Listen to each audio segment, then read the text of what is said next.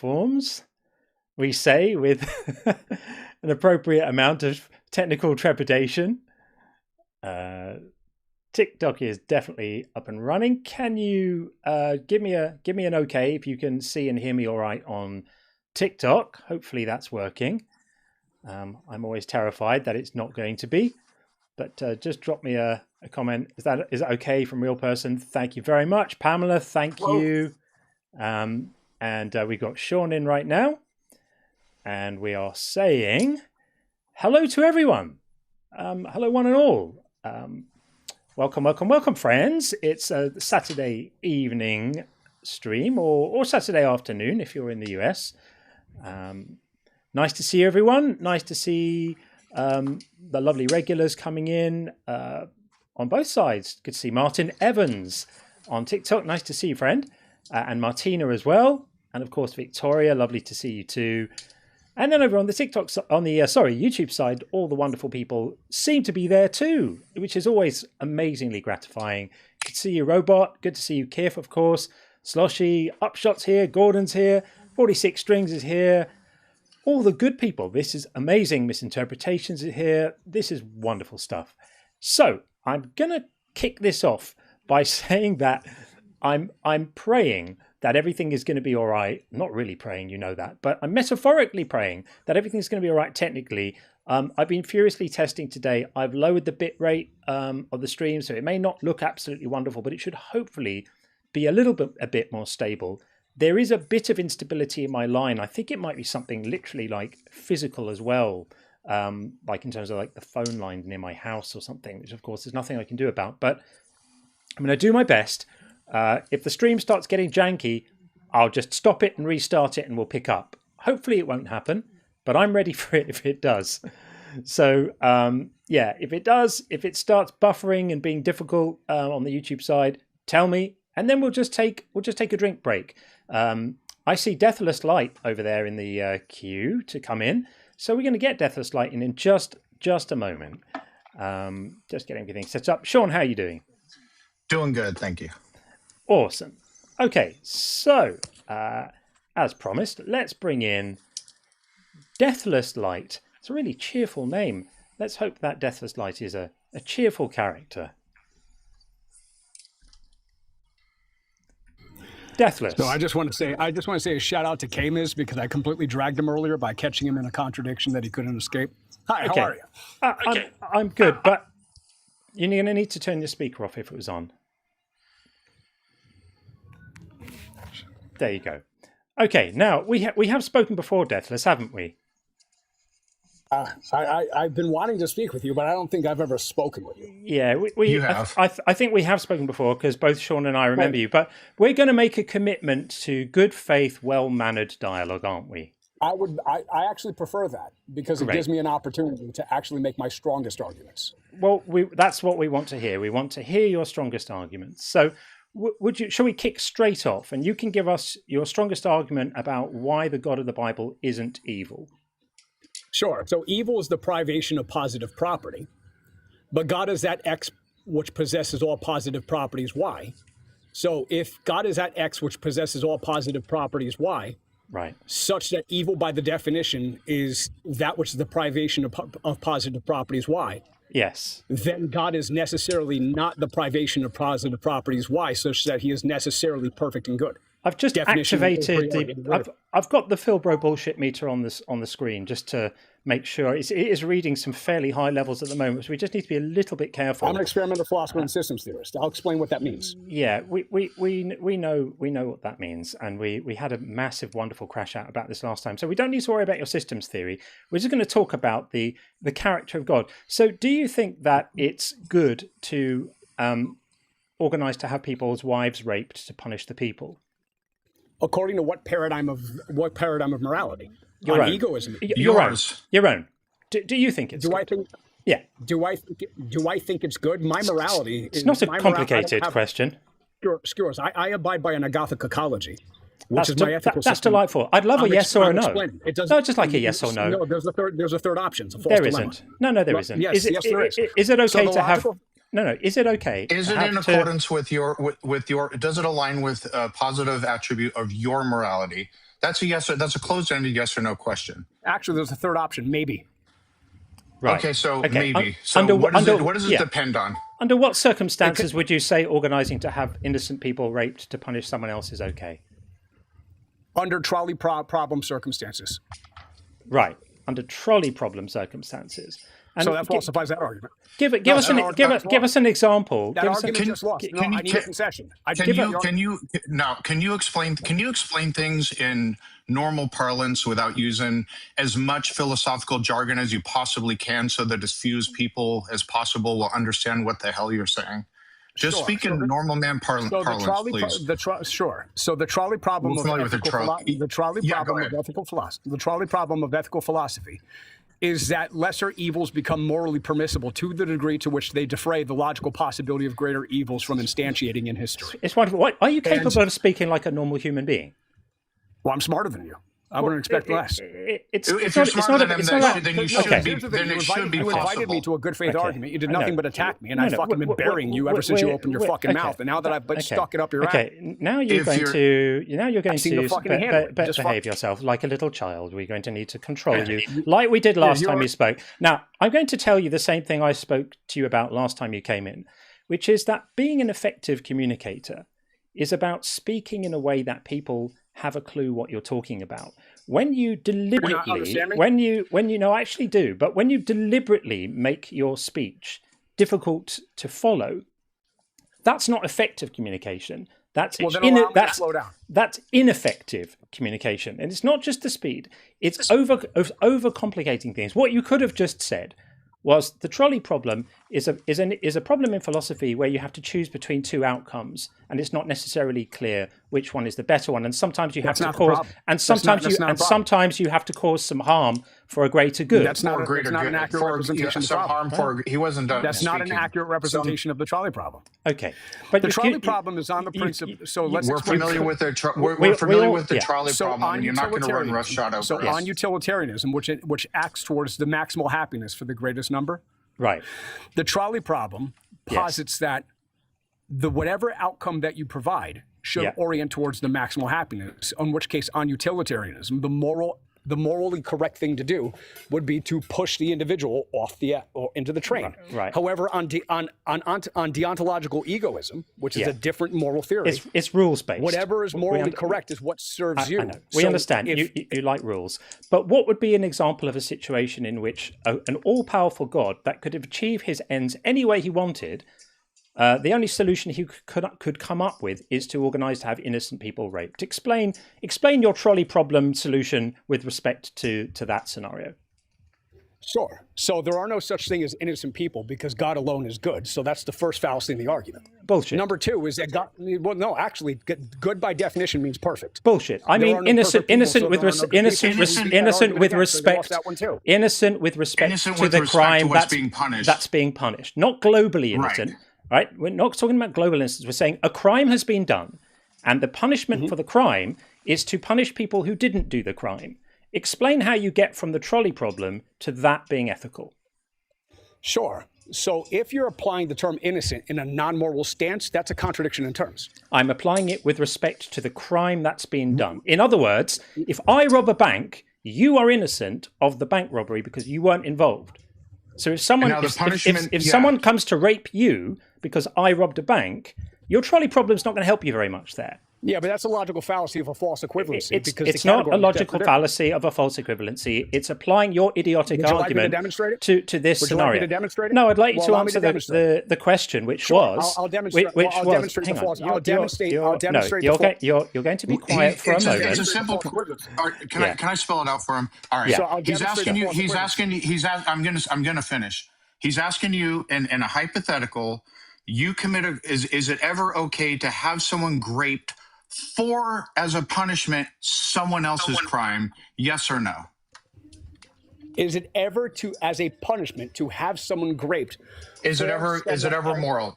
Yeah. For someone else's crime. I need one clarifying question, and then I'll answer. Sure.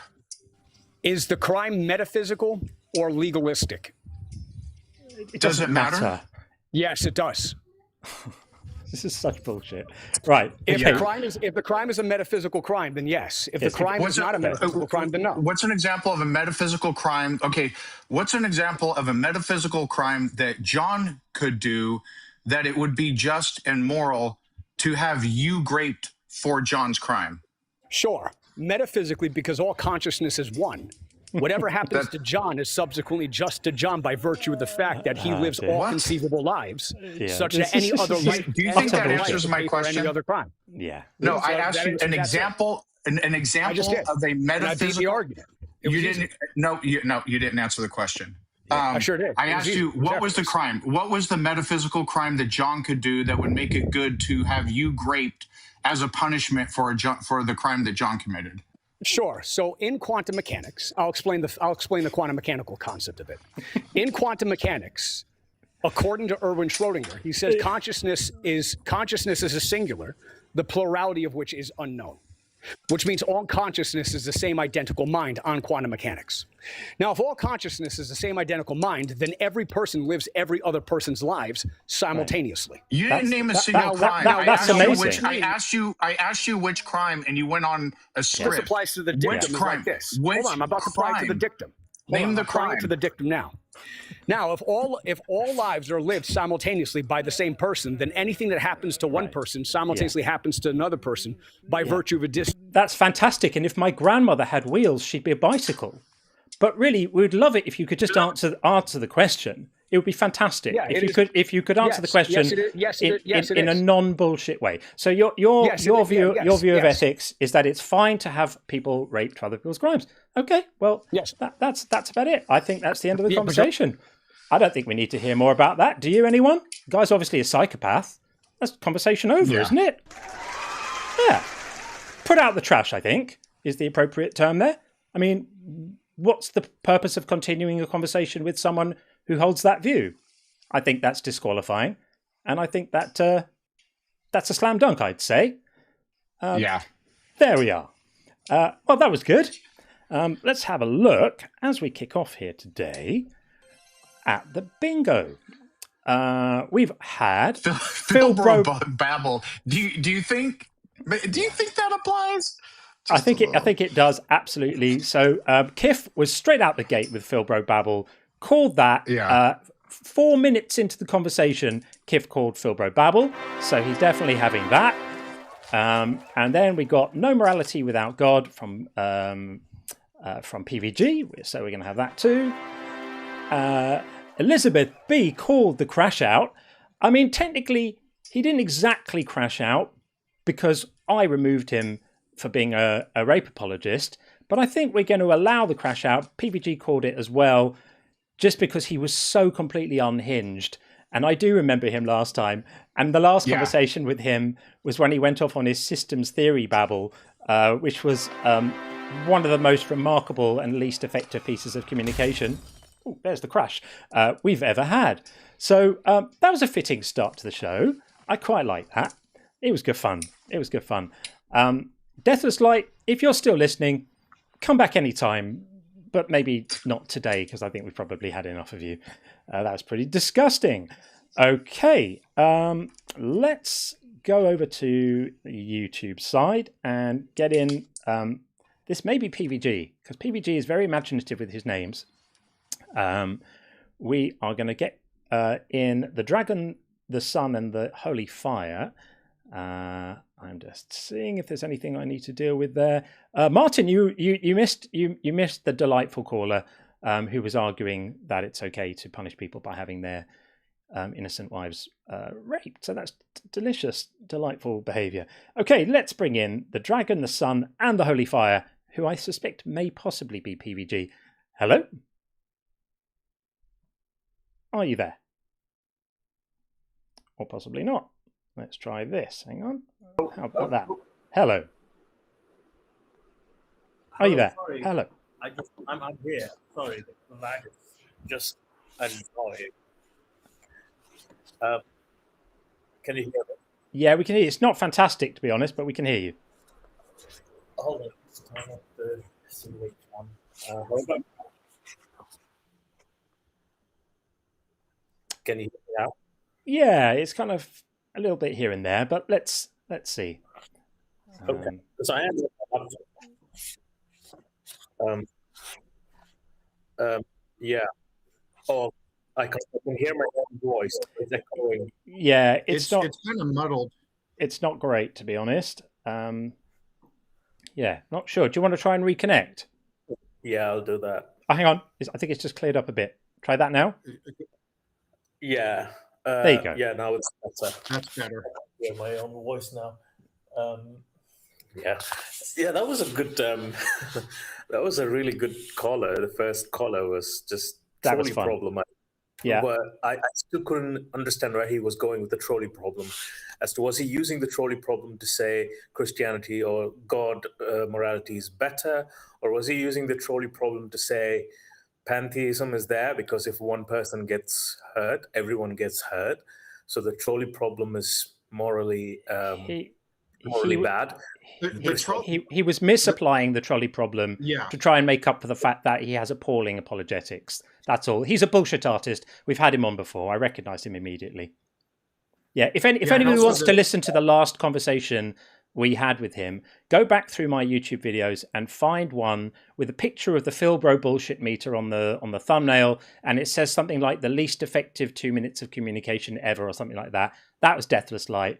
I've heard him before. I've heard him on with Justin as well. He always does the same thing. He just babbles bullshit systems theory in an attempt to get a sort of foothold in the conversation, and then congratulates himself for destroying everyone, which was why I said to him when he came in, we're interested in good faith dialogue. He's not interested in that. He's just interested in other things. There we are. That makes sense to me. Yeah. So what do you got? I had a question today for you, John. So I didn't get the opportunity to ask this to Justin yesterday when he was on his live about Christianity is a failed blood ritual, and I totally agree.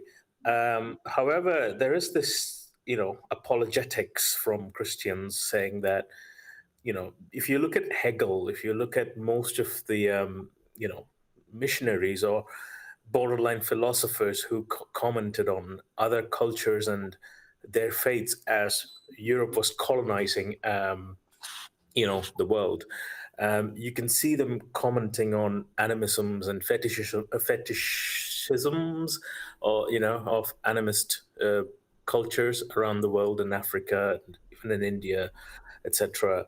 And you can see them claim that Christianity is this more civilized, moral faith, and it is coming in, into places like India or Africa to civilize it better, to sort of, get all the, uncivilized behavior out. And if you look at all the apologetics that come on the live, they say that, most of them, you can hear them say that these people were the Canaanites, was it? That these people were vile, and they had child sacrifices, and they were wicked. So God ordering them to, the good Israelites to kill them is just because these people were wicked and they had these pagan rituals. And can we pause for a moment to reflect on the delicious irony of deciding to punish people who occasionally do child sacrifices by going there and killing all their children? Right. I was just going to say that. Yeah, that's exactly what I when you think about it, it's 100% effective because if there's no more children alive to sacrifice, no Job more done. children will get sacrificed. Boom. Job done. Yeah. Yeah. And the whole point of Jesus dying on the cross and his blood being sacrificed, is that not a son sacrifice It's another child sacrifice, and apart from the minor problem that it actually wasn't a sacrifice because nothing got sacrificed because God got him back after the weekend. It was more like a Blockbuster rental. Remember them? Who remembers Blockbuster? Go in there and take out a DVD and you take it out on a Friday and you take it back on a Sunday or a Monday, and you had it for a couple of days and then they got it back again. It was more like that. Yeah, it's kind of ironic, and which brings me to the point, which brings me to people like Jordan Peterson and other apologists who say that if it wasn't for Christianity, there wouldn't have been a Renaissance. There wouldn't have been an age of enlightenment. There wouldn't have been an industrial revolution or the scientific revolution in which the last scientific revolution in Europe, which kind of defined how we operate the modern world. Yeah. So it comes off, from the argument that Christianity is more, or the Abrahamic faith is more civilized. It's less uncivilized. It's less barbaric than the animist and the polytheistic faiths around the world. So here's a common apologetic that's applied to a few things in the Bible, is basically that something is awful, but the alternative to that something is even worse. Therefore, that awful something isn't actually awful, it's good. We've heard that apologetic for taking a war bride after you unalived her entire family. Well, what you took her, and then raping her 30 days later. Well, what you took her away from was even worse. She had a worse life before, and now keeping her as a war bride, as a slave, and raping her is actually better than her life before. Therefore, it's good. And the problem with that line of thinking is that less bad, even if you buy that nonsense, less bad does not equal good. Right.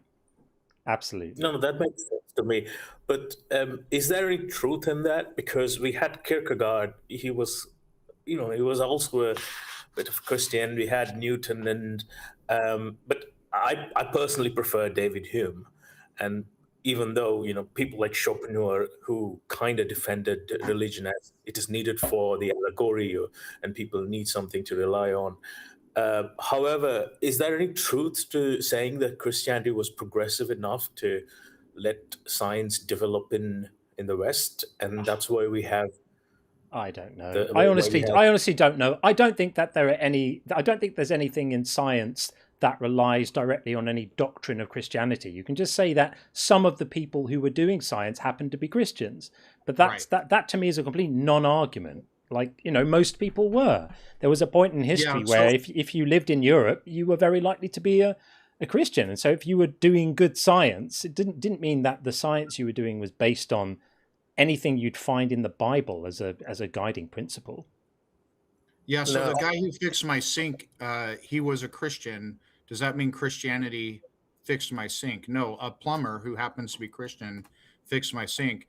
But, whenever they go down that road, just look at, as it stands today, the number one pseudoscience disinformation factory, at least in the United States. I can't speak for the whole world, but regarding science, is the Christian community and Christian organizations. That's not to say all of them. Some Christians accept biological evolution.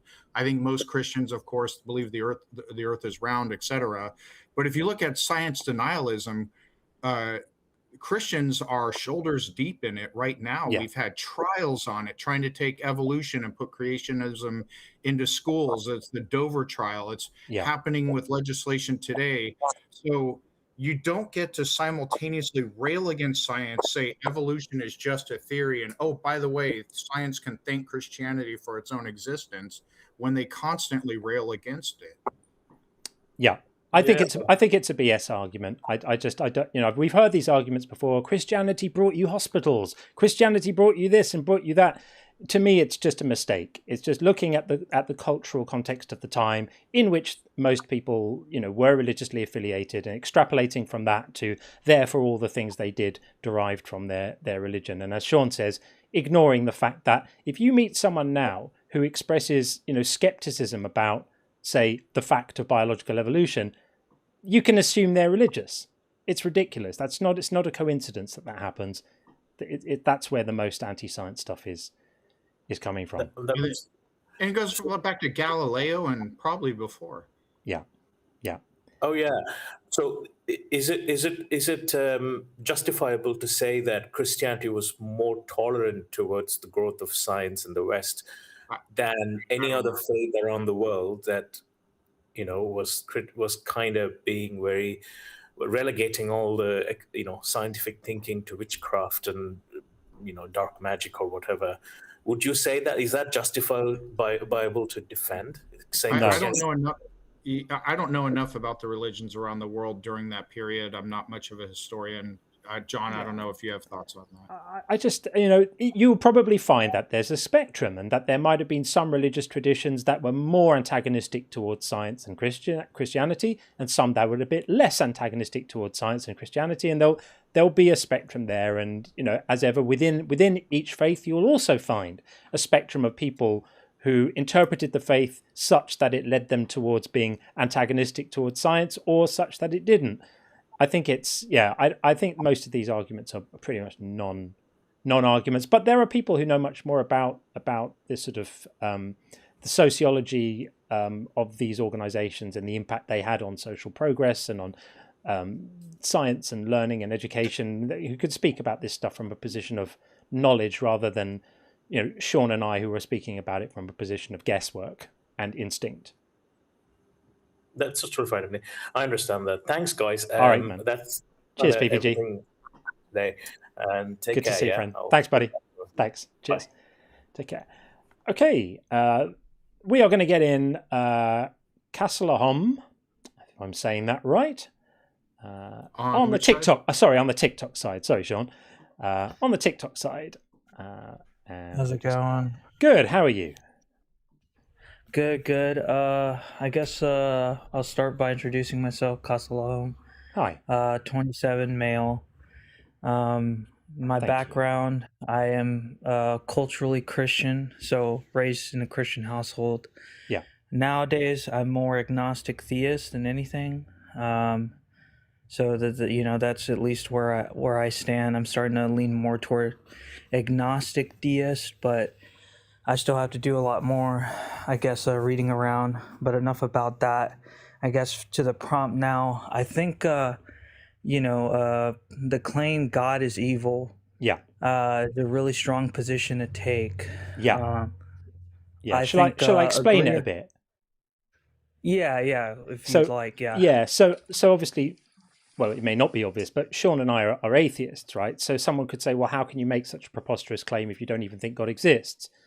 I don't think God does exist. And so it's a little bit, hyperbolic in a way. But what I'm really saying is, if a God exists, whether it's the God of the Bible or some different God, then I think we can fairly easily reason to the claim that the God has a lot of characteristics that most people would consider to be evil, particularly the God of the Bible. I mean, the God of the Bible is an absolute monster, a moral catastrophe on legs, if you think he has godly legs.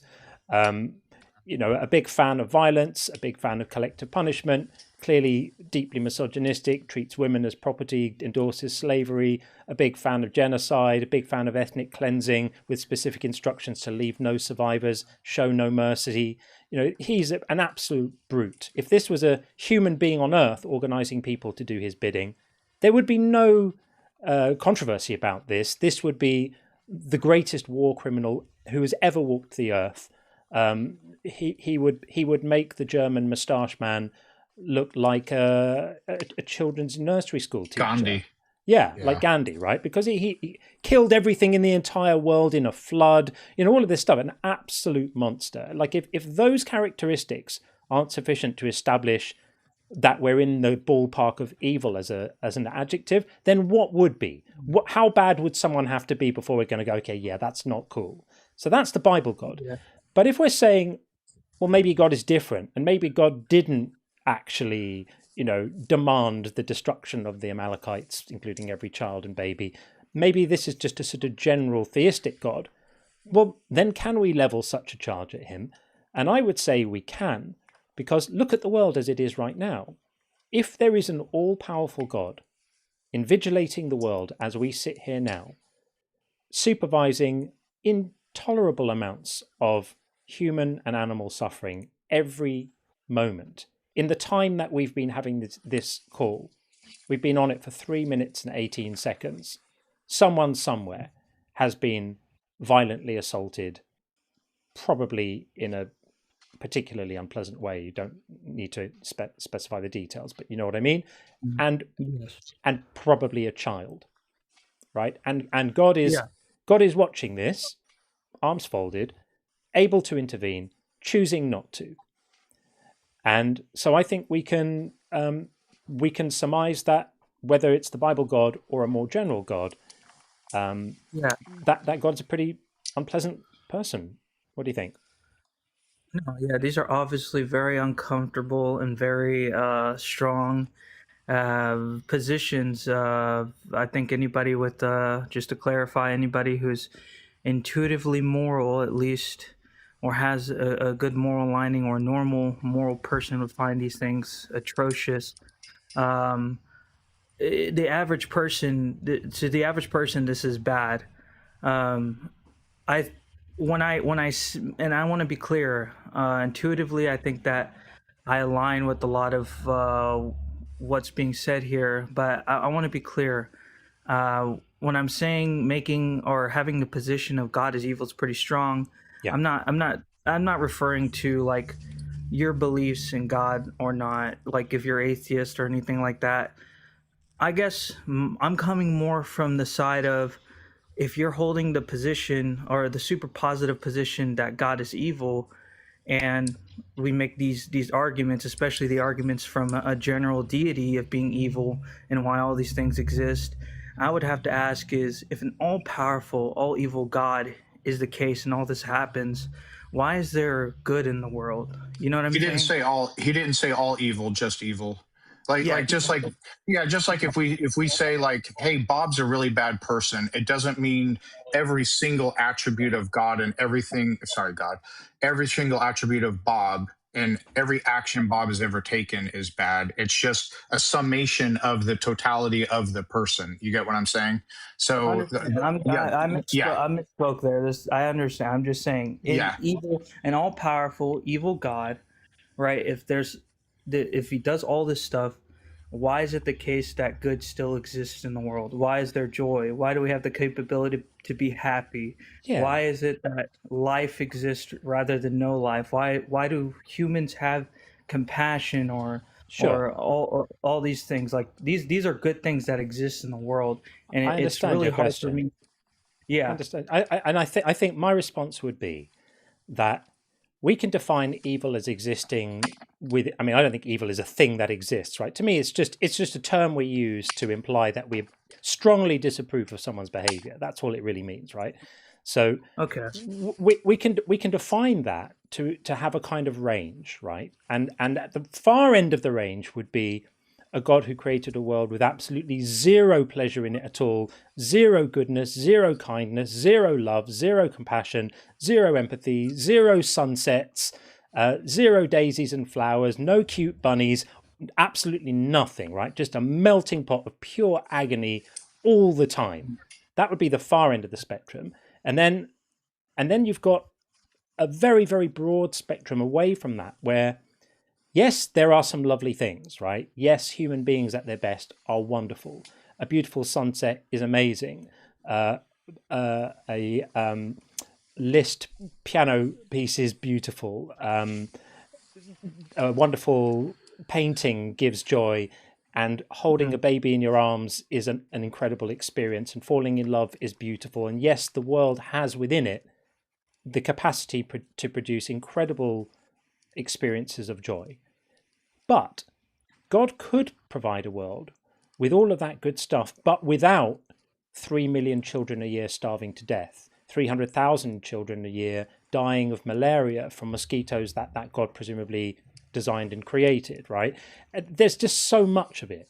There's so much wanton suffering. I would agree. Again, as a intuitively moral person, I say the same thing. I say, why even bother with all the suffering? Just cut straight to the goodness and create a world where things are good. But my problem is not with, obviously that's what we would want. I can make a different claim on that and address that differently. But I guess again, my point still stands on the claim here, or the prompt here, that God is evil.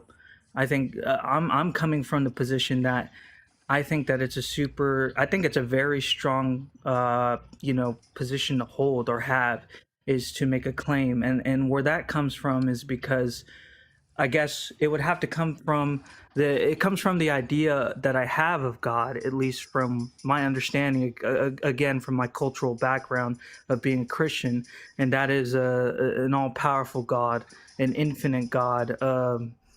It seems to me the reason why it's pretty hard to hold the position that God is all evil is because He didn't as say all humans, evil. Yeah, I didn't say all evil. okay, I I'm just said, sorry, yeah, evil, just that evil, he is Jesus evil. Christ, Yeah, evil. yeah, He keeps correcting me. I'm not trying yeah. to do Sure. little word tricks here. No. I know. Okay. And he's not correcting you as an act of malice. Just for clarification. No, I know, but like I already clarified Yeah, earlier what I meant. I think you misspoke when you said it, and I take you at good faith. I just want to make sure for other people listening that our stance is clear. That's all. And Okay. sometimes Fair people enough, fair enough. join the stream halfway through a conversation. So we're Fair just enough. trying to Okay, keep fair enough. everything clear.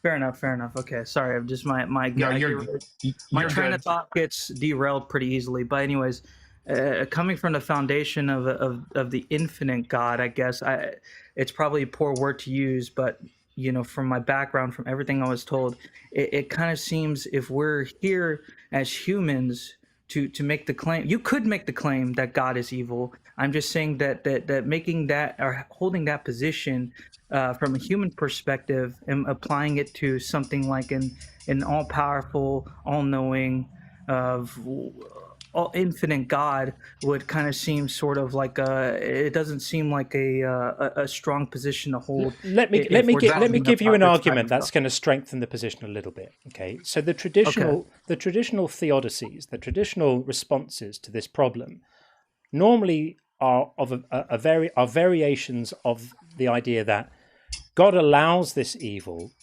and we as limited human beings can't understand why, but he as an infinitely powerful super being has his reasons, and just because they may not be available to us, we can't conclude that they don't exist. We must just be good little humans and understand that our minds to the mind of God are as an ant's mind to ours, and he has his reasons, and that's it. But there's a problem with this, and it's a devastating problem to which I don't think there exists a suitable refutation, which is this: that as you explain God's permission of suffering and allowing it all and creating it all and allowing it to happen as part of something else he wants to achieve, you have a problem, which is that if that's the only way he can get to the thing he wants to achieve, then it limits his power, and he's not infinite anymore. He's not supreme anymore. His power goes down as you prop up his ethics. So you try to lift his ethics up and justify his allowing all this suffering by saying he has a plan, and the only way he can get from where we are now to the plan being fulfilled is if children have bone cancer, and if a certain number of them starve to death, and if tsunamis happen, and then you can list a million ills, right? From the evil acts of human beings with all the free will complications around that, to animals dying in agonizing scenarios, right? All of that is on him. And we're saying that God cannot make his plan work unless all of that stuff happens. Well, then you've propped up his ethics, right? You've lifted him up there, but on the other side of the equation, you've dropped his power down. And I call this, and forgive the turn of phrase, the seesaw of shit. Because as you bolster his ethics, you diminish his power. And then to reclaim his power, we say, okay, well, is God powerful enough to achieve his plan without all of this suffering? Does he have that ability, or is he limited in power? Then it becomes an urgent priority to restore his power. So he is powerful enough. So that side of the seesaw goes up. And as that side of the seesaw goes up, the ethics side goes down, because then you're left with the only remaining explanation is that he wanted the suffering. He didn't need to have it, because he could have managed his plan without it. He chose it. And if he chose it, and just think about the scale of suffering we're talking about here. We're not talking about just something that's happening today or tomorrow or yesterday. We're talking about all the human and animal suffering that has taken place for the millions of years on which life has existed on this earth. 99% of species that have ever existed on this planet died out because they were not fit enough to survive in the environment that God apparently designed them to be in, which suggests to me that he's fairly incompetent as well. But I just want to, yeah, I understand what you're saying, but just to clarify, I'm not making any claim to say that he has to limit his power to fulfill his ethics or anything like that. I'm still standing. We are. No, I understand you guys are, but that's what I would refute. okay, That was what I would refute because How? the issue still stands. It's like if we're still making the moral claim that God is evil because of all this, and then obviously I made my position, which is that he's infinite in his way, so it's really hard for us to make the moral claim that. So, can you go ahead? So it's really hard for us to make that moral claim because we're kind of sort of connecting it to, we're trying to connect it to an infinite idea, right? It could be said the same way with this example. As you as a person are thinking about it, and by the way, I want to make it completely clear before I say this. This is why I'm agnostic theist or turning more to deist, is I'm not making a claim that God is good or that God is evil. I'm solely standing on the hill that I can't comprehend. Right, that's what agnostic. That at least I don't claim to think that I can know at all. Right, I understand. Okay, so do you hold that Christians? Do you hold that Christians? Do you hold Christians that say God is good to the same standard that God is above our understanding? So you can't say that He's good. Okay, so you're consistent on that. We'll address the second part. Go ahead. Yeah, no, 100%. I think if you because, and this is why I said I used to be an agnostic theist. So I thought about this argument because I'd be like, okay, well, we can't understand, if God is infinite, we can't really understand why these moral evils happen. They could happen for a good reason. And I thought to myself, yeah, they can't though. Yeah, they can't though. Let me finish. Because my thought process is still going. And then I thought to myself, well, here's the thing. I can't sit here and make the claim that most of the atrocities that happen are okay because I can't know what an infinite God is thinking. I can't hold that position because the reverse is the same for the good side. I can't, there's no way anybody can possibly make a claim like God is all evil or God is evil. Sorry, not all evil. No. God is evil or God is good, because if he is a truly infinite being, there's no way a human. Yeah, you've made that case. So let me ask you a question. Yes. Irrespective of whether a God is infinite or not, would you consider it universal that causing or allowing unnecessary suffering is bad? Yes, 100%. Okay. Unnecessary suffering is bad, irrespective of someone's infinite, not infinite, or what have you. Okay, so we do acknowledge that God does cause or allow both, actually, if you go by the Bible, suffering. The question is whether it's unnecessary suffering, right? Yes, I'm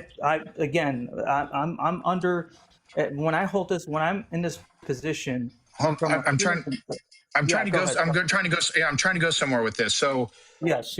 So we both agree God both causes and allows suffering, and you acknowledge so just suffering. I'm not putting an adjective to it yet. Mm-hmm. You acknowledge that unnecessary suffering is always bad, right? Yes. So all right. So the question is whether or not the suffering that he both causes and allows is unnecessary. So God is all powerful, and so if a necessary, let's go by necessary. If suffering is necessary, it means it's required to achieve a greater good. Do you accept that definition? Okay, so I'm just going to say this before you continue your question tree, because I think this is an important point here. I'm going to say yes from an intuitive moral standpoint as a human. Okay. I don't like, right, but I want to say that I'm also still applying the position I'm holding, right? So when you say like necessary suffering or unnecessary suffering, I'm still, as humans, we're still applying that. We're trying to connect that to the understanding of an infinite being. Hold on. Well, but it's universal, infinite or not. It's you agreed that it's universal. It could be universal. That's Hold on. It can be universal, but we're still trying to connect it and apply it to infinite. I'm just trying to get somewhere, because your responses, and I think you're acting in good faith, but your responses are often like a short point, but extended for a long period of time. So I'm trying to make progress in the conversation. So you acknowledge that universally unnecessary suffering is always bad. Now, here's the thing. God causes or allows suffering. If he is all powerful, it is by definition unnecessary, because if it's necessary to get to some greater good or some greater goal, then he's not all powerful. It means he needed that suffering, and he could not have done it without the suffering. Hence the seesaw. It's the seesaw. Yeah. So I just wanna like, I'm 100%, the logic follows. I agree with you. Okay. But you have to understand the position that I'm holding is that, okay, let me break it down maybe so it can be more clear. So when I'm talking about holding the understanding or the definition of an all-powerful and infinite being, maybe that's where I should have started. I'm saying that this infinite, all-powerful, everywhere, it's hard to explain. I should probably have this definition down before I even start this conversation, but this being, right, would be outside of logic, outside of our understanding. I'm not saying that we couldn't use logic. We definitely could. And I'm not saying that we couldn't intuitively apply morals to what we think is bad. I think that as humans, that's kind of sort of the practical way to live. It's impractical to say, well, this God is infinite. We can't know what he wants, or maybe even possibly aspire to understand him. I think it's practical as a human to say, this is wrong and this should not happen. This is bad by human morals. I have to interject. I'm sorry. I'm trying to be as respectful as I can and give you space to talk. But the problem is that there's a couple of things here that are problematic. One is that if we're going to say God is beyond logic and that he's so big and so complicated that we're not even restricted to making sensible statements about him, well, then we can make no statements about him at all, including that he's very big and infinite and any properties he might have with respect to logic or anything like that. It's self-defeating. So the moment you postulate something for which there isn't an obligation to even speak sensibly about them, the conversation's over, because there's no difference between a meaningful statement about that thing and a non-meaningful statement about that thing. So the things about like logic, they apply to the statements we make about God, and we have to stay within the realms of what's logical and reasonable. And then the second problem we have is that not understanding God fully doesn't get us out of the hot water we're in here. It's not necessary to have a full understanding of God or of anyone in order to apply the logical clarity that Sean was spelling out and that I spelled out before. We can say that we can only understand 0.01% of God and his reasons and how he works, and we can never understand it. We are still perfectly entitled to say with certainty that he either wants the suffering in the world, or he doesn't want it and is incapable of doing anything about it, because those are the only options, given the fact that we have suffering in the world. So you have to choose between God wants the suffering, in which case you're in the unenviable position of having to say that wanting suffering isn't evil, and we're talking about suffering on a scale, as I said, it's unimaginable. This is not just I stubbed my toe this morning. This is every stubbed toe in the history of humanity, and every death, and every child that's died, and every scraped knee, and every miscarried pregnancy, and every cancer death, and every animal predated by another animal, and every flood, and billions of lives snuffed out in agony is what's on the tab here, right? So either he chose that, in which case, sorry, but that's fucking evil, or he was incapable of avoiding it. And there are no other options. I'm going to sneak in a third one. He doesn't actually exist and shit happens. Or That is the third or, option. or he doesn't exist and shit happens. Of course, this argument presumes that he exists and we're examining his character. That is, in fact, Yeah. the most likely scenario, is that the world looks exactly how you would expect it to look if there isn't a policeman in the sky, organizing everything. Well, so just to address the initial point you made about we can't make claims about God if he is above logic, or if he's infinite to beyond our understanding. Our statements about I him don't- have to be logical. Yeah, that's completely fine. I just addressing the point that it doesn't matter. I think it does matter, and I think to hold I would say to hold the position, the third position of the third position that God doesn't exist at all, but we still make these claims. I wouldn't say that as atheists, because you make the claim God is evil but don't believe in him, that doesn't matter. It does matter. Just like my claim that God is infinite and we can't possibly try to understand him doesn't, or that he's above logic and then we can't understand him, doesn't matter. It does To just matter. clarify what you mean, because I don't want to misunderstand you. What is it that you think we're saying doesn't matter? I'm not saying that. No. I'm not saying that what you're saying doesn't matter. No, I'm saying that the claim you're saying that we're saying something doesn't matter, but I'm not clear what you're referring to. Oh yeah. When you first started addressing what I was saying about the idea that God is infinite above our understanding, that his complexity doesn't matter. Yeah, that essentially that if we make any claims about him, it doesn't matter because he's above our understanding, above logic. That's why I would say that's where I would disagree with you. I think it does matter, and I'm using the third position, or the third refutation that he put in about the idea that the third option is that he doesn't exist. Therefore, that's why all these things happen. I would say that I wouldn't say that. Because I'm not convinced anything can be above logic. Like that's like saying God can violate the laws of can God violate the laws of non-contradiction? Well, now we're getting into. So here's the interesting part. Now we're shifting conversation from. I'm addressing you saying he's above logic. No, I don't know what that means. I understand what you're saying. Yeah, I understand what you're saying. But now we're switching the conversation from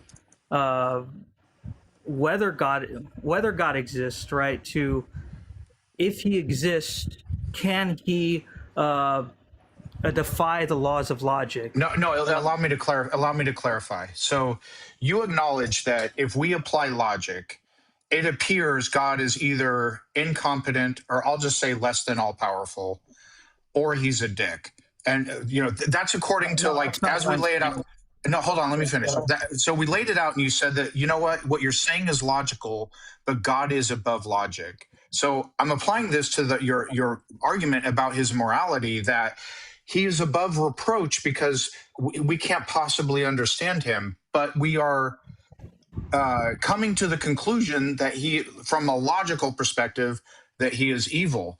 Well, what I'm asking is, what does it mean to be above logic? Because we're applying, it appears unassailable logic, and I took us down I drew the dots, but you're saying he's above logic. So I want to know, what does that mean to be above logic? So, just to clarify, I'm not making any position that God is evil or God is good.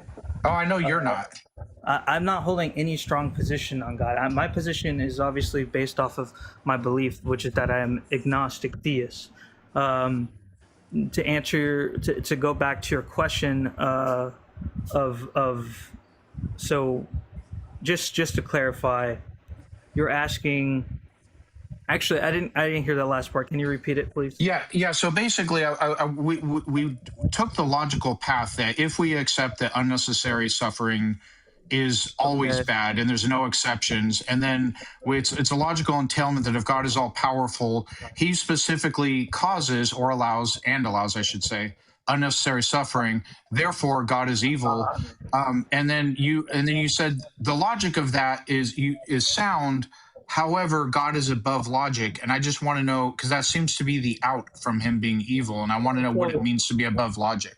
So just yeah. So to address your claim, when I say, and I might have misspoke there, when I say logically God is evil, I'm talking from the perspective of myself as a human who follows logic. You follow logic. Everyone follows logic. Logically, it looks like either God doesn't exist, he's evil, or he's just an asshole, right? That's what incompetent, evil or incompetent. Yeah. But again, I'm from my position, intuitively, that's how I feel as well.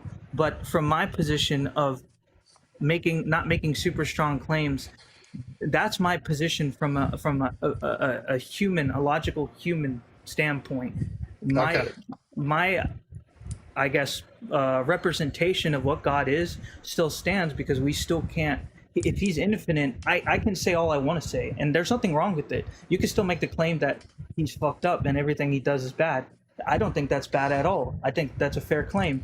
But I also would say at the same time, well, we can't really make those claims if we can't make the same claim. If we can't make the same claims that he's good because these things exist, or good things exist, right?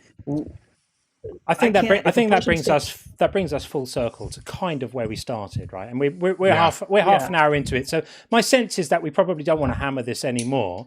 I think I would urge you to take some time to have a think about this, because you really do need to pick. There is no third option other than that God doesn't exist.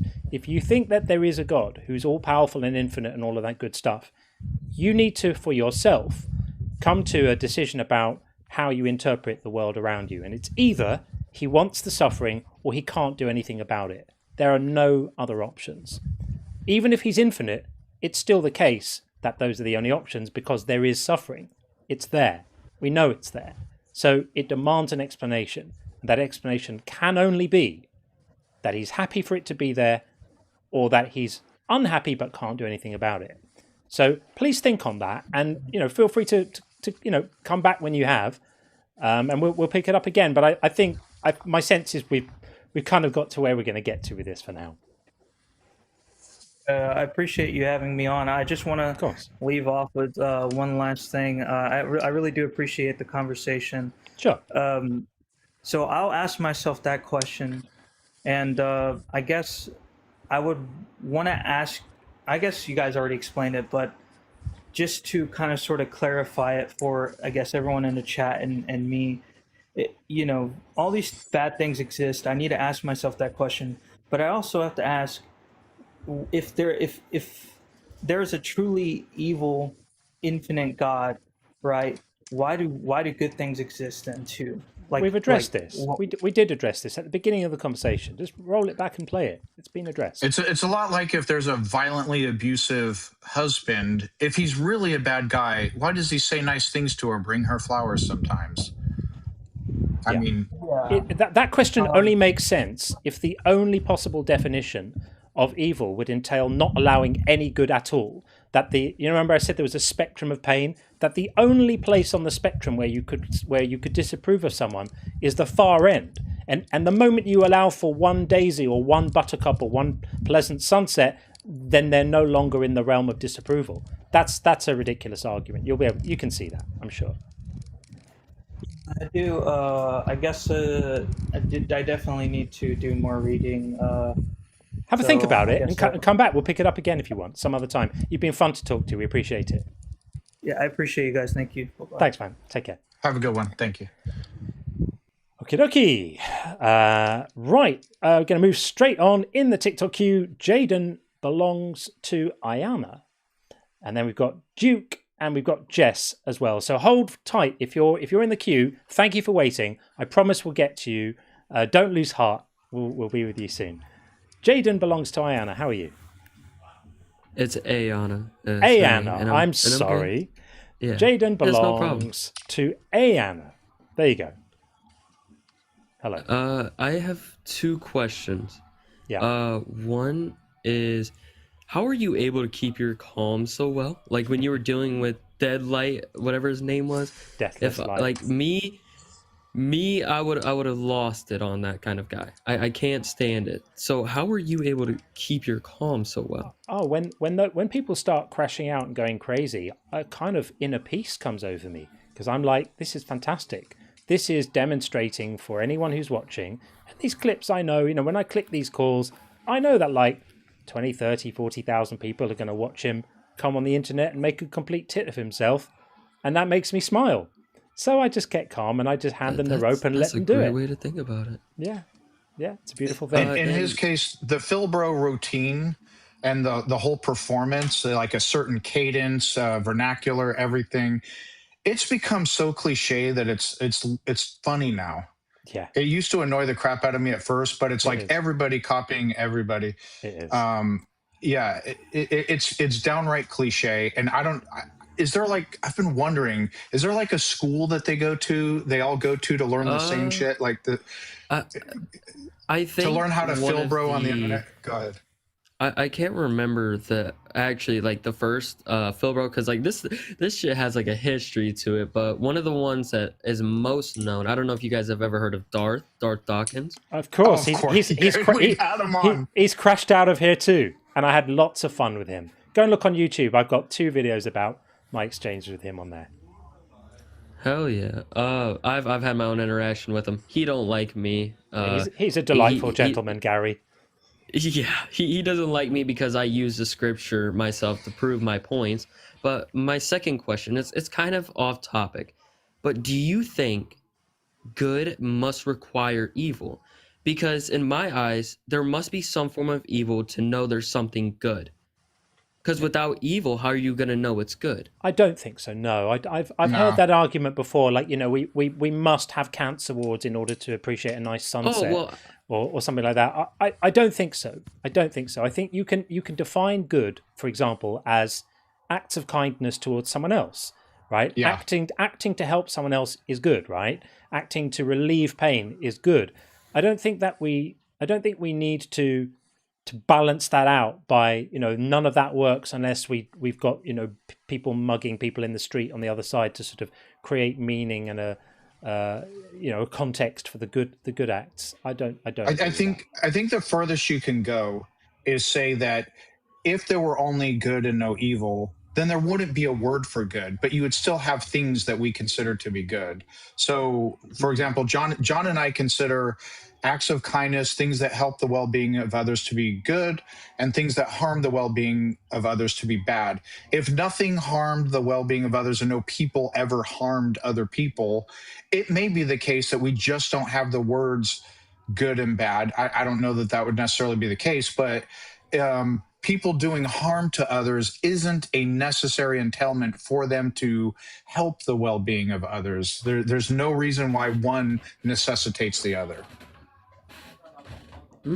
That's a great way to put it. This is a question that has always came to my mind, but I could never come to a conclusion about it. Just because I don't know. When I think of it as, well, how would you know that not attacking somebody is good without somebody doing it? Oh, not good, is evil without somebody doing that action, and then how would you know it's evil unless they did that? Yeah, we don't need to define good as not attacking people. We can define good. Well, I'm not trying to define it as that. I'm just trying to use some like a little bit of an analogy there, just as an example. You wouldn't be able to speak at all about attacking people, doing it or not doing it, if you didn't have a coherent concept of what attacking people means. So yes, if you're going to speak about something, it needs to be defined in a way that people know what you're talking about. But I don't think this really applies to these sort of moral categories. I don't think we need to say that, without the presence of some amount of badness and harm and evil and nastiness, we can't speak meaningfully about what it means to be kind, or to feel compassion or empathy, or to go out of your way for someone, or fall in love, or have strong feelings for someone or about someone, or acts of kindness. I don't think so.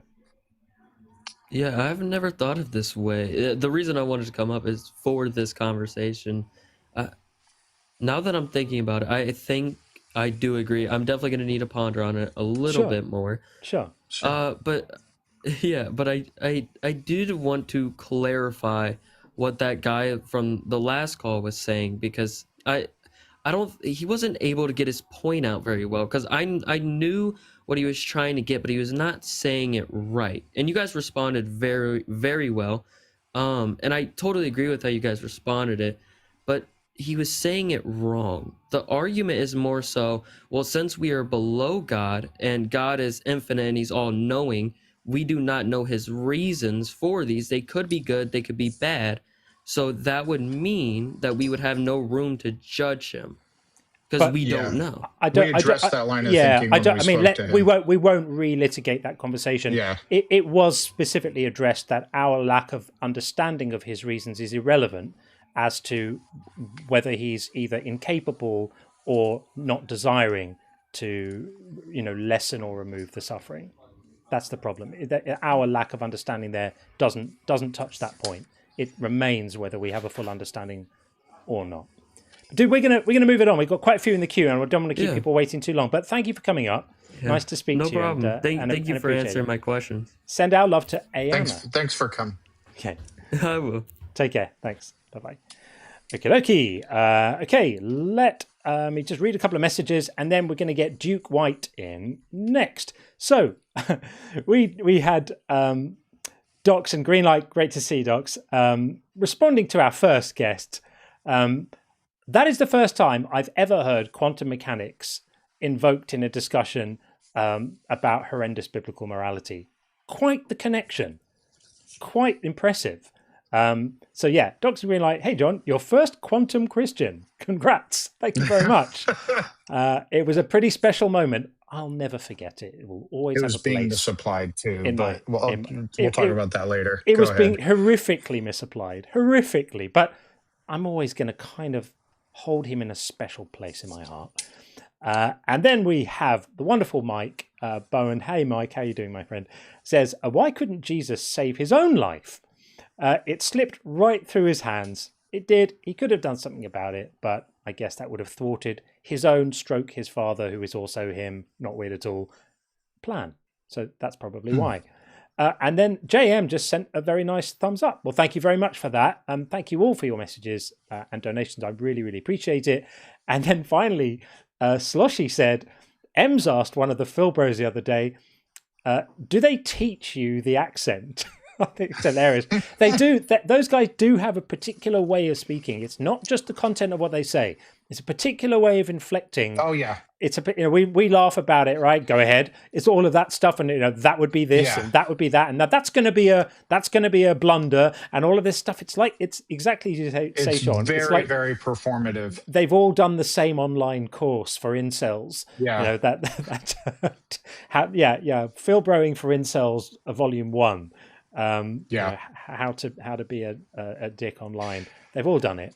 And by the way, we've gotten in the philosophical weeds fairly deeply with people who actually have a background in philosophy, and they are able to have normal, constructive conversations. Yeah, absolutely. This is not an anti-philosophy zone. It's just an anti-bullshit zone. And it's that thing of trying to make your statement as complicated as you possibly can, using as many words as you can to say something that you could say simply, right? In a way that's not simple because you think it gives you some kind of competitive edge. It's asinine, it's stupid, it's ineffective communication, and just makes you look desperate and silly.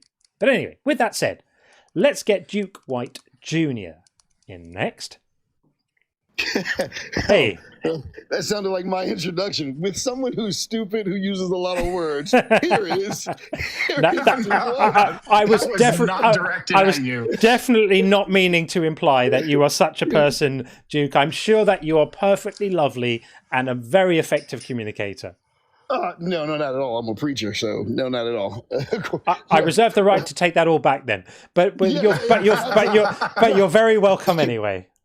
Yeah, first of all, I love what you guys do. That's the first thing, because you challenge me on everything, on what I believe and why I believe. So I do really appreciate that, because I genuinely do care about people, and I care about what I teach and what I talk about. And so these things are serious to me. And so I do appreciate everything that you guys do. My big question, we've spoken before, I don't know if you remember, but my big question, I'm easy to forget. My big question is the difference between intention and action, right? Yeah. Do we judge people, or should we judge people based off intention or action? I would say both. So if somebody accidentally does harm, that's and let's say there's negligence. Okay, let's take it down. Like something's an accident that could happen to anyone, but it results in them causing harm. I may pass no ill judgment on that person. If they do so negligently, they're due to their negligence, I might judge them a little, slightly harshly. If they did it intentionally, I'm going to judge them the most harshly. So I think both are. And then if someone intends to do harm but fails to do so, that is an immoral. I consider that to be an immoral act. And I don't know if you have anything to add, John. Yeah, I think you pretty much nailed it. It's a combination of the two, and we would judge. I mean, I personally would judge somebody's ill intentions, badly, but not quite as badly as if they actually enacted them. And I think it's the combination of bad intentions and actions that we judge the most. So I can have bad thoughts about someone, and I can think about how nice it might be to cause them some inconvenience or difficulty. That's very, very different to actually acting on it and doing it and causing it, because the other person doesn't suffer because of my thoughts, right? My thoughts can't hurt the other person. Only my actions can. So I don't know if that clarifies things at all. But no, it really does. Because the thing that I deal with a lot of times is say the person that breaks into someone's house because they're trying to take care of their family, and that's the reason why they're a thief. And their intention is to take care of their family, but they're doing it the wrong way. How does a court system see that? How should a court system see that person? I think it's a mitigating factor. Yeah. I see what you mean by intention now, not whether they are intending to do the act, but the reason they carried out the act. I do think that that's a mitigating factor. And if we take it to the extreme, let's say you have a mother with her kids in the aftermath of a tsunami, and everything, her children are starving, and there's everything's closed down. Of course, there's just a disaster, and there's a store that has bread and some food, and I would cast no moral judgment on her for going in through the broken window or broken door of the store to feed her children. I would, if I'm the judge of that, I would dismiss it. I would dismiss the case in the interest of justice, even though she technically stole. Got it. But let's bring this back to the elephant in the room, right? Because we're talking here about God's character, and all of these discussions. I'm not sure. Are you outside? Because we're getting a load of sort of wind noise. Sorry about that. I'll step inside. So that's okay. It's picking up quite loud. That'd be great. Thanks. I didn't know that. No problem. No worries. Thanks. So the problem is that these kind of moral calculations shift very profoundly when you stop talking about human beings who are limited and have find themselves in desperate circumstances where they need to weigh up, staying on the right side of an ethical line on one hand against perhaps letting their children starve on the other side. Very complex moral questions arise there. When you're dealing with an all-powerful God who has no such constraints, right? An all-powerful God is never in a position where he or she has to do anything. Would you agree with that statement? Absolutely. Right. So that casts a very, very different light on how we evaluate the morals of what they do, because there are no extenuating circumstances and there are no reasons to justify the harm that they cause, because they could always achieve whatever ends they want without causing it. So what you're always left with, this is the seesaw we were speaking about earlier, what you're always left with is, thank you, you're always left with the fact that they They chose the pain, right? They chose the suffering unnecessarily, and that's where it gets really uncomfortable, and that's why I feel pretty So this easy is where I saying this. pick off a lot of Christians. This is where I'm considered more of a pagan because of my belief of God. My belief in God is that He is all powerful and He can do what He wants. He can save who He wants when He wants, and everything is about Him Himself. If you want to call Him a narcissist, you can. It's His show. He's the director of the movie. It's His writing. It's His show. So. That's where because when I look at it from His perspective, from a God perspective, I go, all right, well, if I know that I'm building this perfect place called heaven and I only want people that focus on me there, I'm going to give people the opportunity to focus on whatever they want. And I'm only going to choose the people that focus on me. And I'm genuinely not going to care, even if you use the word care. I'm not going to care about those that don't choose me because they didn't choose me. I'm not going to choose them. But on that framework, explain bone cancer in babies. Yeah, and so this is the ugly truth about that situation. Death or unaliving exists according to Scripture because not just because Adam and Eve did sin, but it's because they brought it into this domain. No, they didn't. God did.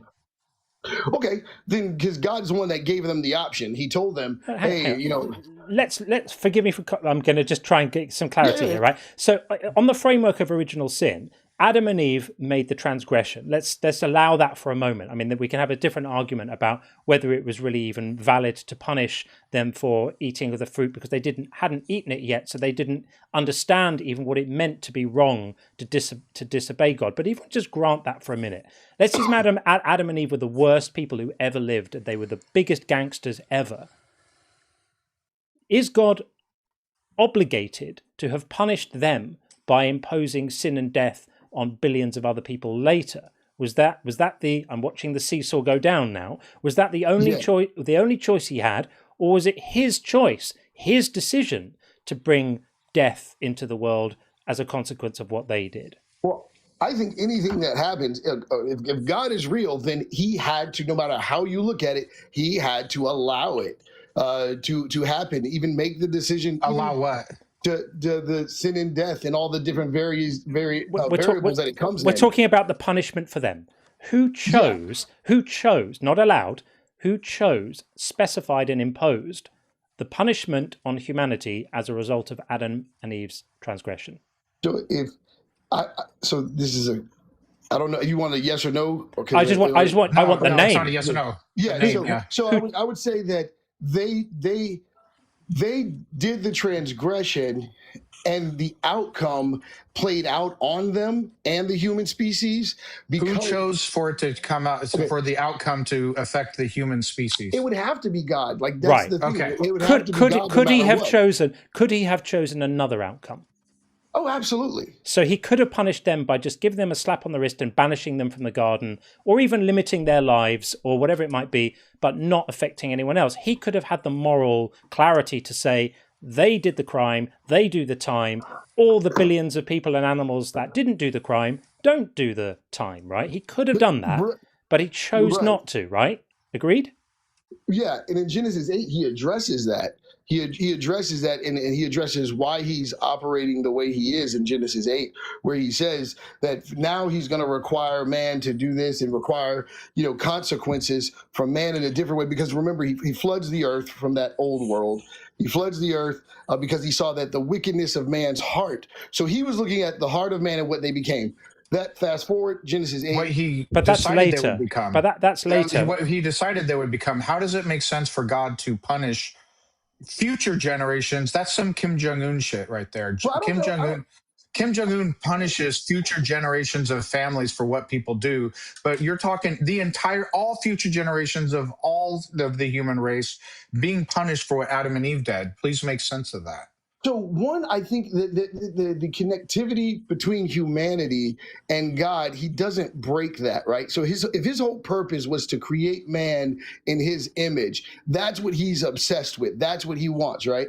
And then I look at after they bit the fruit, then he says, man has become like one of us, knowing both good and evil. So now the challenge is between God and man. Humanity now has the ability to reason with this concept of good and evil that's so beyond them, but they're now dealing with a God domain, and it's almost like they've been unfortunately, like prematurely promoted into a God domain. Could God have made the fruit in such a way to where it would only affect the people who ate from the forbidden fruit?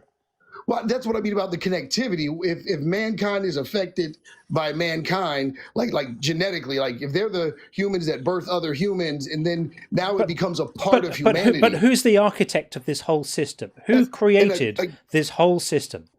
Because again, I'm just seeing the seesaw here again, right? He has designed a system wherein the original people eat from the fruit, and as a consequence of the way he designed the fruit and the effect it had, it changed those people such that it was going to have an effect on all future generations who are now going to have more of an understanding about morals and ethics. I mean, why that's a bad thing is completely beyond me, but let's assume God has his own reasons for being offended by this.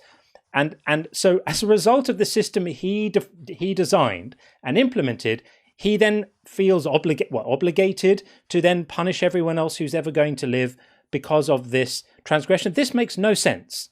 This is craziness. But he does say that, though, when he says, I lay before you the pathway of life and goodness and death and evil. And he says, choose life. So there he's saying, listen, I created this pathway of death and evil and destruction and life and goodness. Like both sides, he's saying that it's me on both sides. So then is God all good? I don't believe so. You don't think he's all good? Okay. I don't believe he's moral. I believe he's all powerful. I think he's evil, right? Not all he's all evil either. I just think not all evil. Just a bit of a dick. Because he's maximally powerful. He's very, very powerful, and he decides to create a pathway of death and pain. Why? Why not just not create that pathway? Just, everything that happens here, everything that plays out in this ludicrous story. And of course, let's just put a little pin in the idea that none of this happened, right? This is all just bullshit. We know this. Human beings have been on the earth for hundreds of thousands of years, and our ancestors before that, previous hominids, for many, many hundreds of thousands of years and millions of years before that, we understand that the actual story that led to us being here didn't involve two, progenitor human beings, the OG versions in a garden in in the Middle East or somewhere 6,000-ish years ago. We know this is all bullshit, right? So the most we can draw from this is that it's some kind of myth, allegory, right? But even as an allegory, it's a terrible one because the morals in this are completely horrible. Well, that's the thing, is that when I look at it when I focus on from his perspective, and it's his world, his universe, he did all the creation, and then humans do their own thing. The offense would be to me, if I was God, I'd be like, well, it doesn't make sense for humans to try to exist without me. Like, why would you? That's like a child trying to say, I didn't need my parents. They were never a part of my life, even though their parents did all these wonderful things for them. The human calamity part. Now, I am saying this for sure. If there is no God, then humans are even worse than the idea of God, because they're the ones that created this concept of God. So to me, I would rather believe in God than humans anyway. That's a weird argument. That's a weird argument. How about just like some really misguided humans doing the best they could in a pre-scientific world where they didn't even know where the sun went at night, did the best they could to try and explain the world around them, with myth making, which is common across cultures, and they did the best they could. And, the stories are understandable in a, anthropological I got some bad news for you, man. Perspective. Yeah. I got some bad news for you, for both of you guys. The way you guys talk and think, I think if God is real, you guys are probably going to heaven.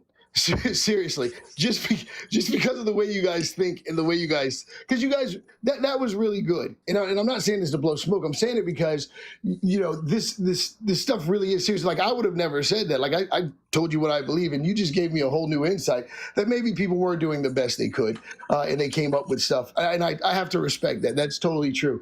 But my thing is that if God is real, and his whole, like, when I look at John chapter 1, and he talks about the different types of humans that exist, right, and how they got here, right, in John 1:1.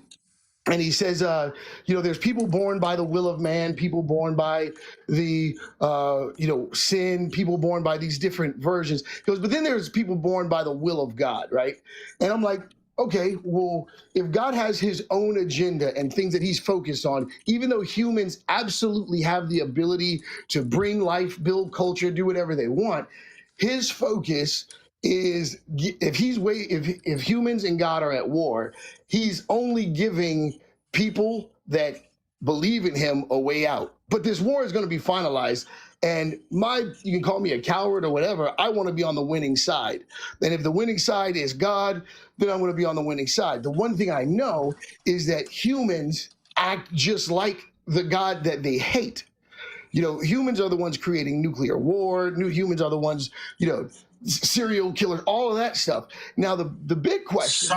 Some humans, and if you take the totality of every human who's done wicked things in their entire life, I still don't think it would measure up to all of the atrocities the God of the Bible has done. And we can't broad brush like there's good humans and bad humans. You just mean mankind. I still don't think it measures up. He literally drowned. He literally unalived just in one single event all life on Earth except for a drunkard and his family and like a few animals on a boat. Yeah. All life on the entire planet drowned, which is a horrible way to go. That's just one event. And I agree. Again, that's why, like I said, to me, if he's the creator and I'm creation, I just want to be on his side. And that's how I stand. And you can say, what if the one true God turned out to be the God of logic, and he values reason above all else, and he's purposely hiding, and as such, he's going to reward those who did not believe in him because he's hiding as a test. And those who believed in all these different gods or what have you, those are the ones that are going to be punished. So you might be better off not believing to avoid that. You don't want to get punished by that God because the logic God, he's vicious. But the thing is that he actually says that too in Revelations when he talks about, he's like, I'd rather you be hot or cold. Like, I'd rather you believe or not. But the lukewarm, which most of modern Christianity that we've seen has been people that say they believe, but they really don't. Matter of fact, I think they just want to be believed. My stance is that if that God that you're talking about is this God of logic and everything like that, he's going to reward the non-believers. Right, because one of the things that Christ says himself is let no man deceive you. And if all this supernatural hocus pocus and all that stuff, which we clearly have seen, like I've been to these healing things where they literally avoid people who actually need healing. And I'm not saying that headaches aren't serious, but so the amputees get passed over. Right. And this is what caused me to walk right out of that. I got kicked out because I was bringing people in wheelchairs. I was going to get them and bring them on stage because I'm like, dude, don't do this to these people. These people came for hope. And so that's why I said, I tick off a lot of Christians because I put these pastors in positions. They're terrified of me, by the way. Because of that. And I do things like that because I'm like, all right, so you either, whatever reason, God's not blessing, or you don't have power, or it's just not real. The whole healing thing, or it's just not real. And I guess that's why I like what you guys do so much, because I believe in God and I do the exact same thing. And teacup, sorry about that. My whole stance is that if I do believe that God is a God of logic, and that the God that you're talking about is the actual God that I believe in, I think that the issue is when our will and trying to understand him, that thing gets tangled up because of illogical people that are attracted to supernatural, because now they don't have to learn anything. Now it doesn't have to make sense. They don't have to do the science. They don't have to study. They can just say, oh, it's God. And I think that's where the majority of religions have come from. When I look at God and I see the continuity, especially through the Bible and the other books, I see where it aligns up to what we all desire in a harmonious kind of way. But yet I do see him I see him allow certain things that I don't agree with. However, he's the one with all the power. I don't have to agree with everything that he does. I don't have to agree. He's the one that's in control. I don't have to agree with all his decisions. However, I do see him dealing with humanity in an honest way, because humans are dangerous creatures. If we're created in his image, and then we don't acknowledge forgive me for interjecting. Forgive me for interjecting. I think this is sort of a variation on the previous call we had. You're a lovely guy, and you sound like the kind of person I would enjoy hanging out with, because you're warm and you're coming at this conversation with really good faith, and I really do appreciate that. So I just want to say that, but I still think that there's a deep problem in the way that you're looking at this, and it sort of is just a variation on the other discussion, which is to say he's the boss. He can kind of do anything he wants, and I don't find it convincing. I think we're still stuck with the same problem that the theology of the whole original sin thing is so broken and so horrific, that the sort of ethics of it, the collective punishment, it's the ultimate collective punishment. It's these two people did this thing, and now I have to punish billions of other people for millions of years, and animals, and bring death into the world where it wasn't there before, which is also ridiculous, because now you've got the idea of vegetarian sharks previous to Adam and Eve in the garden is hilarious and wonderful. But had to reconfigure the digestive systems of all of these animals from being plant-based to suddenly being carnivorous because of Adam and Eve's fruit salad. But it just doesn't make sense. It doesn't make any sense. It doesn't make any moral sense. Okay, so then let's get rid of God completely out of that, right? How did we end up in this situation that we're in? Because, do I pretend that life is yay without God anyway, without God? So God's not a part of it. Humanity is still in a mess. We have all these countries that are in dire poverty. Every single one of us could make such a difference in the world. I have several investments overseas just to empower the people, and building schools and things like that are overseas. You're talking about a few $100 makes a massive difference. So where is the disconnect to what we can do as humans to help other humans? We start with the realization that there's no magic man in the sky that's going to take us from this terrible place and put us elsewhere, that's going to fix our problems for us. There's no grand plan.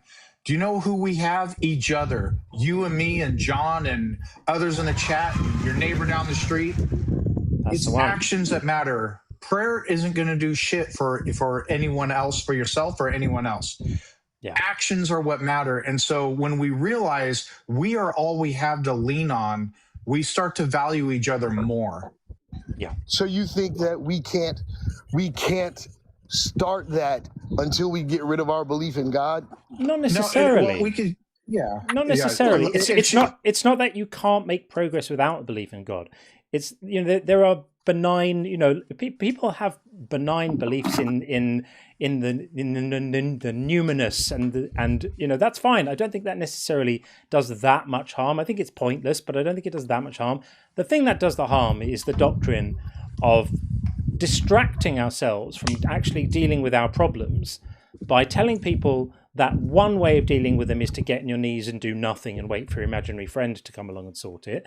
And then at the same time, telling people that if they don't believe the right things, that an eternity of punishment awaits them. That's definitely not a solution. And that's why we push back at this. It's not. We don't say that anyone who believes in a God at all is a problem. Of course not. There are lots of wonderful people, You know, you sound like you're doing a lot of good in the world, and thank you for it. And that's brilliant. We need more people who get up and actually do stuff and make a difference like you are. That's fantastic. But I just think all this religious stuff just gets in the way. Oh, no doubt, because no doubt about that.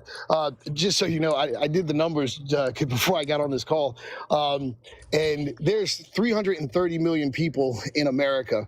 236 million claim to be Christians, and only 2% actually has a biblical worldview. So most Christians actually don't believe the Bible anyway. They don't even read it. But so they're really just defending. You know, they're afraid to say they're no longer a part of the club. I do have a biblical worldview, but it causes me to go into action and to show love and to care for one another. I don't think that I'd like. Maybe I would. I don't know. Maybe I could cut myself too short. I think you'd do it anyway. I think you would. I mean, we've been on this for 26 minutes. We're going to tie it up in a moment, but you come across to me as someone who's pretty genuine. You're a warm person. You're obviously compassionate. You're concerning yourself with the well-being of others. I don't think you should be too quick to give that away and credit a 2,000-year-old book of blood sacrifice magic for that. I think just own it. You're a nice guy. Deal with it. Well, in the same way, I think you're going to heaven. So, all right. Talk to you guys later. Good note.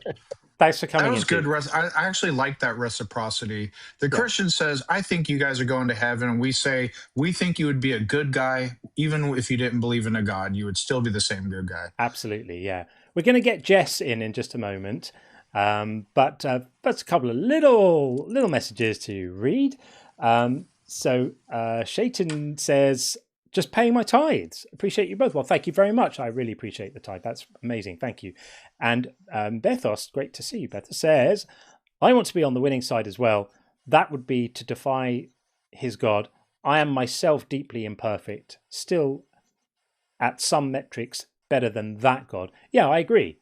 Absolutely. I mean, that God is just horrendous, as we are saying. So, and I think that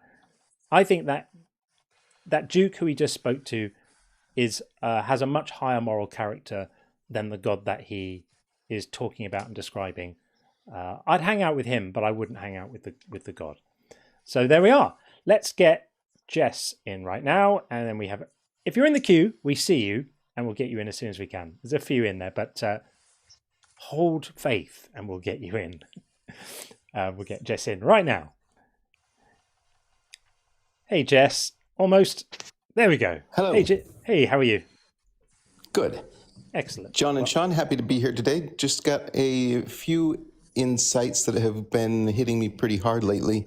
Sure. And one of the belief systems that I have is that we are much better served by seeing things through metaphorical distance. I've had to come up with a new phrase for that this week because I've stretched a little bit further, and I call it super metaphorical distance. Okay, and so what I'm looking at is the belief in God, and I've asked myself, why is it that people believe in God? And I've driven that to an extent to finally understand that the conclusion that I've come to is that when people come up with a belief in God, it is basically to try to make sense of things that they don't understand.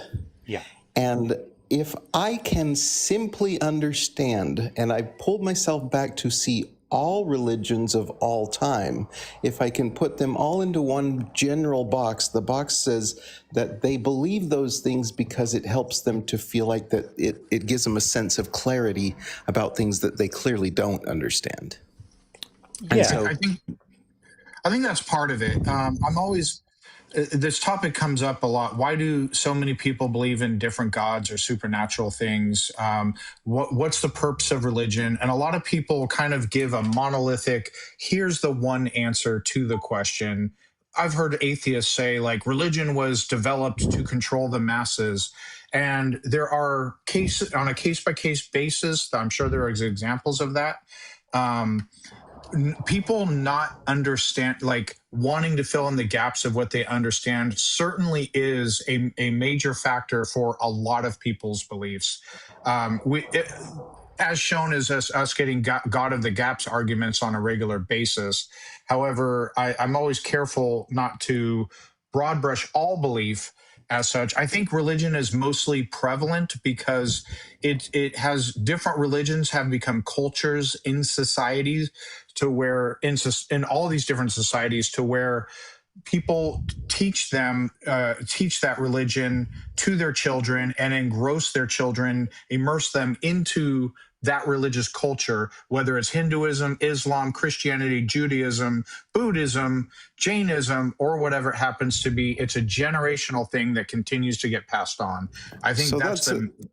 Go ahead. that is a really good point, and I want to give it a little bit more light. Okay, there's basically two choices. One choice is that you accept the religion of your parents or anyone else, and that you become kind of the follower because you were indoctrinated. And on the other hand, you're a rebel. Okay, and virtually every religion that was ever created was created by someone who was a rebel. And we kind of call rebelliousness bad, but the founder of all religions was at one point a rebel. And so I wouldn't make a blanket statement about every religion, but certainly some religions. But you are correct. It's not if you're born into a religious family, under a religious in a society of a religious culture, you're not guaranteed to end up adopting that religion. But statistically, you're far more likely to adopt it than not adopt it. And I agree that's what's going on. And so we have this either you're saying I take comfort in the masses and whatever decisions that all these other people have come up with, and it's kind of like I don't really need to think about these things, but I would like to come to some sense of certainty about what's going on with all of it, and I'm willing to accept it, and therefore if I do accept it, that gives me a sense of comfort. It could just be that they're convinced. So there's Dr. Cialdini's 7 principles of influence, like liking, reciprocity, etc. These are principles that influence people. Doesn't necessarily mean they're being influenced for good reasons. It's just human psychology. One of them is something called social proof. And so you're born into this. First of all, I remember being a kid and I believed everything my parents told me. I asked them lots of questions, and they're adults. They're way smarter than me. They know things. It's just sort of the nature of like the child a developing mind for evolutionary reasons. But so they're convinced that it's true already. And then there's that constant reinforcement. Prayer at dinner, take them to church, take them to the religious culture and pop culture, billboards, media. When you're engrossed in that, you just convinced that it's true, I think, most of the time. And that's basically holding up the walls of the container that holds all their beliefs, okay? And right. And it's a limited view on what the world is or could be, which is only supported by people in and through that group that all agree to hold up the same walls. Yeah. So where did you want to take this? So I think we agree that there's a lot of factors that come in, cause people to believe what they believe. But what is there an overall point you wanted to get to, or? Yeah. Well, basically, I always like to tie it back into the topic of the day, and this is that God is evil. Now, God, I kind of am going to say that I lean toward what Sean said here and saying that what if God isn't even real? Okay, we have to consider that there's no God at all, and that it's only people trying to soothe themselves with the way that they see things, and therefore, from that sense, I tend to disagree with the idea that God is evil, but I can totally get behind the idea that the Christian God says, and acts out things that would easily be categorized as evil. Sounds like we're all on the same page then, because we understand that religious people have religious views, and we understand that we don't have them. And part of this is really just it's a critique of what it is that they're holding up. And it sounds like it might be, having achieved this wonderful consensus, it might be pointless for us to chew on this much more, because we agree that that particularly this God very likely doesn't exist. And so we're not making a claim to God's existence by saying God is evil. It's really just a declaration about the character of the Bible God, if that God exists, and of any all-powerful God, if such a thing exists given the world around us. It's pretty much that, and I think we're all probably on the same page. So I Well, think, isn't that strange that we come to the conclusion that there is a God, and then we find that the God that we've been agreeing to over, and I'm speaking from my own perspective. Okay, I spent 50 years of my life believing in the Christian God, and I could not hold it up. After the more I asked questions, the harder it became to support the idea of this God. And you bring out many points that are very clear. Most people, if they could just understand what you're saying, they would go, "Oh, I see. I wouldn't have to keep fighting this. That's if I why would we just do this. accept." That's why we do this. And obviously, it doesn't connect with some people, and it does connect with some people. So, if it connects with people, that's fantastic. And that's why it's worth having these conversations. So I think with your permission, Jess, we're going to move it along. But thanks for coming in to have a chat with us. Appreciate it. Certainly. Have a good one. And you. Thanks. Take care. Take care. Okie dokie. Let's go across to the YouTube side and bring in Source, who's been waiting quite a while. And then we've got Nix on the TikTok side after that, and Blink and Gone as well. We are going to get to you. If you're waiting in the queue, I promise, just hold where you are and we will be with you. But right now, we're going to bring in Source. Source, can you hear me? Yeah, can you hear me? Yeah, got you loud and clear. Oh, okay. How's it going? Good. How are you? All right.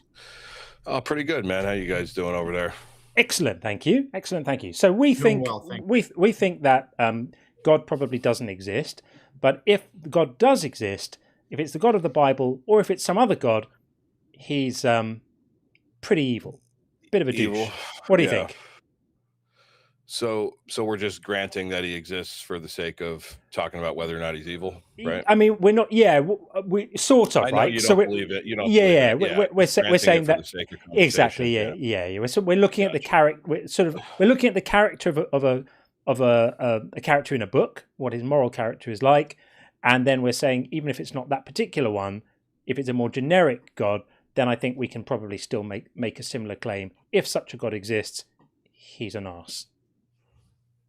Okay, and this is and you would justify that claim by all of the atrocity of the world and things like that, right? Yeah, as we have been doing for a bit.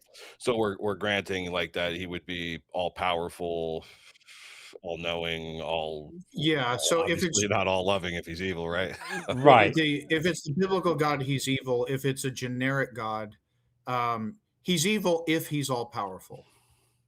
It could just be that there was a deistic God who only had the power to create the universe, but can't really control the goings on inside of it or what have you. Then I don't know if John will think different, but I don't see how that type of weaker God would be evil. Well, so I think that the question about whether or not a God exists is if we were discussing that, we would be asking a question about the nature of objective reality, right? It would be a question about something that exists objectively, right? Well, what we're saying is the awful things that happen in the world require some type of explanation, and if there's a God who is all powerful that exists and knows that all this stuff is going on, now there's some real explaining to do, and we can't come to any other conclusion than he's a dick. If it's the Christian God, and I don't know which God you believe in, there's many other things in addition to some awful things that God has actually done in the Bible. Right. But what we're saying is, if you set aside the Christian God and you just believe there's some all-powerful creator of the universe, none of what's in the Bible is necessarily true. There would still be some explaining to do as to why this all-powerful God is so fond of billions and billions of examples of unspeakable and unnecessary suffering. Yeah, well, I mean, just to lay it out there, I think the explanation would be that good and evil are delusions that grant the human experience. Can we, before we get too much into the conversation, could you just clarify what your belief position is with this, so we know who we're talking to and what your so I'm moral relativist, determinist. Okay. I believe in God. God is as I guess what are they? I think I just heard the term for it. God is everything. Like, so pantheist, is that right? Yeah. I don't Yeah. know. Okay. Hard for me to keep up with all these Yeah. terms. So, all right. No, that's fine. That's fine. So, because at least that way we know like where not to go and where to go, and that's helpful. Okay. So, Yeah.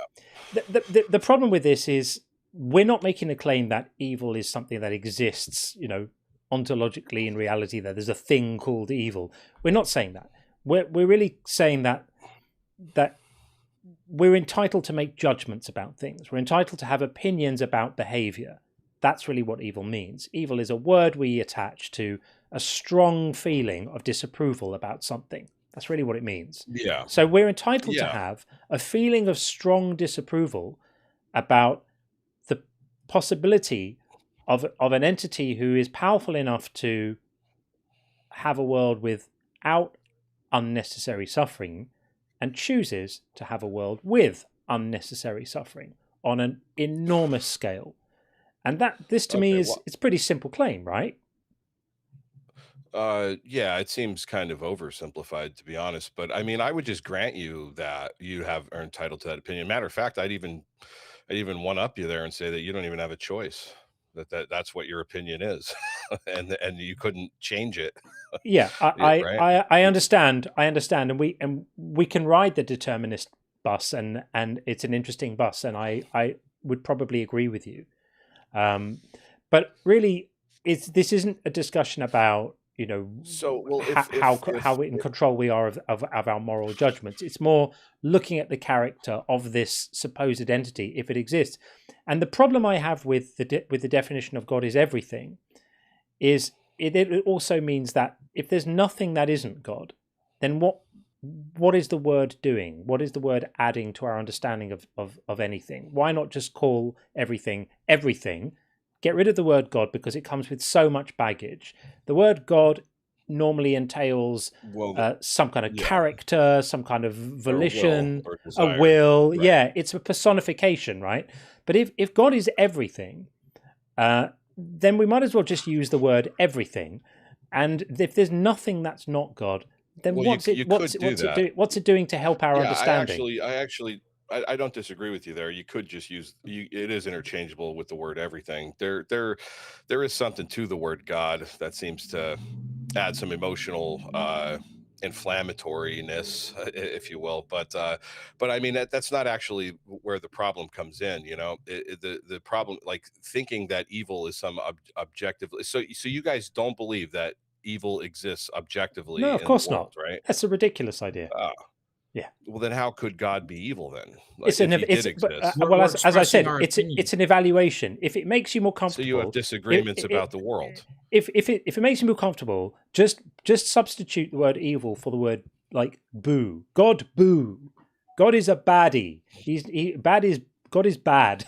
We don't like him. Just substitute. We disapprove. Okay, all right. So your opinion is God is bad. My opinion is God is not bad. I'll try to convince you that he's not bad. Is that? That's basically it. If you have an opinion, we are neither John nor I, and some atheists are moral objectivists. John and I are not.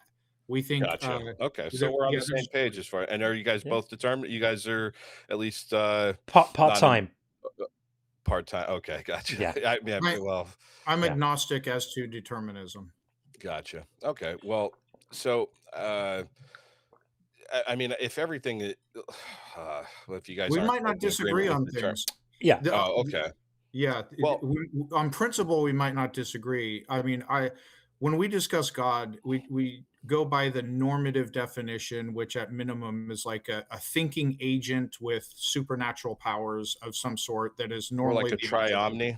Does that sound? That's like the first. If you go to like the Webster dictionary definition, that's the first one, as they talk about the triomni. Then the second one, they talk about. They describe just a supernatural being with supernatural powers and objects of worship, like Thor and many other gods. But it would have agency, a thinking agent at minimum, right? Okay. Yeah. Well, So I mean, I actually don't disagree with the triomny thing. Here, let me try to run this, and we'll see where we go from here. So, if a God exists and he is everything, as I'm saying, Yeah. then it would logically follow that he has access to all the available power that there is. Sure. If So he's all powerful. so if he has access to all that power, then there would be nothing that could frustrate it, right? Yeah. So if that's the case, then it could never be upset or angry or any type of negative emotion it would never be able to feel, right? I don't know if I buy that one, because just think about it for a second. Like, let's say that you had all power, and which would mean that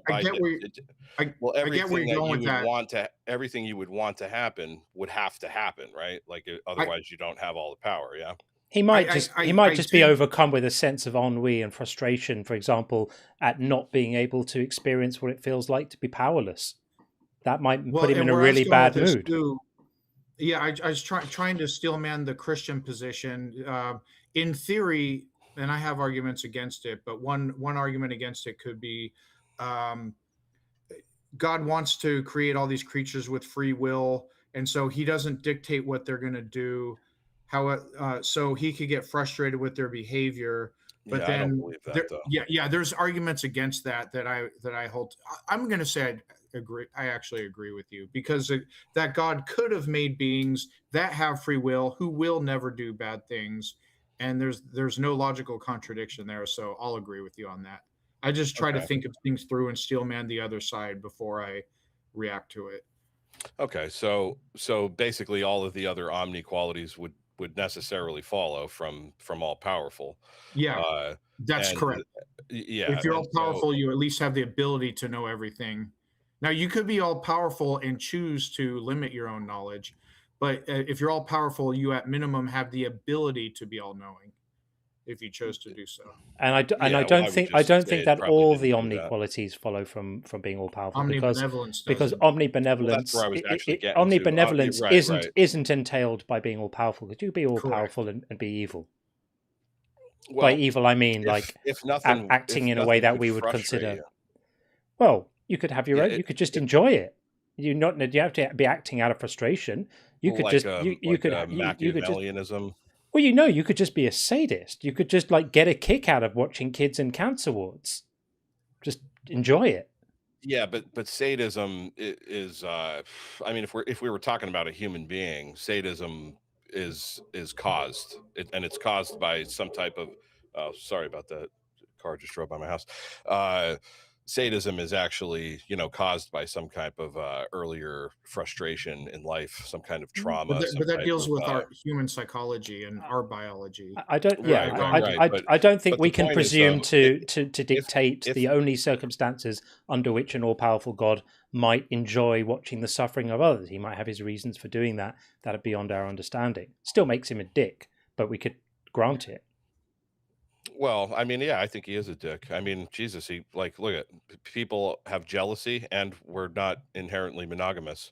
Like, if he's sitting up there laughing, dude. Yeah. It sounds like we're sort of on the same page. Your older brother's a dick when he when he called you out in front of your girlfriend that you just met. Well, anyways, but I'm saying though, man, I forget what I was saying. So if you can't be frustrated, and if everything that would have to go your way, then you would only know acceptance. You would be accepting of whatever it is that occurs. Now, when evil, I don't know, evil seems to be an extreme emotional repulsion. That's about all I can, and it seems like you guys are in agreement on that. Yeah. So, definitionally, I don't think that it could be evil, just because it would be unconditionally accepting of all occurrence. Well, he could be accepting of. He might desire bad outcomes for thinking agents like us. He might desire bone cancer and delight in it, in theory. I'm not sure if this is really going to be that productive, because what we're trying to do here. I'm just setting the stage for the next part here. Okay, well, look, land your plane quickly if you can, because the thing is, what we're trying to do here is have a conversation about pushing back against the concept that most people think about when they think about God, which is a sort of creative agent with thoughts and emotions and plans who engages in the world. This is what most people we speak to here about think about God and define God. And we are of the same mind, my friend. So Believe me, that's the same thing I'm trying to push back against as well. So it sounds like we are, and so for that reason, I think it might be more interesting because our audience are largely here to hear discussions that engage with the normal concept, the normative ideas of God, not these very sort of idiosyncratic definitions of God as everything. And it sounds like we're probably got quite a lot of overlap between our positions, apart from the God being everything, because I think God is nothing. Most people are so off track that they don't even know there's a track. Well, that might be the case. Just trying to show you, hey, there's a track over here. So just real quick, man, real quick. Okay, it's like, so something that we say to somebody in an instance like this is we would say something like, well, then how do you think it should be, right? And this isn't a rhetorical question or trying to be facetious or anything like that, and we're not, it's like a genuine question, like, well, so you take something that you think is evil, right, or whatever it is, whatever you had an emotional repulsion to, and then you say, well, how do you think it should be, right? And in your head somewhere you must have a way that it should be, and we know this because you can ask anybody who's shaking their fist at something how it should be, and then they'll tell you like, well, it should be this way, right? And then you say, well, go ahead and in your mind, since you're sitting on your little God throne, write in the script for how everything should go, and that's a joking way, write the script for how it should be and make it actually happen. And what we find is that if a person actually attempts to do this, they end up having to change like all of creation. Like the changes never end. You could still iterate, and I hear you, but they may not be able to describe the perfect world, but you could still iterate to a much better world than the one we have, trivially. You say it's so trivially obvious, and yet I've never found anyone able to successfully. Well, I'll give you one right now. I mean, you could immediately make the world better right now by removing the parasites that burrow into the eyes of children, making them blind. It wouldn't make the world worse. It would make the world better. That's a change. Done. Well, yeah, and then you could make 1,000 more of those. Better according to less pain. Better according to less pain. Well, less pain, but that's like, why is pain bad? If you think about, if you trace this back, it's only a subjective metric. You're going down another rabbit hole about we get into philosophical bullshit, because if your position is going to be let's remain open to the possibility that more suffering for more people might be good, then at that point you can't be taken seriously in a discussion about ethics anymore. That's not what I'm saying, though. That's what I'm saying is that in order to change this thing over here, you'd have to change a lot of different things that you can't even possibly track, especially across time. Dude, like we can't predict outcomes. You don't even know how your day's going to go tomorrow, let alone. We're going to draw a line here, Source, because I think this is just too far from too far off the reservation of the kind of conversations that we want to be having here. And that's no disrespect to you. It's an interesting conversation. It's just too far away from what we want to be talking. We want to be engaging with people to help other people who are struggling with these ideas of biblical morality and feeling bad for not accepting it and deconstructing and all that stuff. This is a different kind of this is a different thing. This is kind of interesting, but not really the stuff. Not for your audience. Yeah, I don't think so. So I appreciate that, Source. I appreciate the time, anyways. All right, of course. Thanks for coming in. Cheers. Thanks. Yep. Bye. Okay. There we go. Okay, as promised, back to the TikTok queue, and we are going to get in Nick's Orion, and then we've got Blink and Gone after that. So thank you so much for your patience, people waiting in the queues. We really appreciate it. Nick's, you're up. Hey, how's it going? Very well indeed. How are you? I'm good. Thanks for asking. Welcome. My big thing when it comes like God is evil, disagree or agree. Yeah. It comes down to the Adam and Eve situation. So if God's all-knowing and all-powerful, he already knew that Adam and Eve would fail, but told them anyways. Already known they were going to fail. So it was a setup from the get-go. Yep. Yeah. Completely agree. So then he's punishing the rest of us, supposedly, for doing that. and then he kills all life on the planet except the family and animals. Yeah. Yeah. Well, all animals too, just like the few animals that were on the boat. Yeah. Yeah. Yeah. Well, see, We're in agreement. Yeah, I'm not gonna have like a big discussion. It was just something that came to my mind when I was listening about is God evil or not? Because even with the animals, right after they get let go, you're going to say that a lion's not going to immediately go after a zebra to eat it and just finish the zebra line there. Yeah. I mean, that's a question I always ask. What did the carnivores eat immediately when they got off the boat? The whole thing doesn't make any sense. The whole thing is silly. It's morally confused. It's unrealistic. It's complete nonsense. And yeah, you only have to think about this stuff for 5 seconds, and it makes sense. It still continues to be remarkable to me that actual adult people believe this stuff. Totally flabbergasts me, and I've been doing this for decades. Still gets me every time. So yeah, it sounds like we're pretty much in agreement, Nix. It was just my big thing was like, because I would say I'm agnostic leaning, only because I grew up in the South and it's very big Christian Bible Belt for a reason, and it's just this moral fear of hell. And anytime I question, well, if he loves us, then how's he going to let us go to hell then? You're asking all the right questions. You're saying all the right things. And all I can say is we completely agree with you. This is it. It doesn't make any sense. If you're waiting for it to start making sense, it's going to be a long wait. Because the more you dig into it, the less sense it makes. The more questions you ask, the less sense it makes. The more you read, the more you learn, the less sense it makes. It's not like one of those things where if you really study it, suddenly it starts making a kind of sense. Not like that. So yeah, completely agree. It's appalling. And the Bible as a guide for morality, it's hard to imagine how it could be worse. I mean, we could probably sit down and work on it, but it's pretty bad.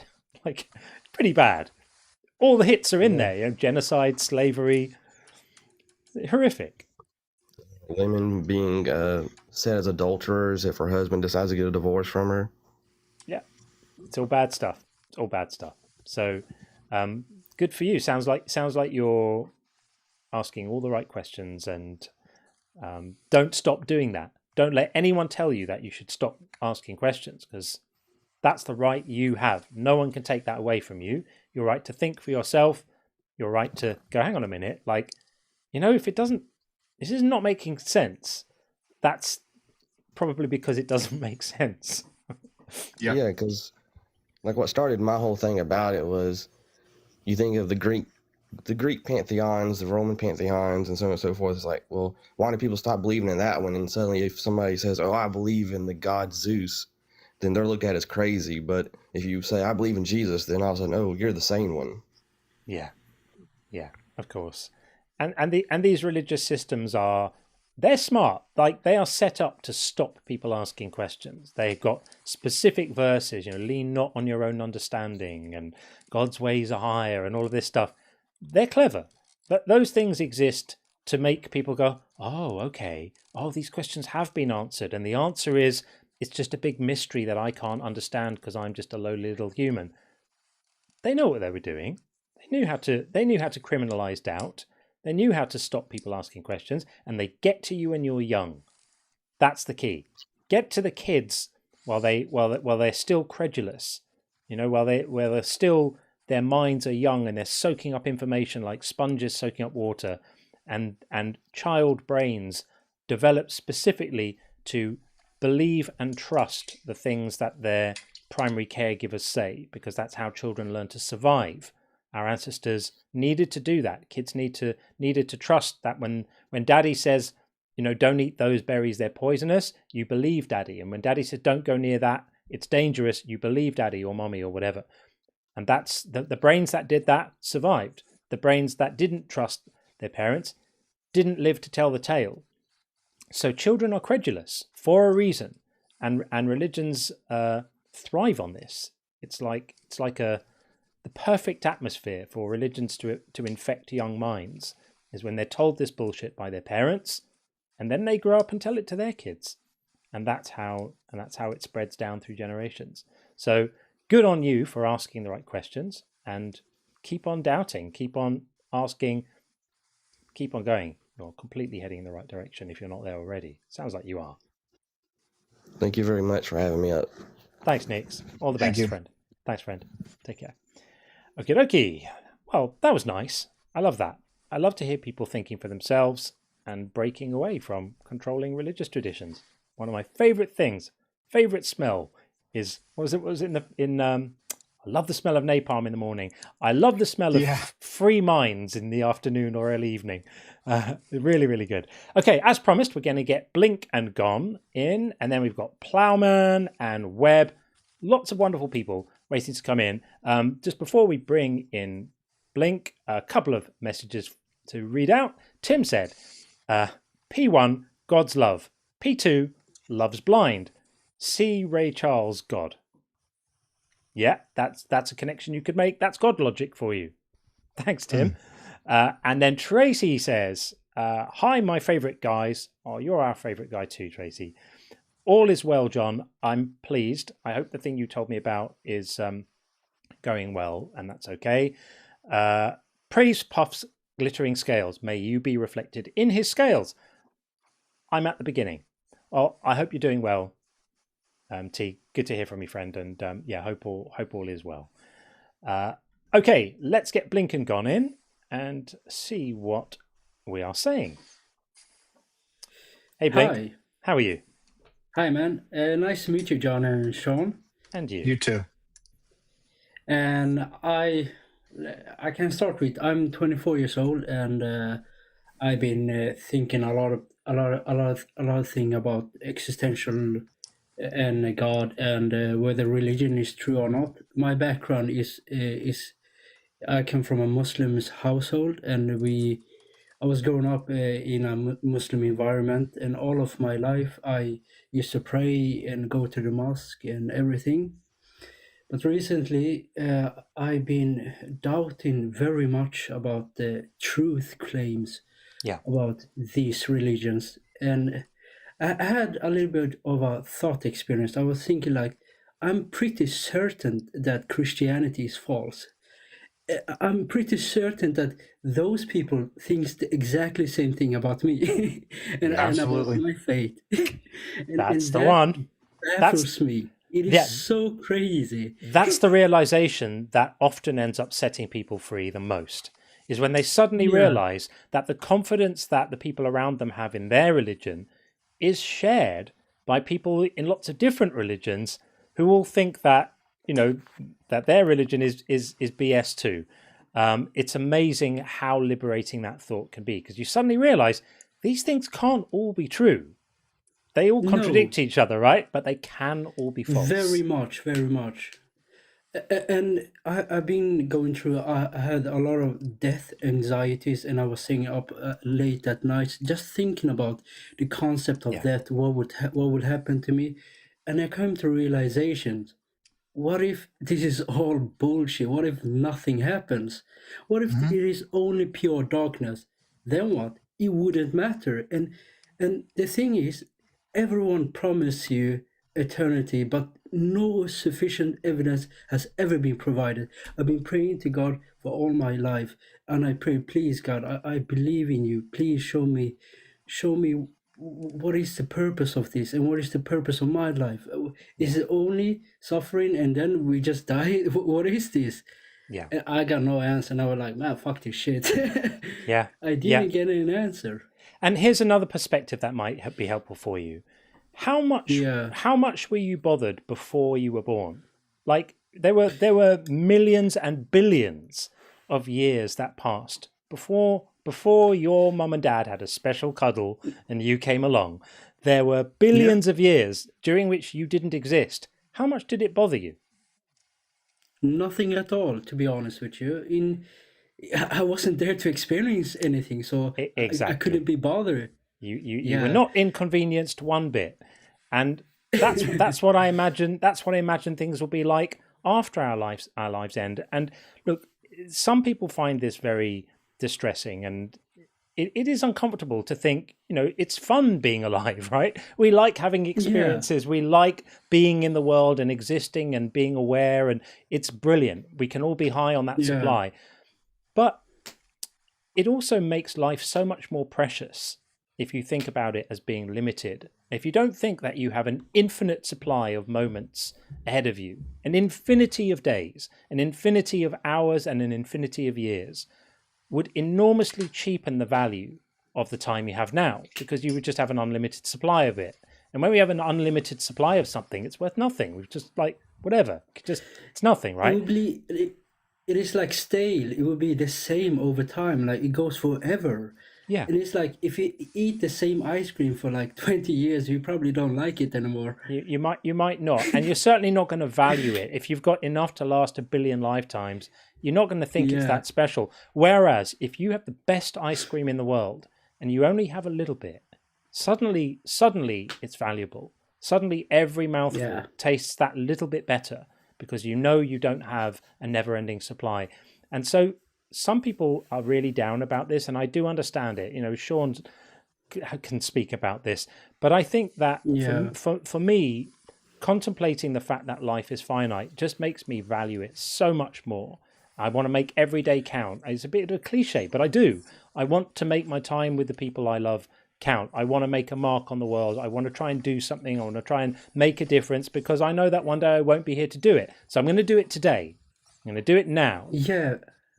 You can live like that. Thank you very much. I really appreciate the way you think about it. Personally, I put value and meaning in the people I love, and trying to make this world a little bit greater, and trying to be nice to all the people I meet. And the biggest problem besides death is for me hell, and the concept of hell. I can't accept it. It's so brutal. Why is God so evil? It makes no logical sense. He just created us. We are finite beings. We are limited. We don't know that much, and we can obviously become better human beings, but no one deserves to be punished forever. That's insanity. Yeah, absolutely right. Agreed. You've nailed it. You completely nailed it. So yeah, we're here for you if you ever need to bounce ideas off, if you need to get a perspective on anything. It's hard work coming out of belief systems, and there's a residue, and it stay, there's emotional aspects of it that stay, and there's feelings about what you lose when you're not in the religious community in the same way that you were before. It can be hard, but it's a noble walk to walk, and it takes you to a place of living in a much more authentic way, because you don't have to keep on negotiating with yourself about how do I make this make sense. Like, this part of my mind knows it doesn't make sense. This other part of my mind is trying to find a way to make it make sense. That's exhausting. And so I'm happy for you that you are going to be in a position where you don't have to do that. And if there's anything we can do to help, just give us a shout. Yeah, sure. The thing is, I'm not certain about God's existence or not. I'm just completely against the religion doctrine and the dogmas. I don't believe in Islam. I don't believe in Christianity. Nothing. I think they are all the same. They just come to push on you bullshit without any evidence. That's it. And you don't have to be, by the way. There's no rule book here that says you've come out of one controlling religion which tells you what you're obligated to think and believe, and you must say this and you must think this, and you're not stepping into another belief system that does that, where now to be an atheist in good standing you have to say. There's none of that. You don't have to be an atheist. You don't have to think anything. You have the freedom. Right. You have the freedom to go wherever your mind takes you. So you reason and you look at the evidence and you take as long as you need. And you know what? If you spend the rest of your life in the position of, I just don't know, that's fine too. Yeah. Absolutely fine. All right. Thank you so much, man. Sure. It was really nice talking to you guys. And you. Thanks for have a good. Let us know how your let us know how your journey's coming. Sure. There's one thing I'm scared of. It is telling my parents and my family. Yeah. They're very, very religious people. So you don't have to tell them. Go ahead. Yeah. Sorry. No, that's okay. So here's I'm glad we got to that, because that's an important part of this. Your personal views, you don't have a moral obligation to tell anybody about your personal views, your thoughts, your beliefs. Those are yours and yours alone. All right. Yeah, whether you tell your parents, I don't know what country you live in. There are places in the world where telling people, hey, I have stopped believing, can literally be threatening to your life. Other places, maybe it's not threatening to your life, but you can get ostracized by your family. The point is, you need to make a personal, evaluate your situation, the environment you live in. And if it's going to do more harm to you than good, don't tell anyone. It's totally up to you. And don't feel bad or it's immoral or shameful about hiding it. In some situations, you have to go with the flow. It's a personal decision. And yeah, it sucks to pretend all the time, and it feels weird and it can be exhausting, but you really need to, I can't tell you what the effect is going to be on your life and your culture, your environment, how it's going to affect you. But I just want you to feel obligated, not feel obligated to disclose, to tell everyone. It's a personal decision that you need to make for yourself and your life. And you can just have these secret conversations with us online to kind of vent and share your views from time to time. Yeah, very much. I appreciate that a lot. The thing is, I have good friends that could be open about this, but this is very private for me, so I don't like to speak about it with families and close relatives. That's fine. That's perfectly fine. Yeah. Well, and I live in Sweden, so I'm safe. There's no harm, and I will not die, thankfully. Sure. Yeah. But there could be familial problems, and I'm not trying to discourage you from coming out and just telling everyone. I'm just saying what I'm saying is you're not obligated to, and you need to weigh what's going to happen if I do, what's going to happen if I don't, and then make a decision, for yourself on that. Yeah. All right. The thing is, I've noticed there's always risk in life, so sometimes you just have to take it. Yeah, but you weigh it up and you make a judgment about you do that when it feels right for you. And the thing Sean said is right. Your beliefs are your private business. Nobody else has a right of access to what you believe.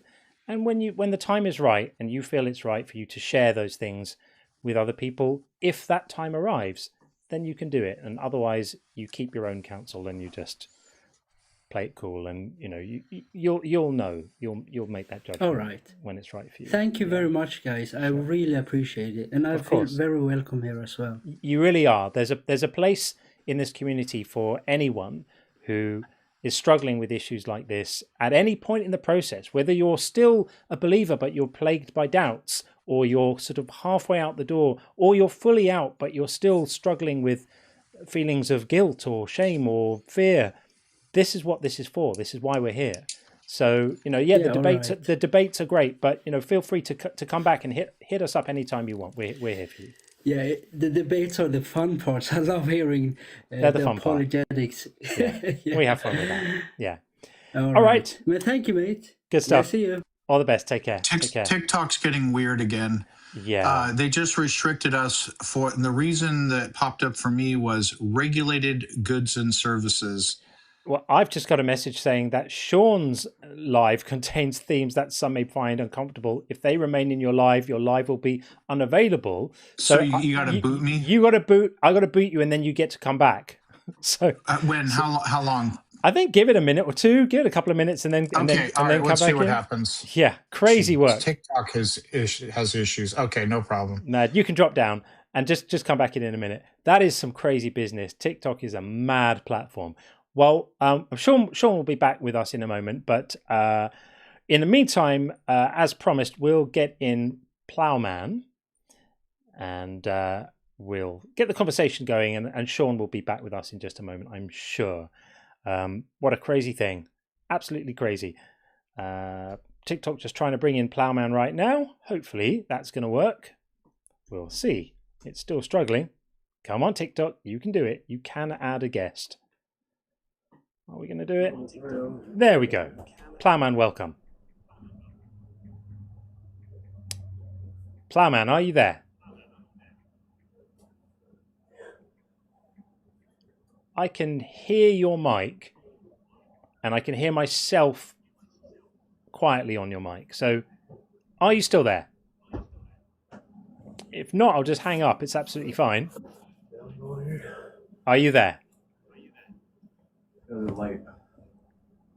This sounds like a bit of a no-show.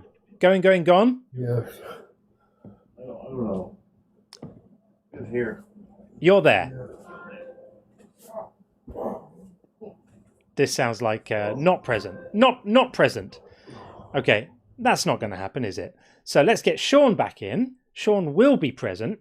Hopefully TikTok will get over itself. Complete nonsense. Welcome back, Sean. Thank you. While you were away, I think I figured out what happened. I'm sipping from an energy drink, and it's in a can, and probably thought it was alcohol. Yeah, that's what it was. Crazy work. Okay, well, I tried to get a guest in while you were away. Didn't work. So let's get Web Killer in next, and then after that we've got User 271 and Womp in the queue. So we'll get everyone in. So just hold tight where you are, and we'll get to talk to you. In the meantime, Web Killer, how are you doing? I'm good. Good. Welcome. What would you like to say? I would like to say that you said God is evil. Yeah. Yeah. By the way, it sounds like there's some dishes or clanging going on in the background. Your mic's picking it up. If you could help tamper that, please. That'd be great. I'm gonna cut my mic down. All right. Yeah. All right. What you got for us, buddy? Oh yeah, you said God was evil. Like, I'm trying to understand what make him evil. Okay, so we'll get into that and explain that. Just so for clarity for us, what's your position? Are you do you believe in God, and if so, which one? I believe the Most High. In who? Sorry. Repeat that again. Which God do you believe in? The Most High. Zeus, then. I don't call him Zeus. What do you call him? I call him God. Is it a God that we're not asking this to trip you up. We're asking it, for example, if you don't believe in the Bible God, then I'm not going to start quoting Bible verses at you. So it helps us to save time and helps us to have a productive and purposeful conversation. If you can tell us, no, I believe in the God of the Bible. Yes, the God of the Bible. Okay, there we that's go. Fine. There we go. We got there in the end. Okay. When you said the Most High, I was thinking the Rastafarian God or something like that. Oh, okay, my bad. Some other God. God of the Bible. Okay, that's fine. Okay, so the reason why we think the God of the Bible is evil is primarily because of all the absolutely horrific things that he does and commands other people to do. Mm-hmm. And when we start bringing these things up, quite often they're in the Old Testament, right? That won't surprise you. When we start bringing these things up, people quite often go, "Oh yeah, but Jesus came along and kissed it all better. He came along and put a plaster on it by saying some things and being nice and stuff." Well, whether that's true or not, it's still the case that for many centuries, if we are given to believe what's in the Bible, I mean, I don't believe it, but we can still criticize the character of the God in the Bible. There were absolutely horrific things done by this God in the story and in the name of this God and commanded by this God. So how do you sit easy with those things? And if you need us to provide examples, we obviously can, but the kind of things we mean, don't you? I actually know what you mean. I read the Bible for myself, and I read it to the point that I understood it. Why, who God is, how he judged the world, how he judged the people in the Bible. People don't like what he did. People say that he's evil if he, I guess, when he destroyed the city, when he did a lot of stuff in the Bible to the Edomites, to the Canaanites, they didn't like the thing that he did to the children or whatever. I heard a lot of stuff like that. I heard about the slavery. I heard about I guess a young concubine in the field. I hear a lot of stuff that people who read the Bible, and I read it for myself, and me reading the Bible about slavery. If you go back to slavery been here before Jesus. Before God, it would put people who announced that the Israelites. I want to say Israelite, but the Israel people at that time that God told them to put someone in slavery because they were wicked people. I read the Bible. There was stiff-necked people. There was very wicked God. I read that God put me somewhere he could walk out the face of the earth. So let me ask you this. So God was commanding to enslave wicked people. Would it be, okay, got it. Let's just say hypothetically, God said you can just buy slaves on the open market from like the nations around you, like what happened in slavery in the USA. Then would you consider it bad?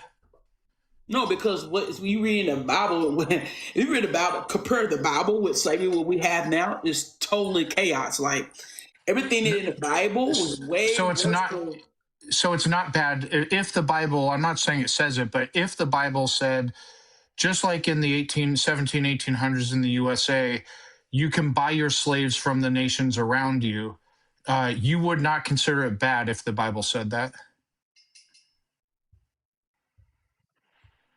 No, at that time in the Bible, at that time in that ancient time, compared to what we have now on a plantation of other slaveries and all the other stuff, compared to the Bible, I still don't look at it like that, because they took the Bible. If you want to look at it, Caucasian people took the Bible and twisted it in this what scripture.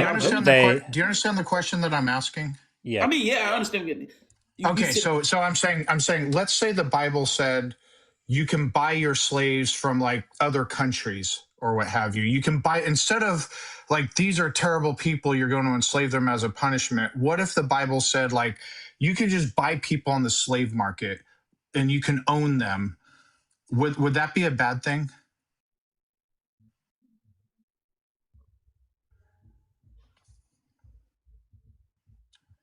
Would be a bad thing.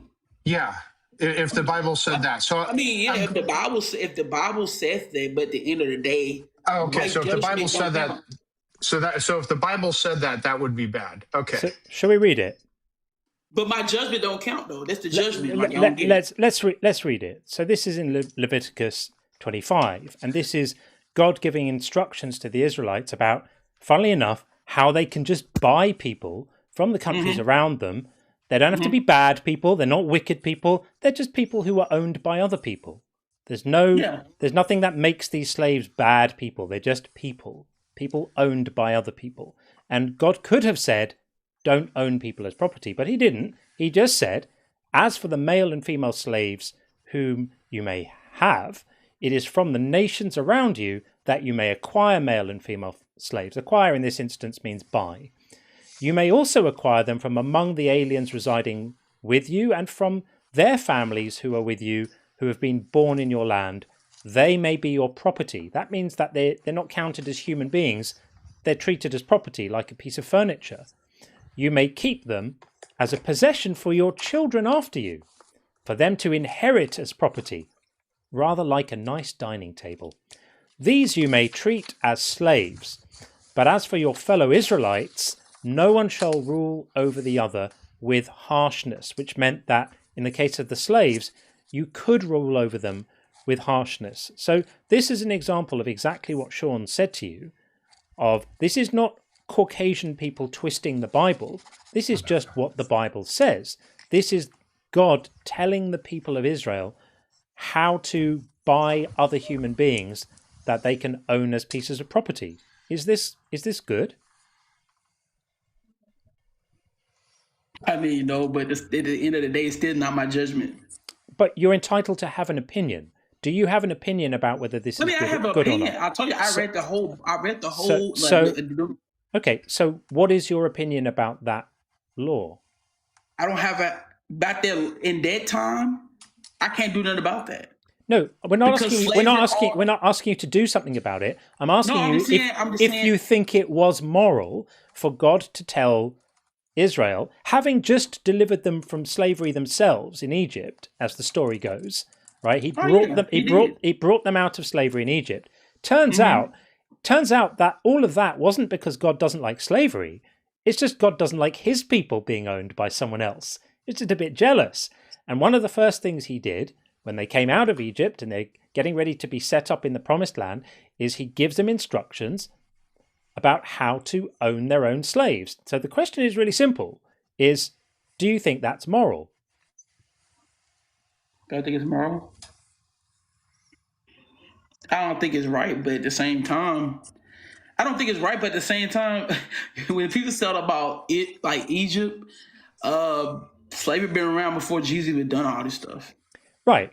And you know, you presumably have a view on the American slave trade, on the kind of slavery that people talk about that used to exist in America, right? Not good, right? Pretty bad.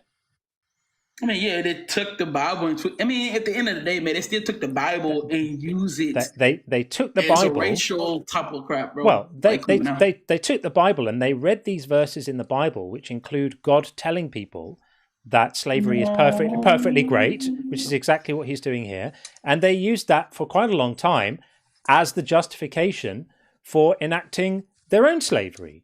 And in terms of what's actually being permitted here, they're very, very similar, which is that these human beings aren't considered to be people. They're considered to be objects that other people own, and they can do whatever they want with them.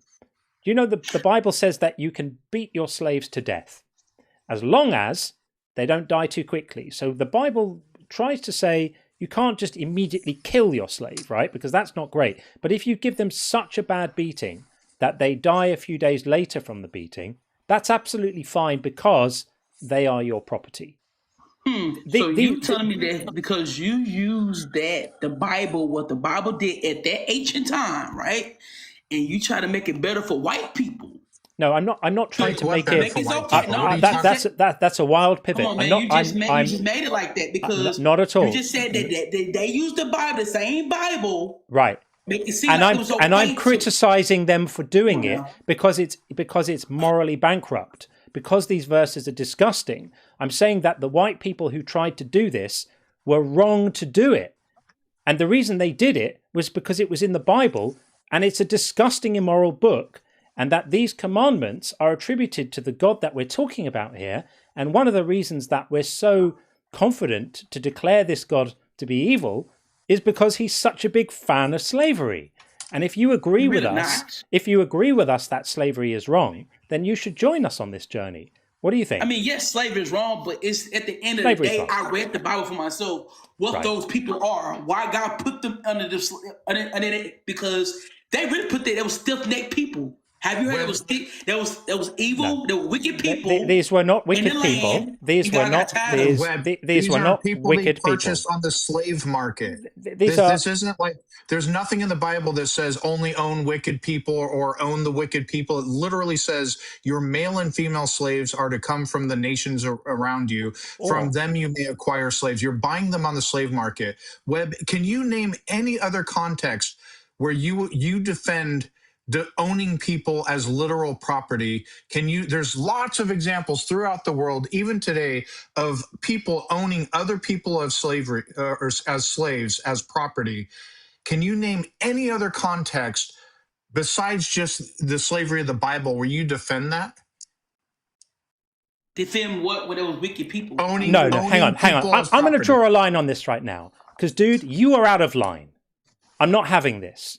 You don't get to say that all the people who were made slaves because they had been conquered by other people, because that was the culture in those days. It says it, by the way, in the Bible that you like as well, that when you conquer other people in battle, you can take them as war booty and make them your slaves. I'm not going to allow you to declare that everyone who ever fell in battle or failed in a battle and then became slaves were all wicked people. And all the children born into slavery, because if a slave had a baby, that baby automatically became a slave for their whole life. I'm not going to have you say that all of these people were wicked, because that just makes you feel better about the fact that God declared this to be moral.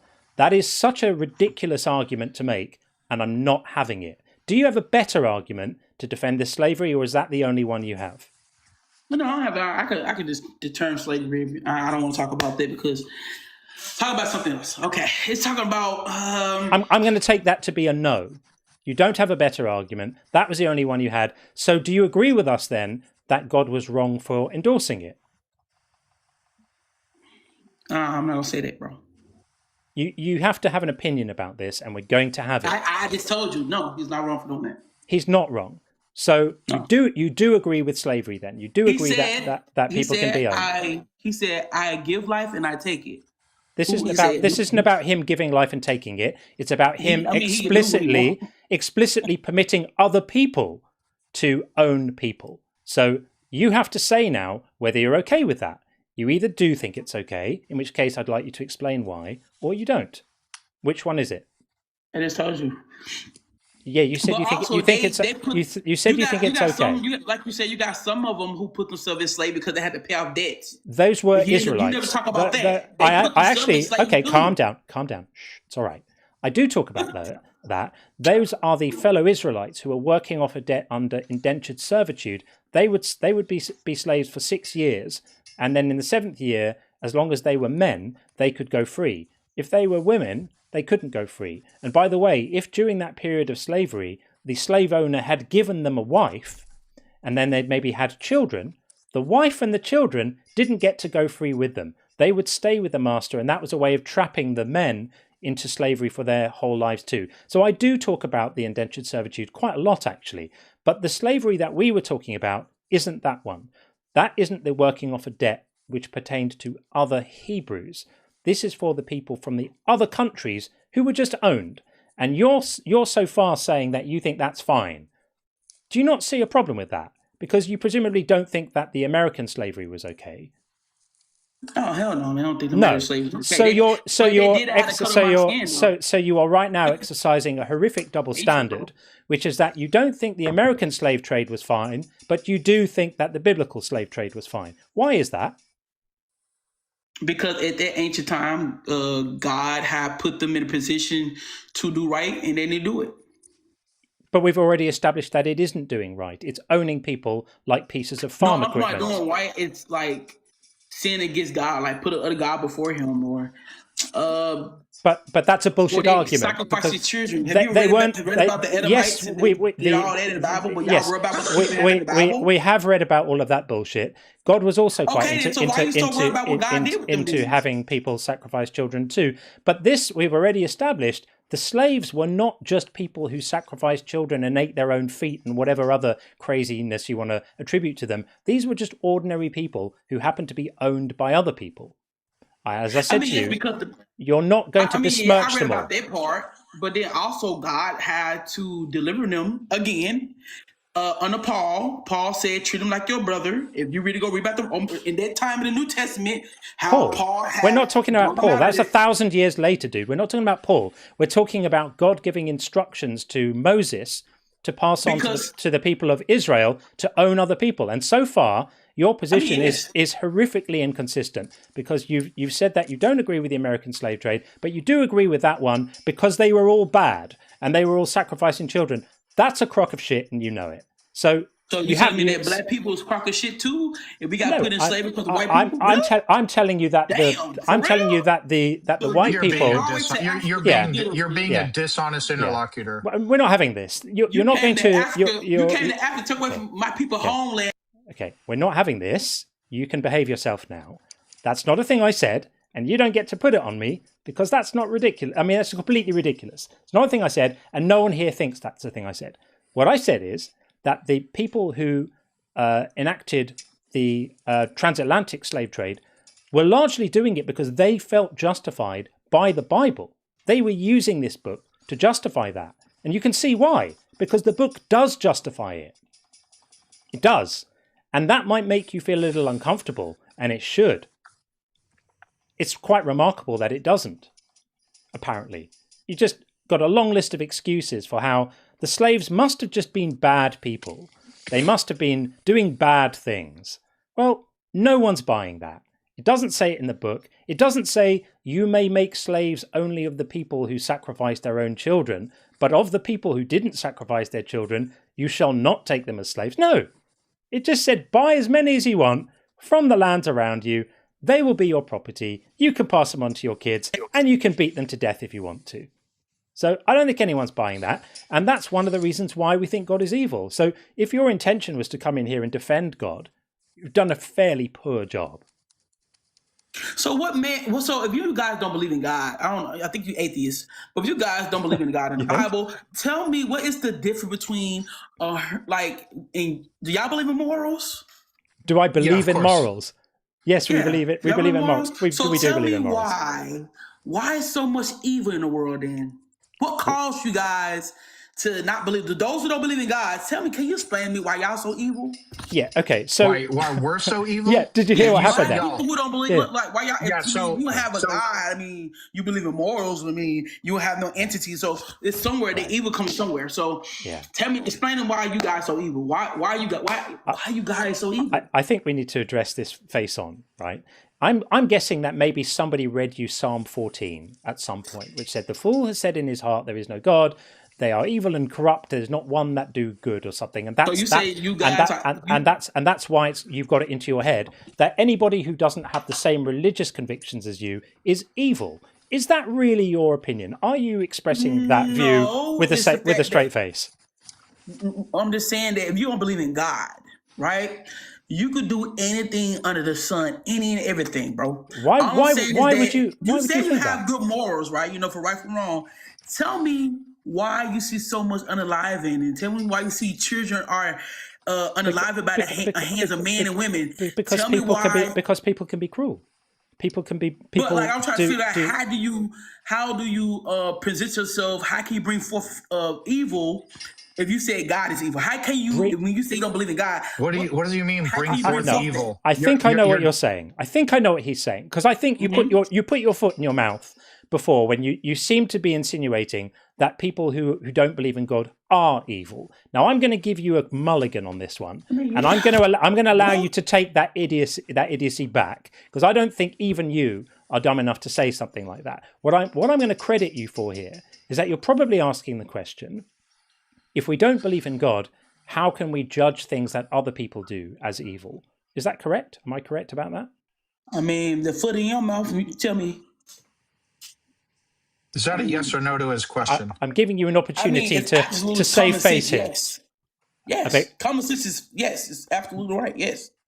That's not quite the answer I was looking for. So I'm trying to say, am I right in assuming that you didn't mean to say that people who don't believe in God are evil? Am I correct about that? You didn't mean that, right? You misspoke. No, Sorry? Oh, you do mean it, that John and I are evil? What evil things do I do? Because please tell me about my life. You're an evil person. Your father is the devil. Hold on. So me being honest about my belief state is evil, in your opinion? This man said the God believers. Is that a yes or no to my question? No, I asked you, what evil things do I do? And you say, because you say you don't believe in God. So I'm honest about my belief state. So is being honest about my belief state evil? Yes or no? Hell yeah. Okay, so honesty is evil. We disagree. That's fine. We have a disagreement about morality. I have to ask an urgent question before you do. How old are you, Webb? Yeah, that's a good. Man, I'm 37, bro. Seriously? What year were you born? Who wanna claim? Quickly, what year were you born? What year were you born? Don't take too long. What year were you born? What year were you born? Well, who wanna claim being 37, bro? What are you talking about? What year were you born? I think we're talking to a child right now. Yeah, cut him off. 89, bro. The hell? What year? He's lying for Jesus. I'm lying for Jesus? Yeah, it took you too long. You still haven't answered what year you were born. And you could have done the math by now. I'm not trying to prematurely end the conversation, but I just want to make sure that we're compliant. I'm 37, I'm born in 89. What are you talking about? So if you're okay, well, if you're saying that, then we've got grounds to continue, because we can't fact check your age. I could have said 21, 22. Who would have claimed to be 30, bro? Yeah, you could be. It's just you're making arguments like a child, so we just wondered if you might actually be one. So that's it. Hell yeah. I'll be honest with you. If you said you were 18 or 19, it would be more believable than 37. All right, man. Are you gonna talk about my age, or we gonna talk about the so-called punks? So sorry, Sean. I didn't mean to interject where you were. So you're fine. You were making the claim that anybody who doesn't believe in God has to be evil. No, he said being honest about not believing God, because that was my question. Yeah. So I asked him, "What evil things do I do?" He said, "Answer. You say you don't believe in God." Oh, that's so right. I asked, "Is being honest? So being honest about my belief state, is that evil?" And he said, "Quote, hell yeah!" Unquote. So Webb. If somebody if somebody is unconvinced that God exists, is it better to lie about it? Would that be what? I can't hear you. You broke up. If somebody is unconvinced that God exists, not convinced that God is real, is the moral thing to do to lie about it? To lie about it? Yeah. Should we lie? Should Sean and I be lying right now? That's your mind, man. You can do whatever you want to. No. I know we can do whatever we want. I'm asking you your opinion. I'm hoping you may be able to find one in your brain somewhere. So, is the ethical thing to do for us to be dishonest about what we believe? I mean, yes, bro. If you did something about your belief, yes, you're a fucking liar. Like, what are you talking about? And the Bible says, don't bear false witness, right? So the Bible says that the ethical thing to do is to be truthful. So we are being truthful. How is that evil? How can you be truthful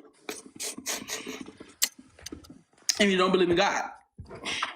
We are being bro. We are being truthful about the fact that we don't believe in God. But how can y'all think? Where y'all this thinking come from? That's a different question. Like, how can y'all feel? No, hang on. That's a total different question. That's a question about what is it reasonable for us to have the beliefs we have. We can talk about that separately. But right now, just accept that we have these beliefs. I just want to push back on the thing you were saying to Sean, where you seem to be saying that it's an immoral act for us to be honest about what we believe. Is that an opinion that you want to defend and stand by, or are you prepared to reconsider it? Reconsider about what? I mean, if you believe about what you're saying, make you evil, that is kind of harsh, though, ain't it? Huh. Can you see? I reconsider, bro. I reconsider. Appreciate that. Okay, good. So all we're doing is we're being honest about what we believe. Now, we could be mistaken, right? I'm open to the fact that I could be mistaken. I'm so far not convinced a God exists, and I'm aware that I might be wrong about that. I'm just being honest about it, though. So I'm glad that you're prepared to reconsider. So we're not evil for the thoughts that we think. So this brings us back again to the moral character of God, right? Because the God of the Bible commands all sorts of really, really, really terrible things.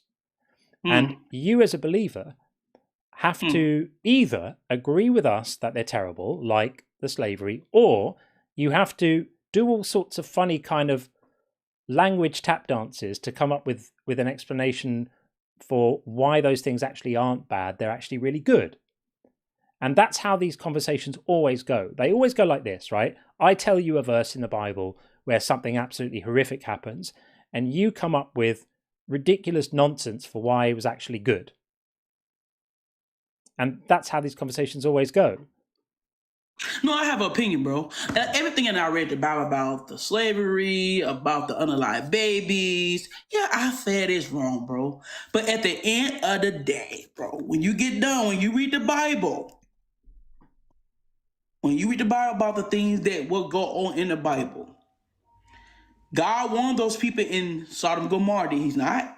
Before he destroyed the whole city. He warned those people, he warned them. So that's why they don't have a time period, though. You're now doing the thing I said you were going to do, which is coming up for reasons and explanations for these atrocities, right? But you also said before that you thought they weren't good. So you're slightly contradicting yourself. So when we talk about things like God commanding people to go and kill children, you feel the discomfort of that. And your explanation is something like, it was the olden days, that's what they did back then. But it still reflects on God's character and that's why we say he's evil. Webb. That's why we say it. So Oh, you say evil because he destroyed children? I mean, I understand that. well, You call him evil. he's evil because he commanded people to do things that we would say were evil if a person commanded anyone to do them, and we're just But applying the the Bible same. says he's all good. He's all loving God. So you Yeah, say he's evil because you see the things in the Bible. Yeah, the Bible's wrong. How can you say what the Bible is wrong, bro? Because you read about little children and you read about what he did in the Bible about unaliving people. Yeah, he's a moral monster. So the Bible can declare itself to be reasonable and right. The Bible can say in Deuteronomy 32:4, all his ways are just, but that's just a declaration. That's like awarding yourself. It's like the people who come into debate and then award themselves the debate victory. That's easy. Anyone can declare themselves to be just.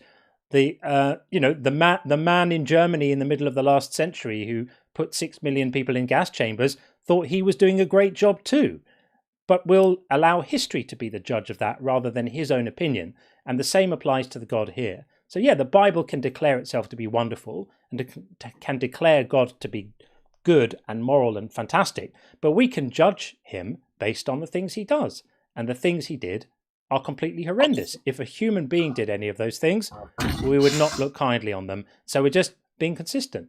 So anyway, Webb, thank you for the discussion. I think we've reached the halfway point, the half hour, point. I think we've probably wrung all the value out of this conversation that we're likely to get from it. But I thank you for joining us. And he seems to have disappeared. But there we are. Okay. I don't know how long he disappeared, how long ago he disappeared, but there we go. Maybe you can go and have a think. And in the meantime, we're going to bring in user 271. And we'll keep the conversation going. By the way, big shout out to Raids from Bible Guy and Joel. Very nice to have you with us. And hey, user, I'll be with you in a second. Very nice to have you with us, everyone. If you've come from Joel's or Bible Guys, you're very welcome here, and huge thank you to Dalton and Joel if they sent you. Love you guys, and let's get on with the conversation. User, how are you?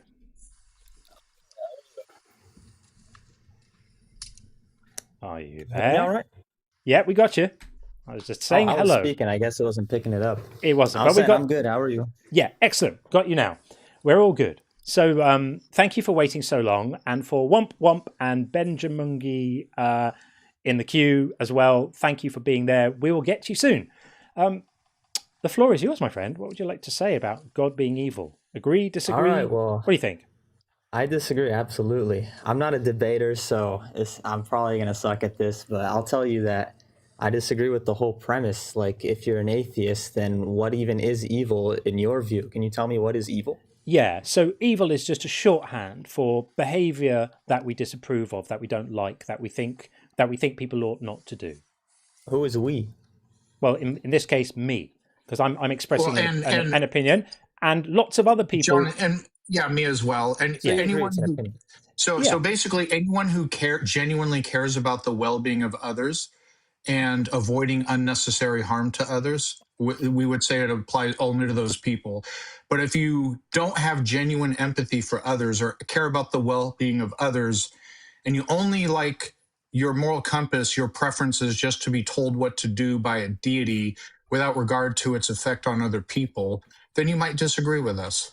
Sure. I mean, I agree with you. If you get your morality from like the Bible or something, you probably say like, yeah, this is not good for a lot of people. But I don't know how you can say that something's evil, like objectively. If you don't say objectively. We're not. That's why I said it's an opinion. It's an opinion. That's fine. It's like if we said someone is not acting kindly, let's say. So you make a judgment about someone not acting kindly. Well, if you said that to someone, let's say I said to you, there's a guy I know and he's really unkind and he treats people really badly. He's a really unpleasant guy because he enjoys seeing other people suffer and he treats them really badly and he's really unkind. You wouldn't say, well, what's your standard for kindness? You would understand what I mean, right? So I'm just using... Well, is suffering evil? Is something that leads to suffering evil? all 100% of the time? No, because you could say that there are instances where there's a little bit of suffering and it needs to happen for some greater good. Like if you need to have dental work, it can be painful and unpleasant, and it can make you suffer a bit. But the reason you're doing it is because there's some greater benefit a bit further down the line for you, right? Or even just something simple as like getting an injection. Well, getting an injection is 5 seconds of pain, but it might save your life later because maybe that injection is inoculating you against a disease that might have cost you your life further down the line. So there's a huge upside in exchange for the few seconds of discomfort you have from the injection. So no, I'm not making the case that every instance of any kind of suffering is evil, but the kind of suffering that we're talking about that we can attribute to God can't be explained away on the basis of that it's going to lead to some greater good later. And you give me an example of some sort of suffering that doesn't lead to anything positive? Yeah, so let's. God, I'm getting a sense that you may school pew-pewing. Yeah, you don't want to go to the Bible right now, so we're not going to go to the Bible. That's a net negative, right? Would you agree? Someone goes to a school and pew-pews a bunch of children to unalivement. That those are always bad. Absolutely, yeah. Murder is wrong. I mean, that's across all religions, I believe. Or suffering. It causes an enormous amount of suffering, and it causes. I can't think of any, but you could try to argue. I don't agree that suffering equals evil. Unnecessary suffering causing. So like a tsunami might wipe out a bunch of people and cause suffering, but it's not a thinking agent. The tsunami is just a happenstance. But when a thinking agent unnecessarily causes harm, that's what I'm calling bad. Do you disagree? There's any unnecessary harm, and to say that there is would just be coming from the opinion of a human, which is limited in knowledge and wisdom. Okay, so let's do the thought experiment. Let's do the thought experiment. Okay, so a tree falls over. I don't like theoreticals, but we can try. Well, we're gonna do that. A tree falls over in a forest and it lands on a deer, and it doesn't kill the deer immediately. It traps the deer, breaks both its hind legs and its back, and the deer lies there for 7 days in agony, terrified, calling for its mother and dying slowly in agony for 7 days. And then the deer dies. If there's an all-powerful God, could God have caused the tree to not fall on the deer? God is the cause of everything. He is the only entity that creates. Lovely. That moves things. Time is created. Lovely. Could God have caused the tree to not fall on the deer? God is the one who caused the tree to fall on the deer. Absolutely. Right. Yes. So it's on him, right? Could God have chosen for the tree to not fall on the deer? Yes, he's all things. Exactly, all the things. So he wanted the tree to fall on the deer, correct?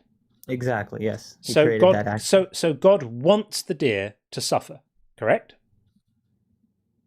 Yes. Does your idea of goodness include wanting animals or people to suffer? No. My idea of, it's not my idea. Evil, well, at least in my religion, is simply, I don't know the exact definition, but evil is just the defiance or the arrogance of. Don't worry about that. God's We're asking right now whether you think that it would be okay to describe someone as good who deliberately wants the pain of others. Yes or no? God is not subject to good or evil. That's only creation. Watch me. I'm judging it right now, and I'm inviting you to come with me on the journey. So I'm saying, look, I can say this very easily, and let's ask Sean. Sean, would you say that somebody who chooses unnecessarily to cause the suffering and pain of another is good? No, I wouldn't. Would you define that comfortably as being an evil act and being characteristic of someone who is evil if they chose to inflict lots and lots and lots of pain which they didn't have to inflict on animals and people?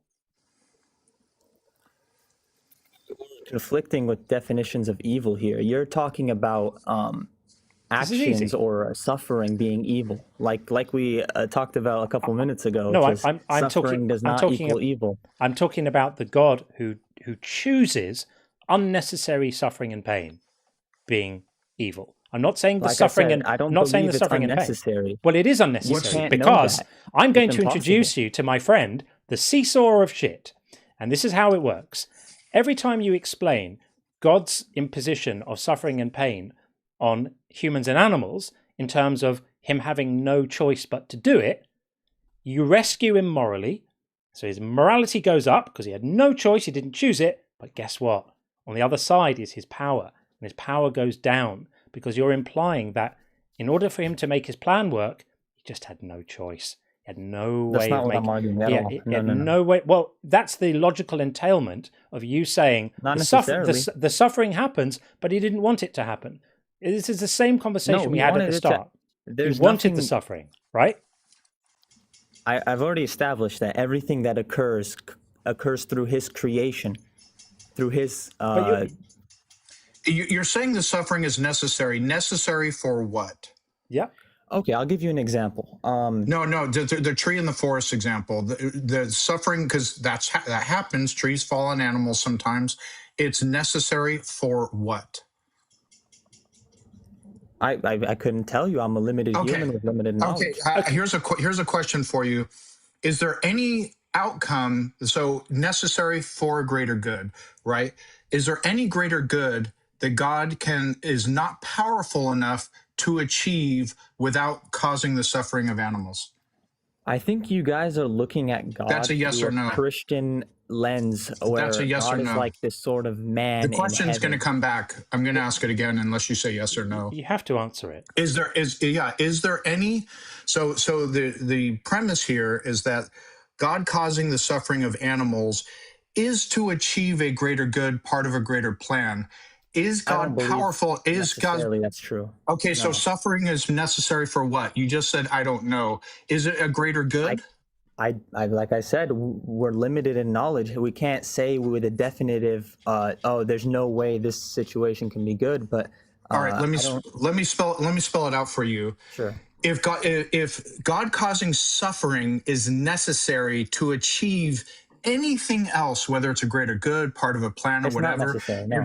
Oh, okay. So you're changing your answer, and that's fine. I never said it was necessary. You literally did, and this is all recorded. Now you may have misspoke. Go ahead. Yeah, John. but Can I but tell if you it, what I believe? Can but I if tell it's you first? but before you do, if it's not necessary, things get worse for you, not better. If it's not necessary, then God is choosing suffering as an end in itself. And if someone is choosing suffering as an end in itself, that is what I call evil. Evil is No, I agree with that. I agree. Well, then But we're in you're agreement. under the God is evil. premise That no. I'm in agreement that if that was necessary, then God would be evil. But God is the necessary being. He's the necessary existence. Nothing can be necessary to him. That's delightful. If it was necessary, then it would be less evil. If it was necessary, then I would say, no, it's not necessarily evil then. It just means he's not very powerful. He's got no choice but to impose this suffering.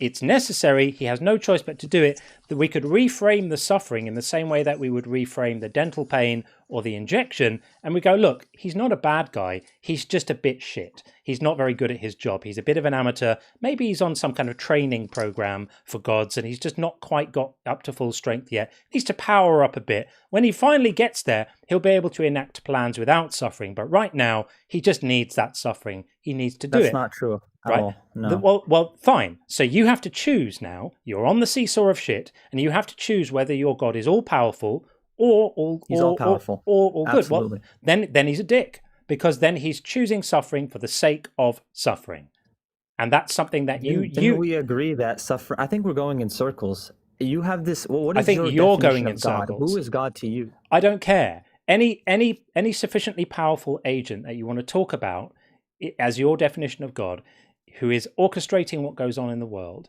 and as you say, is maximally powerful, we have to account for the suffering. And the only options are he wants So it. suffering has to be evil. No. Necessarily. Listen.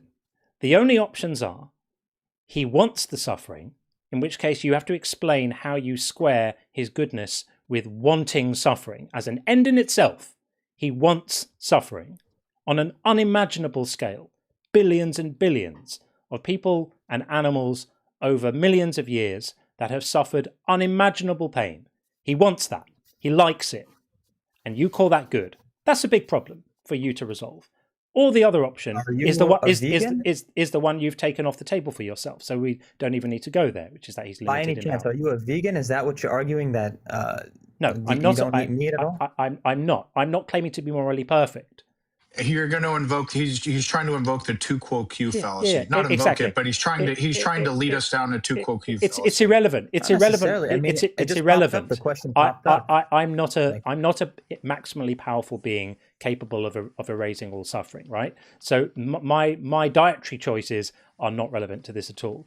So I would like to know from you for the last time, because we're going to move it on in a minute. But I'd like to know from you how you square and explain a being who chooses an unimaginable amount of harm for its own sake, not to achieve something else, not because he needs the harm there for other reasons, but just because he wants the harm. Because you've taken the other reasons off the table. You've said he doesn't have to do it.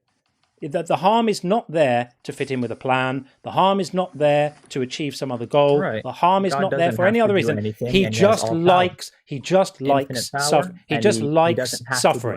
He just likes suffering, right?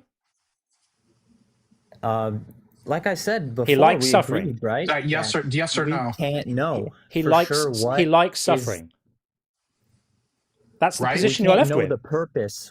You don't have to know the purpose. You've already told us that it's not about a purpose. You've taken the purpose off the table. There is no purpose. If he's all powerful, then the suffering is not necessary to achieve the purpose, because encompassed under the subset of all would be achieving that thing without the suffering.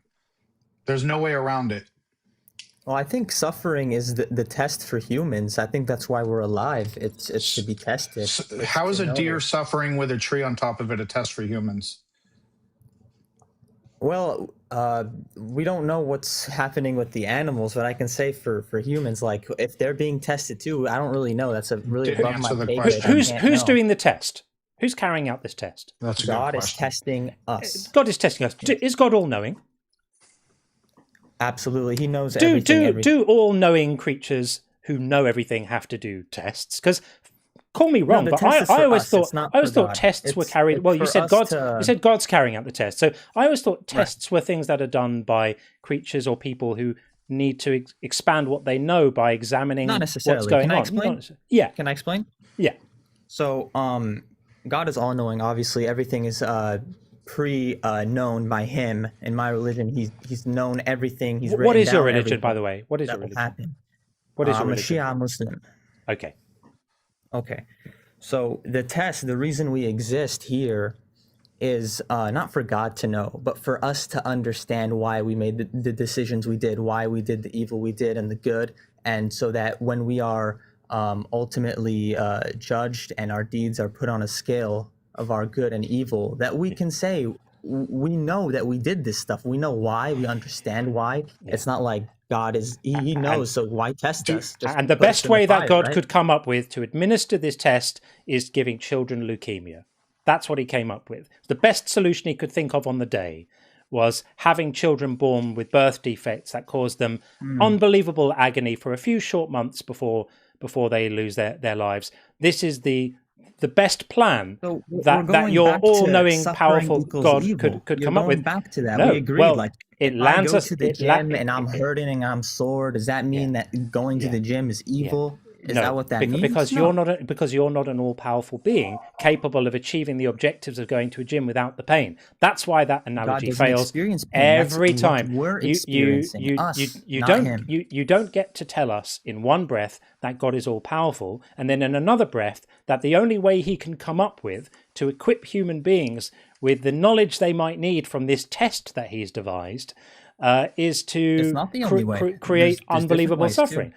Well, no, that's not true. Then he's frankly completely fucking incompetent, and I don't know why you would bother to worship such an idiot, because I could think of better ways to equip human beings with the knowledge they need about life that didn't involve babies dying agonizing deaths and animals suffering and tsunamis and hurricanes and earthquakes apparently randomly killing and maiming and injuring hundreds of thousands of people every year he sounds like a complete fool to me, and I have no idea I have why a you would question. worship this guy. I'll tell you.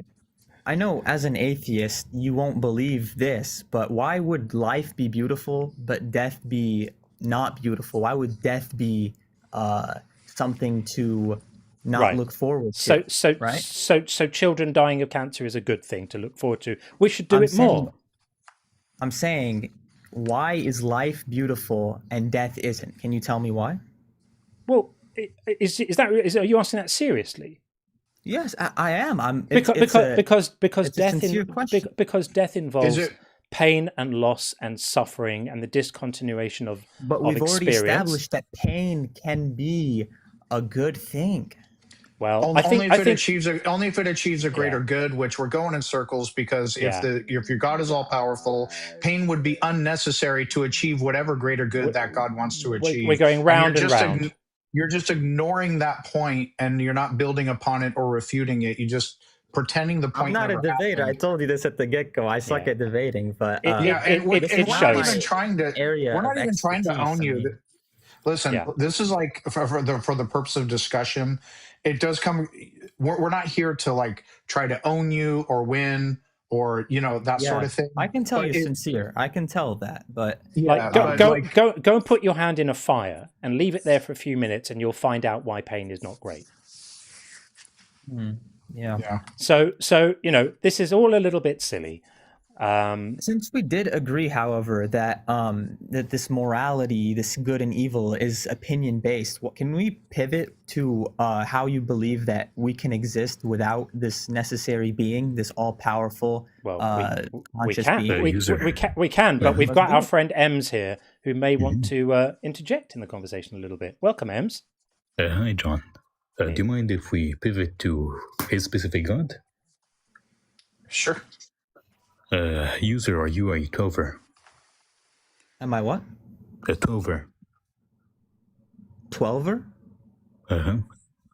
I would say I'm still reading into it because I was following the orthodoxy for a bit, and then I realized that the Sunnis actually worship a God who literally descends and has a literal face and hands, which is polytheism. It's idolatry. So I pivoted towards more of Before we do that, so you think that Shiism, in which you attribute 40-something characteristics to God, and the Imams share all of them but one, that is not polytheism?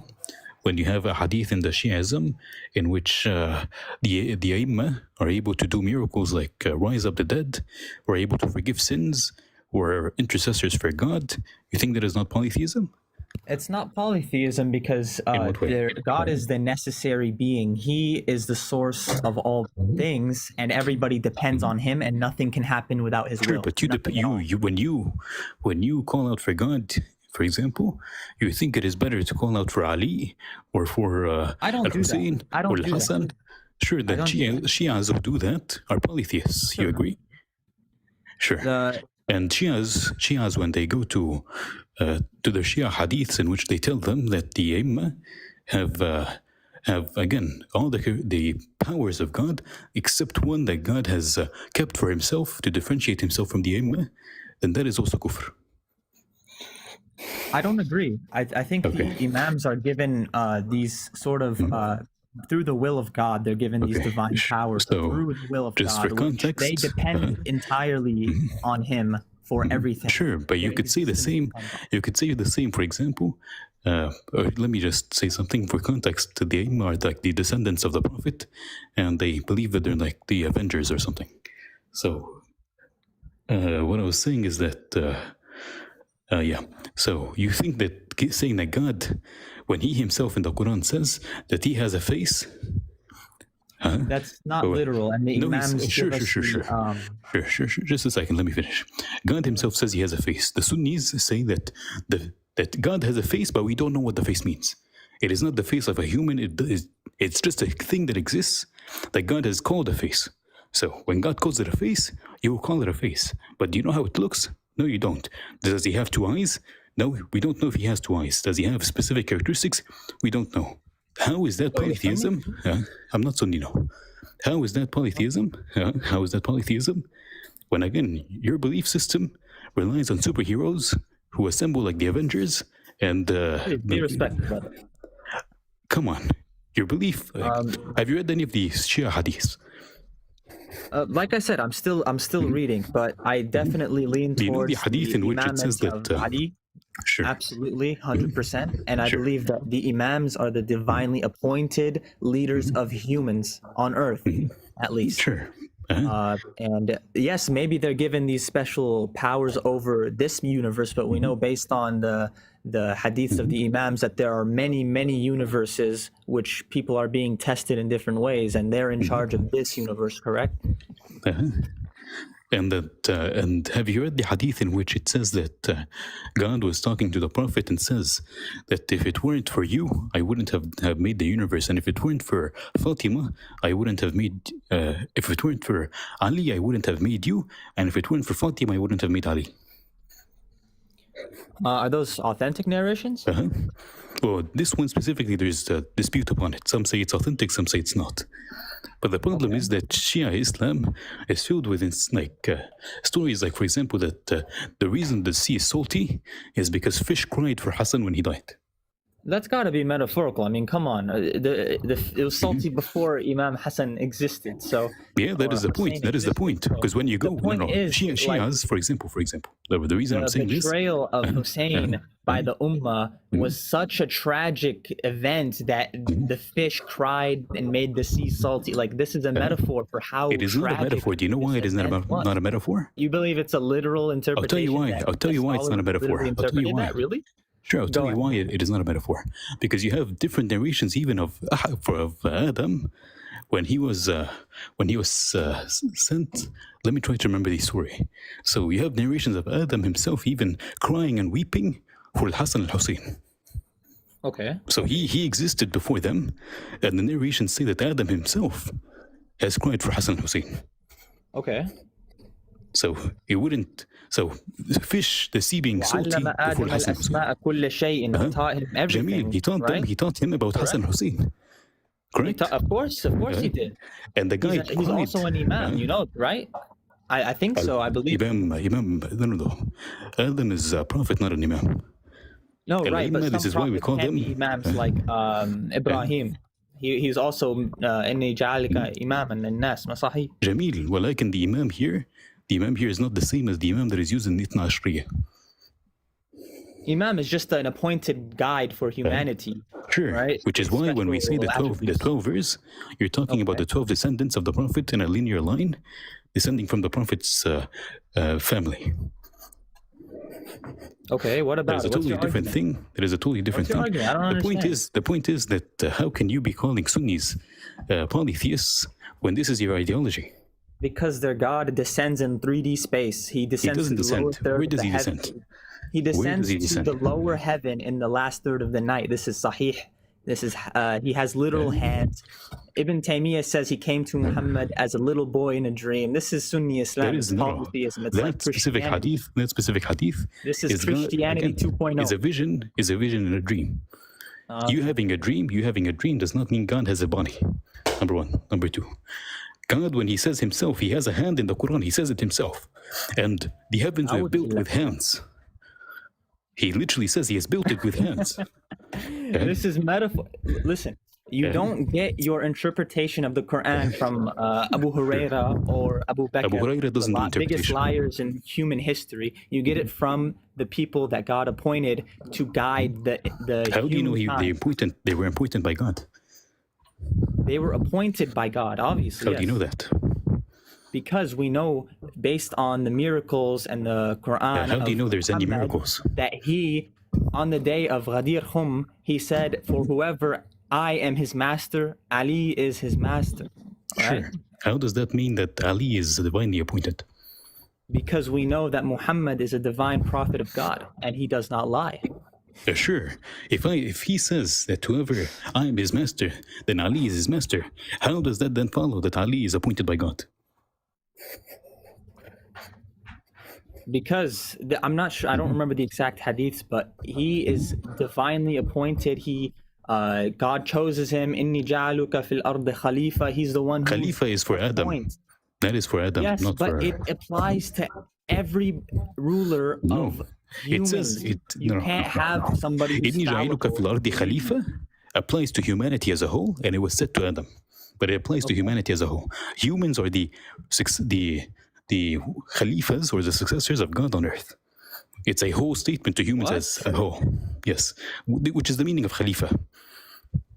He is a successor. Ali is the successor of Muhammad. He is the Khalifa. Jamil. ولكن again, when the Quran says that, it is talking to Adam and referring to humanity as a whole, not referring to rulers of earth.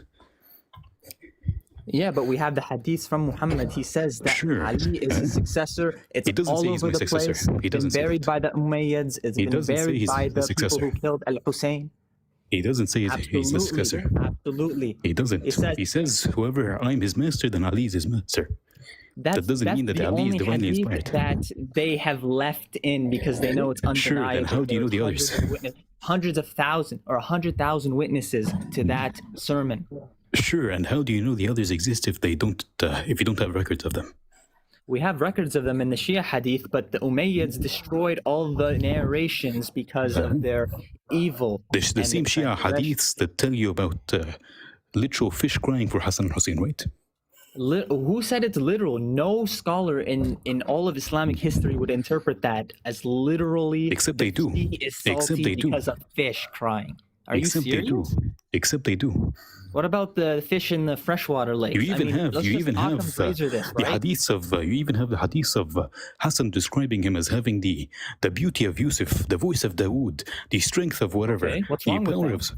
You think that this guy literally soared the skies? Some of them were even described as being able to fly. Birds can soar the skies, but a divinely appointed imam can't. Sure. I guess I don't know about this hadith, again, by the way. The problem is you literally believe in guys who will literally fly through the sky like superheroes. I don't know about these narrations, brother. I'm telling you that I know about the successors of Muhammad, and they are the guides for humanity. That's what I know. Sure. I don't know do you where know the hadith? Do you know the hadith? From. Sure. Do you know the hadith of Imam Ja'far as-Sadiq when he says that what was the hadith? What are you, by the way? What are you? Are you Christian? Are you? I'm not a Christian. Why would I be a Christian? I don't know. This is a panel that says God is evil. Why would I be on the panel discussing with you if I'm Christian? I don't know. Maybe you're here to debate. I don't know if you're with them or you just came on here, but like me. But why would they let me up? So you know about Islam and you're an atheist, essentially. Yeah. Ja'far as-Sadiq, you have a narration of him in which he says that if a woman goes ahead and does mut'ah with a man while she's married, there is no fault upon the man she did mut'ah with, even if he goes ahead and asks if she's married or not. These are the divinely inspired people. Hadiths. And you have a Shia hadith, in which the Prophet himself says that I am shocked by a man who beats his wife when he himself is more deserving of beating.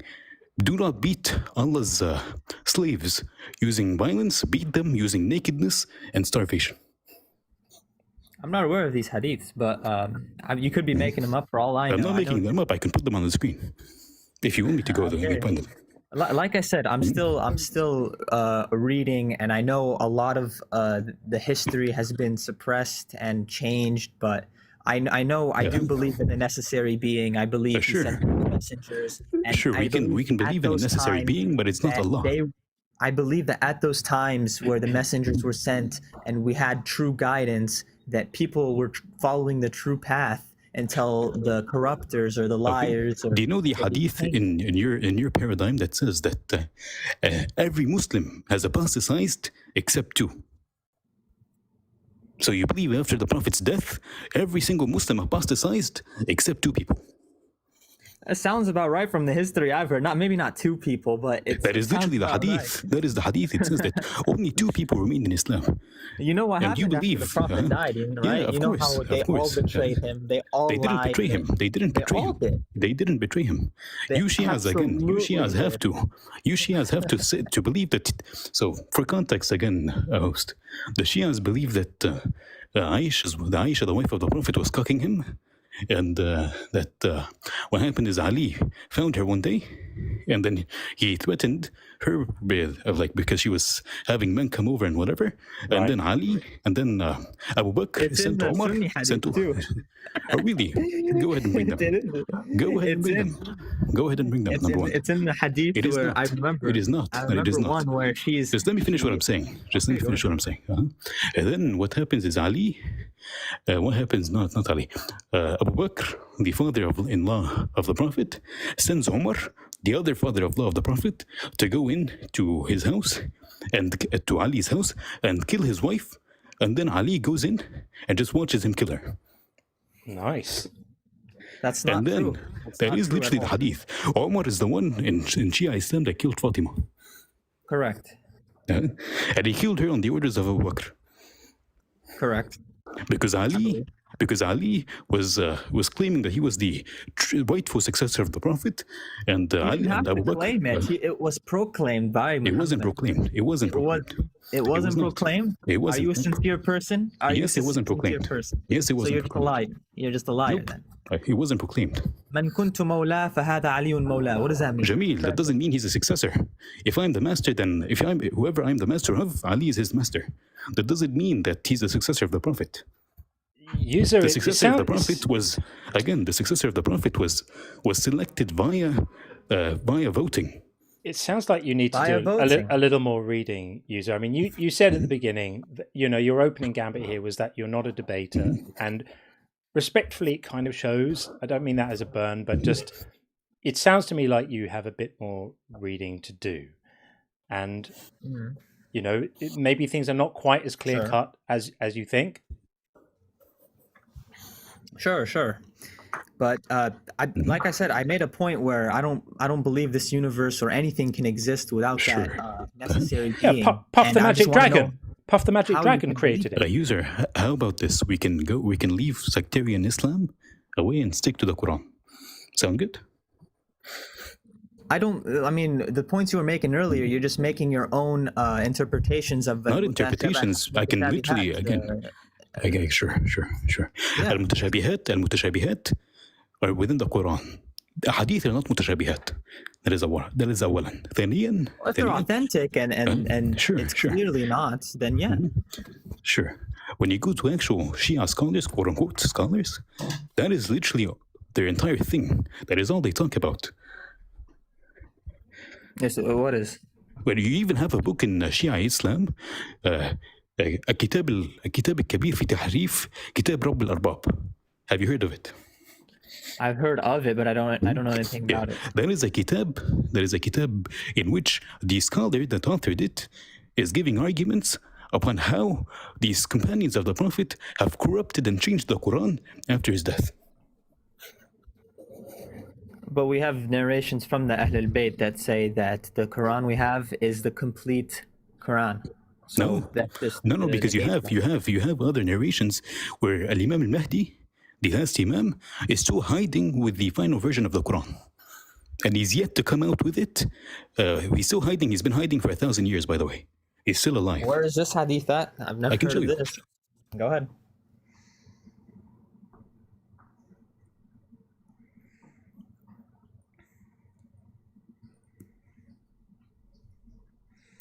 I mean, we can sit and talk about hadiths all day, but it all boils down to this one question, which is, how does anything exist? And I don't think you I told you, can come Puff the Magic Dragon made everything.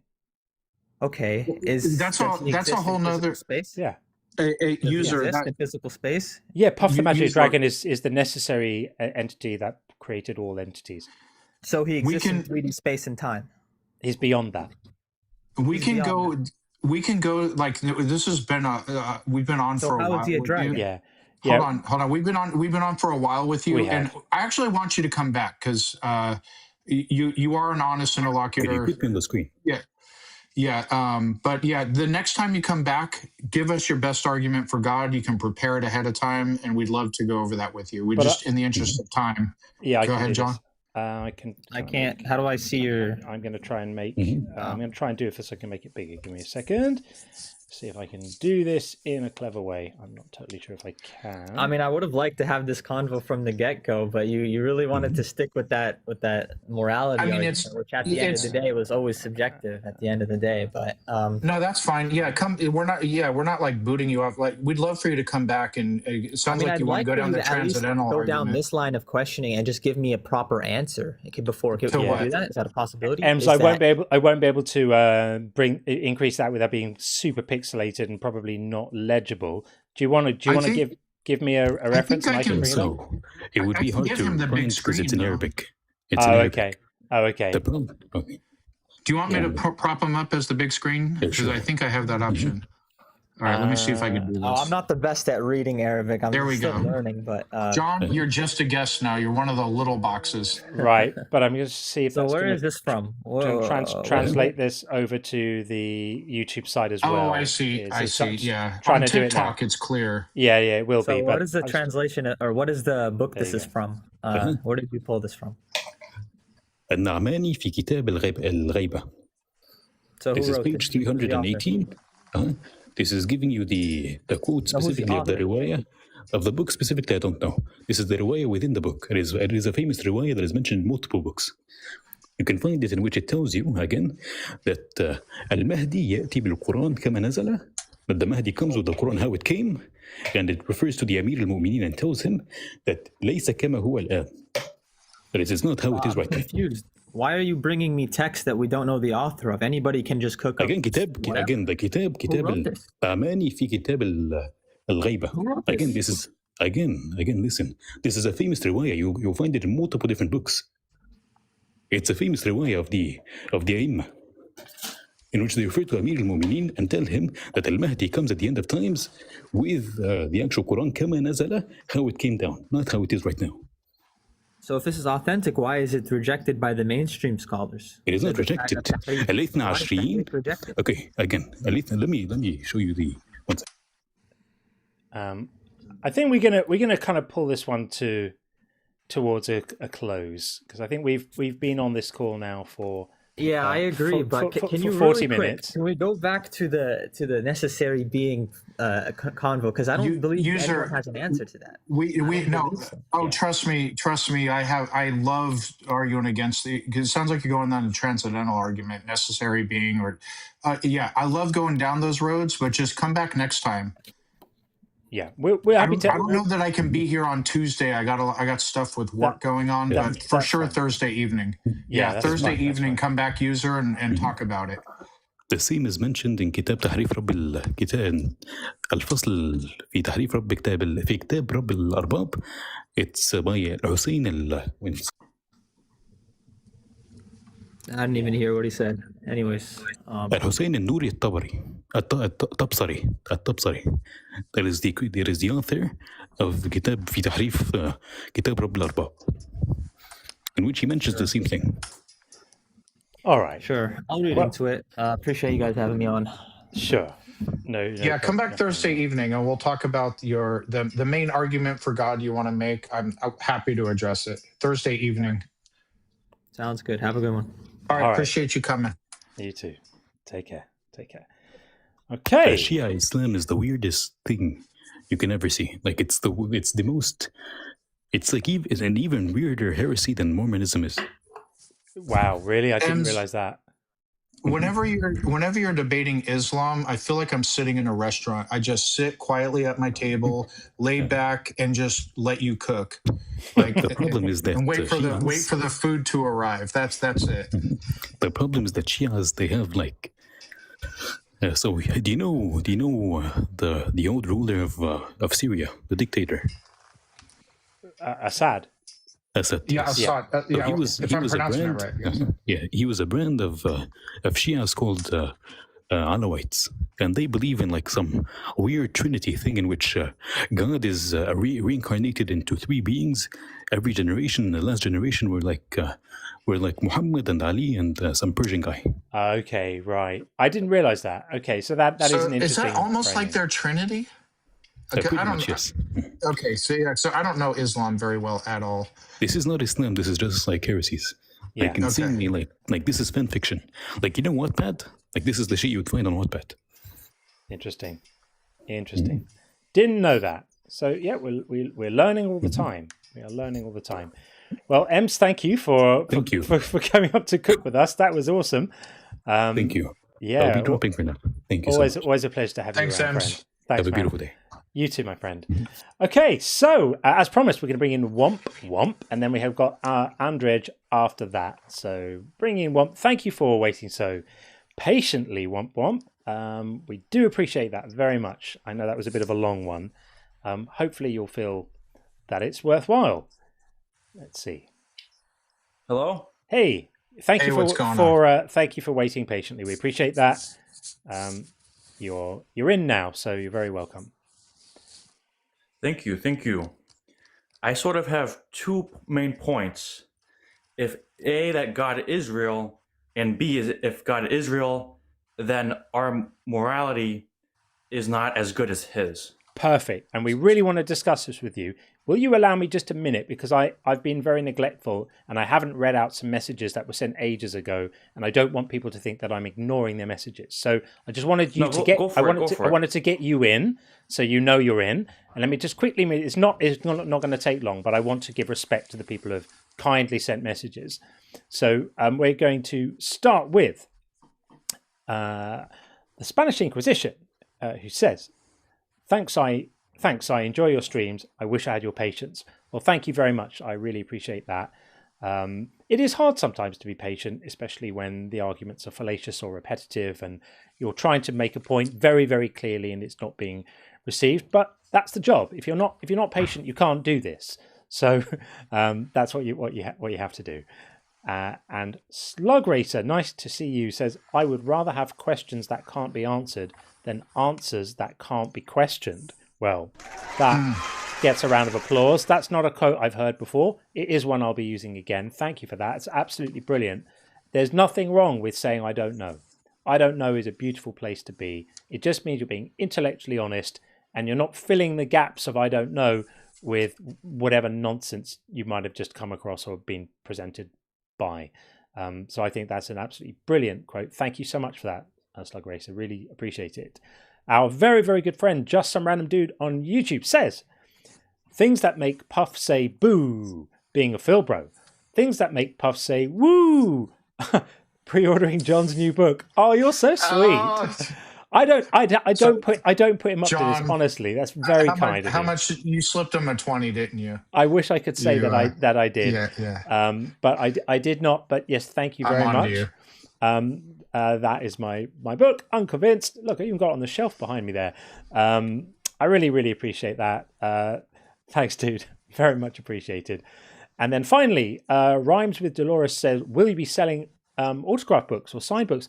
I will be, because quite a few people have asked for this. I didn't want to presume that it would be a thing that people wanted, but quite a few people have asked. I put a little poll out, I think, in the last live, and quite a few people responded, and it was about 80% yes. So I am going to work out a way to do that. Got a little bit of time still, but yeah, I think that I will do that. I'm probably going to make them either directly available on the merch store, which isn't open yet, but will be soon, or there'll be a link directly to a site. But yes, I am going to do that for anyone who wants it. So thank you very much for even caring to ask a question like that. I really appreciate it. Okay, thank you for the lovely messages. Much appreciated. To the matter at hand. Thank you for being patient, Womp Womp. So you said that you wanted to discuss whether there is a God or not, and then look at the morality of that God. Correct. So, yes. So what's your perspective on this? Are you a believer of some particular type? I am a Christian. You're a Christian. Okay, so the Christian God exists. That's cool. Okay, so do you want to talk about reasons to believe a God exists first then? Well, you sort of mentioned it when you're reading the comments of the I don't know and filling in spaces. So this might fall into this area. Sure. To me, the main reason I believe in God, and this is before like religion, right? Just a God, not necessarily Christian or Muslim or Hindu, is chemical evolution or a biogenesis. Essentially, if you believe in evolution at all, you have to believe that we came from a single cell, and that single cell had to come from non-life. And this was an idea, I know Karl Marx had this idea as well. And essentially, we tried doing tests on this to create it, accidentally. We couldn't do that. And even to this day, we can't create a single cell from scratch on purpose. Yeah, but we're not assuming that a single cell was created by someone. And this notion of non-life is a bit of a non-starter. Do you know that every single atom that makes you up is non-living? Every single molecule that makes your body is non-living. Life isn't a property, it's not a magical property of things, that this is life and this is non-life. It doesn't work like that. Life is the name we give to configurations of non-living stuff that, when combined in a particular way, exhibit particular traits, like taking in resources and energy from their surroundings, or being able to reproduce, or engage with their surroundings in certain ways. There isn't a magical thing called life that living things have to come from. Everything is non-life. Non-life is the stuff that makes life.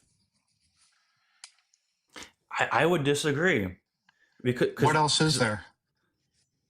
You have non-life and you have life. Well, no. What John is saying is that the elements that comprise our bodies are non-living things, molecules of various things, atoms, etc.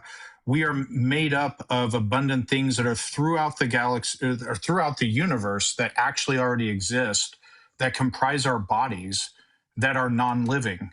So we are made up of non-living things. Is consciousness comprised of atoms? No. But so then, it comes from the operation of atoms. Yeah, just like on a software on a computer, if you look at a circuit board, you don't know if the computer is wiped clean, or if it contains information, if it contains operating systems and programs or what have you. The program is an emergent property of all the electrons and all the chemistry and everything that's going on in your computer. It's just an emergent property of those things. So basically what you're saying is we don't know how the first single-celled organisms appeared on Earth. That is an unknown in science. So we just leave it at, we don't know how it happened. If you're going to claim they were created by a deity, or if you have any explanation, the onus is on you to provide evidence for that. Well, again, I can't prove that's a Christian God or a Muslim God, or if it's any God, multiple gods or whatever. Any but God. Again, we have the science. We have science proving that it cannot be done by accident. The same way that we don't have science proving that. We did a test proving we can't create it by ourselves, right? That doesn't. First of all, we have created since 2010. Craig Venter and his team created a functional genome, fully functional, of a bacterium, inserted it in a hollowed out cell, booted it up, and created that bacteria, self-replicating the whole thing. Actually created it just with an empty cell, and him building a genome from scratch, all the nucleotides, just from scratch, actually built it. Now, it did use a hollowed out cell, but even before that happened, the most you could say is we don't know how life originally started. And so I'm saying I don't know how it started. You're saying some God created it, but I cannot accept your explanation until you actually provide sufficient evidence that a God created it. I'm still stuck at I don't know. Because we're talking about computers and and processors, right? We as humans create millions of these every year. I have never seen one grow out of the sand, grow out of a mountain, grow out of anything. Nobody thinks computers are man. Nobody ever thinks that happened. We know computers are man-made. We don't think they come out of the ground or what have you. But you're trying to draw an inference. Well, computers are made by a thinking agent, therefore we're made by a thinking agent, and that's a non sequitur. Just because this other thing was made by a thinking agent and maybe has similar attributes, that means we were made by a thinking agent. So just leave it at I don't know. Like, I agree with you. Like the studies for abiogenesis, how it happened, are ongoing. Nobody knows exactly how it happened, but there's always going to be unknowns in science. And just like there was a time we didn't know what causes lightning and thunder, and spoiler alert, it was neither Thor nor Zeus. It was static electricity, but we didn't know it at some point. You're doing a textbook God of the Gaps here. Thank you for the galaxy, by the way. That was amazing. Yeah, I mean, this is classic argument from personal incredulity. This is all this is. This is you saying you personally can't imagine how this could have happened by natural processes, therefore a magic person did it.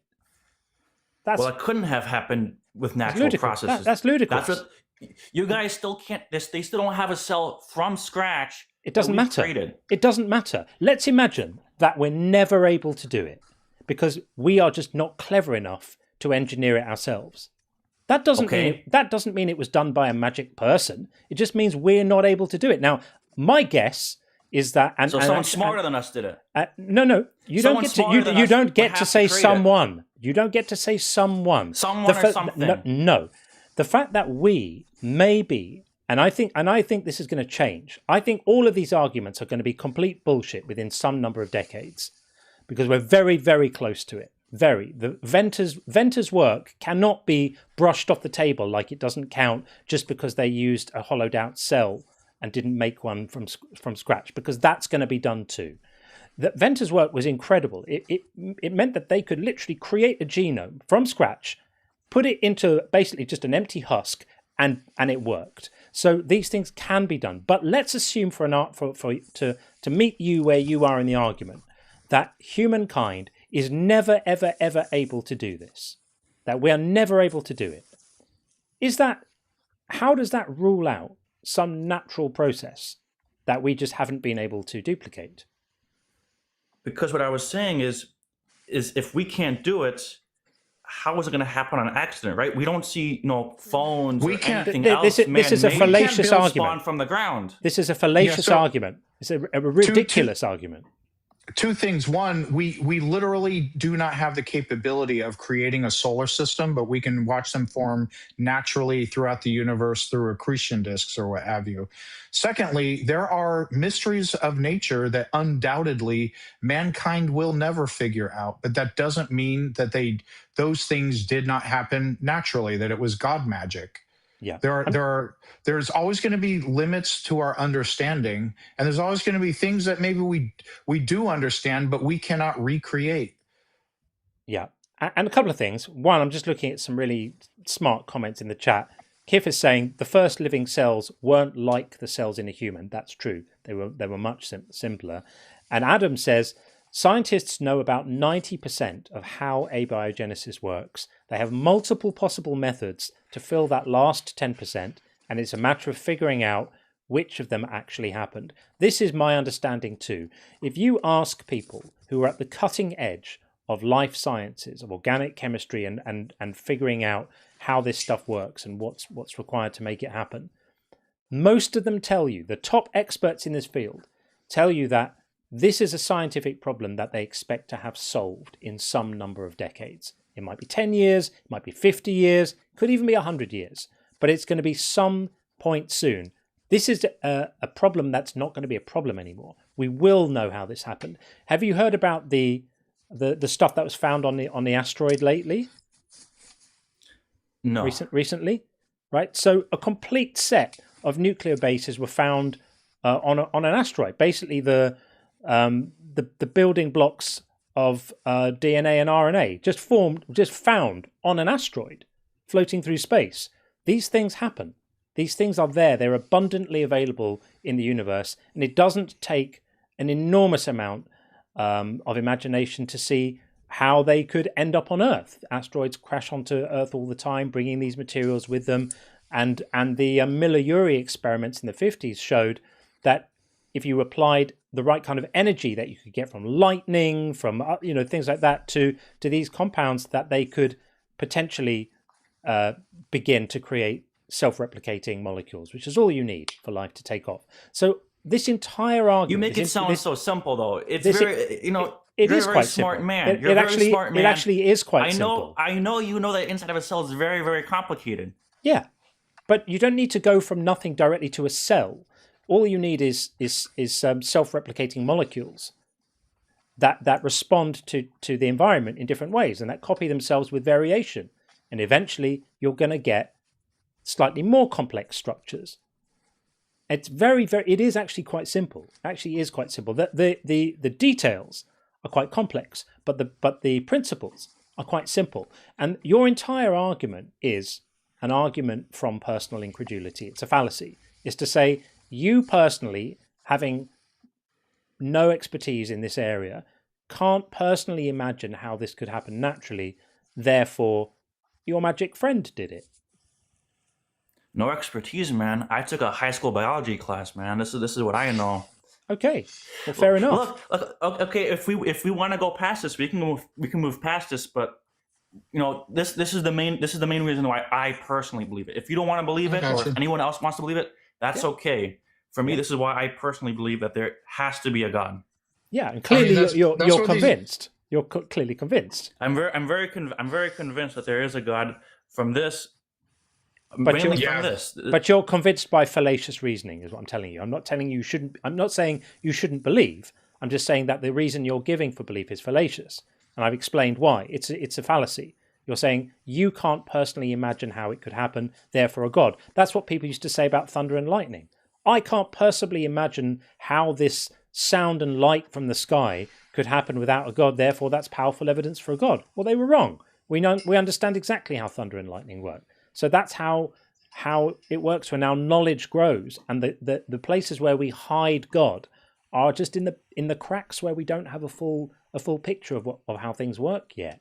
So if that's where you want to go, well, fine, you're going to have to go there. But I'm just telling you that your arguments are a bad reason to believe. You can believe for different reasons, or you're going to believe because you're persuaded.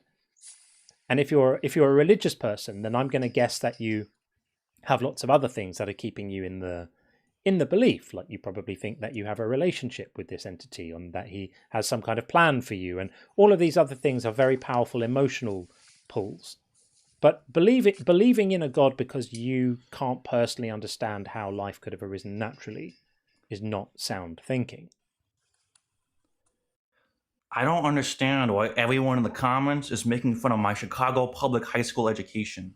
No one should. It's top of the notch. No one should be making fun of your education.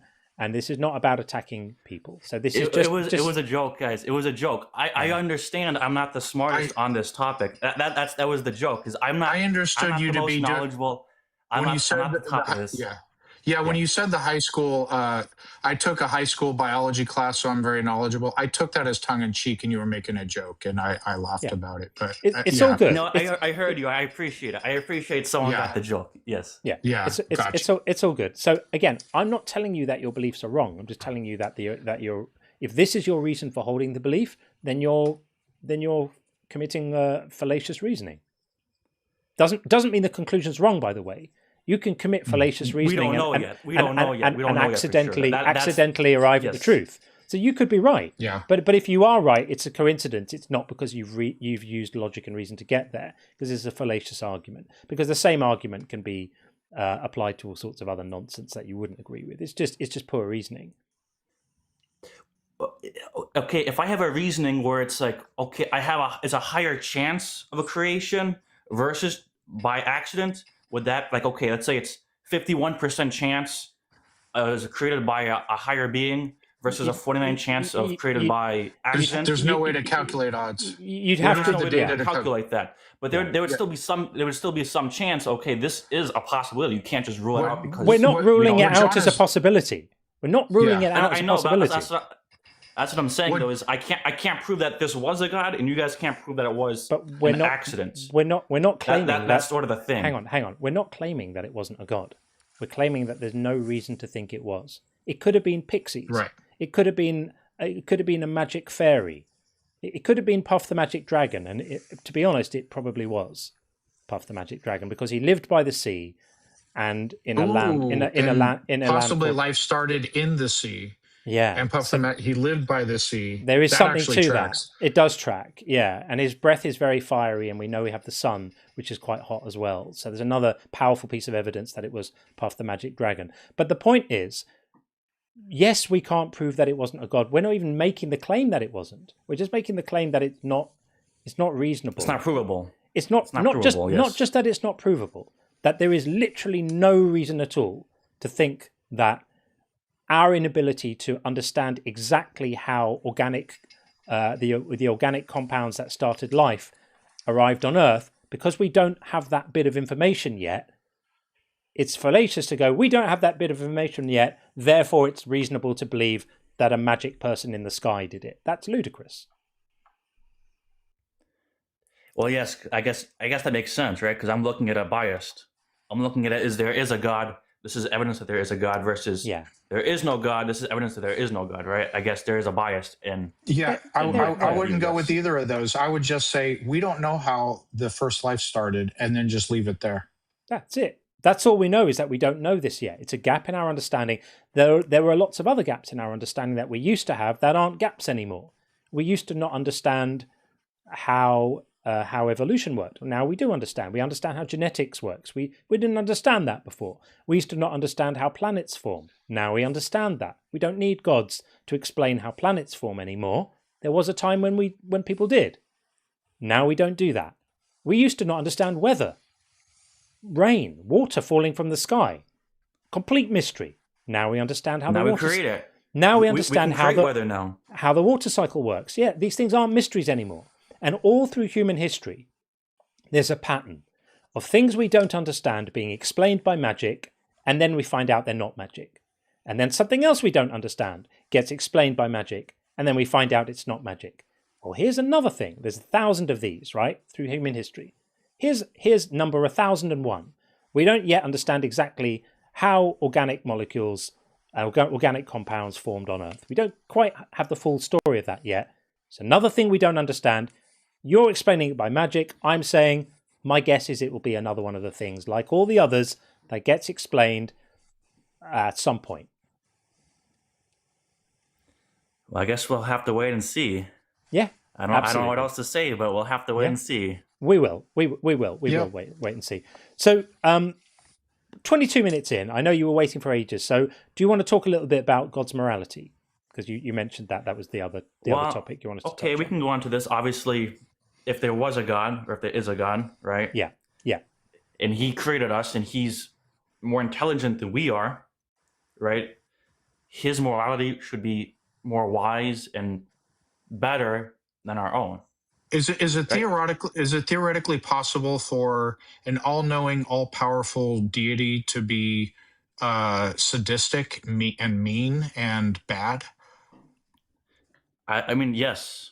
Yeah. Okay. So basically, it's not a necessary entailment that if he's all-knowing and all-powerful, that he's necessarily all good. So we would look at his attributes, his character. And how would you judge good versus bad for a God who's all-knowing and all-powerful? Well, because I believe that human morality is very, it's not objective, it's subjective, right? So if there is a God, his morality would be an objective morality, and what he says would be correct. Do you agree that something is subjective if it's dependent on the stance of a mind? I'm not very smart. You're going to have to put that into... all right, no problem. I got you, buddy. All right. So the moon exists. The fact that the moon exists is an objective fact because it doesn't matter whether any minds know about it, how the minds feel about it, whether they believe the moon exists or not. It is just a brute objective fact that the moon exists. Would you agree with that? Yes, I would. Okay. So something being an actual fact of reality that is independent of a mind makes it objective. Something is subjective if it's mind dependent, is dependent on the stance of a mind. For example, Mozart is great music. That is not an objective fact of reality. That's a stance of a mind. So would you agree with that? I would, yes. Okay. That is what morality is. It's us having a stance on how others behave. It's the stance of our minds. If God exists, who has a mind and has preferences in how people should or should not behave, it is still stance dependent, because it doesn't matter if it's a human mind. If aliens came down and said, "Never Gonna Give You Up" by Rick Ashley is a great song, that's not a human mind. That's still a mind, but it's still that alien's subjective opinion. So God having a stance on a thing, something being the stance of God's mind, it is still not mind independent. It's just God's stance. So it's subjective, even if God exists. Okay, let's say you create a computer program, right? Mm-hmm. And the program doesn't want to do what you're telling it to do. Would the computer program call you subjective for telling you that it's wrong? Well, I'm not like verbally telling a computer. It's basically I'm writing a code, and if the laws of physics hold up and my code is correct, then the program's just going to do what I tell it to do. If I incorrectly code it, then the laws of physics are going to cause it not to do what I want it to do. I don't know how that's analogous. Because today you're using AI, which AI is not very intelligent. Let's say you use AI to create a computer program, and it comes back wrong.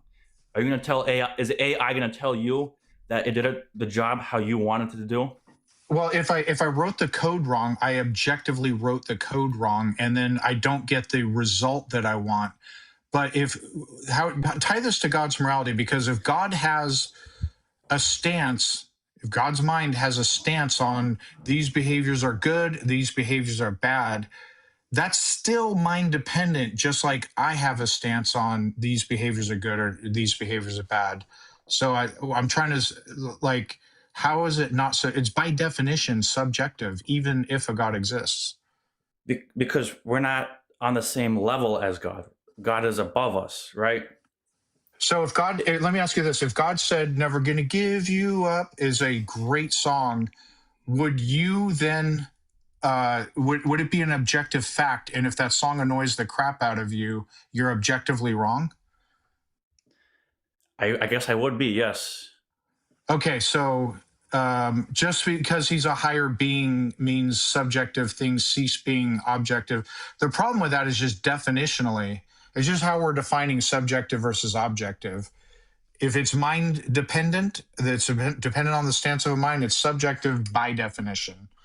And by the way, if God said torturing, I hate saying the words make my, but I have to do these for the purpose of the discussion. If God said torturing babies was moral, would you consider it to be objectively moral if that was his stance? I mean, I guess I would have to, no? So that's terrible.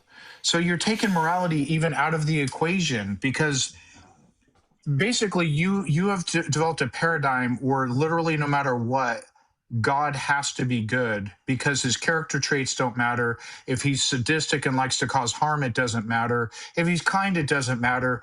His characteristics are completely irrelevant. He's just good by definition because he's God. And good loses all meaning because there's no way God could be bad. You're not even saying God is good. You're just saying God is God at that point.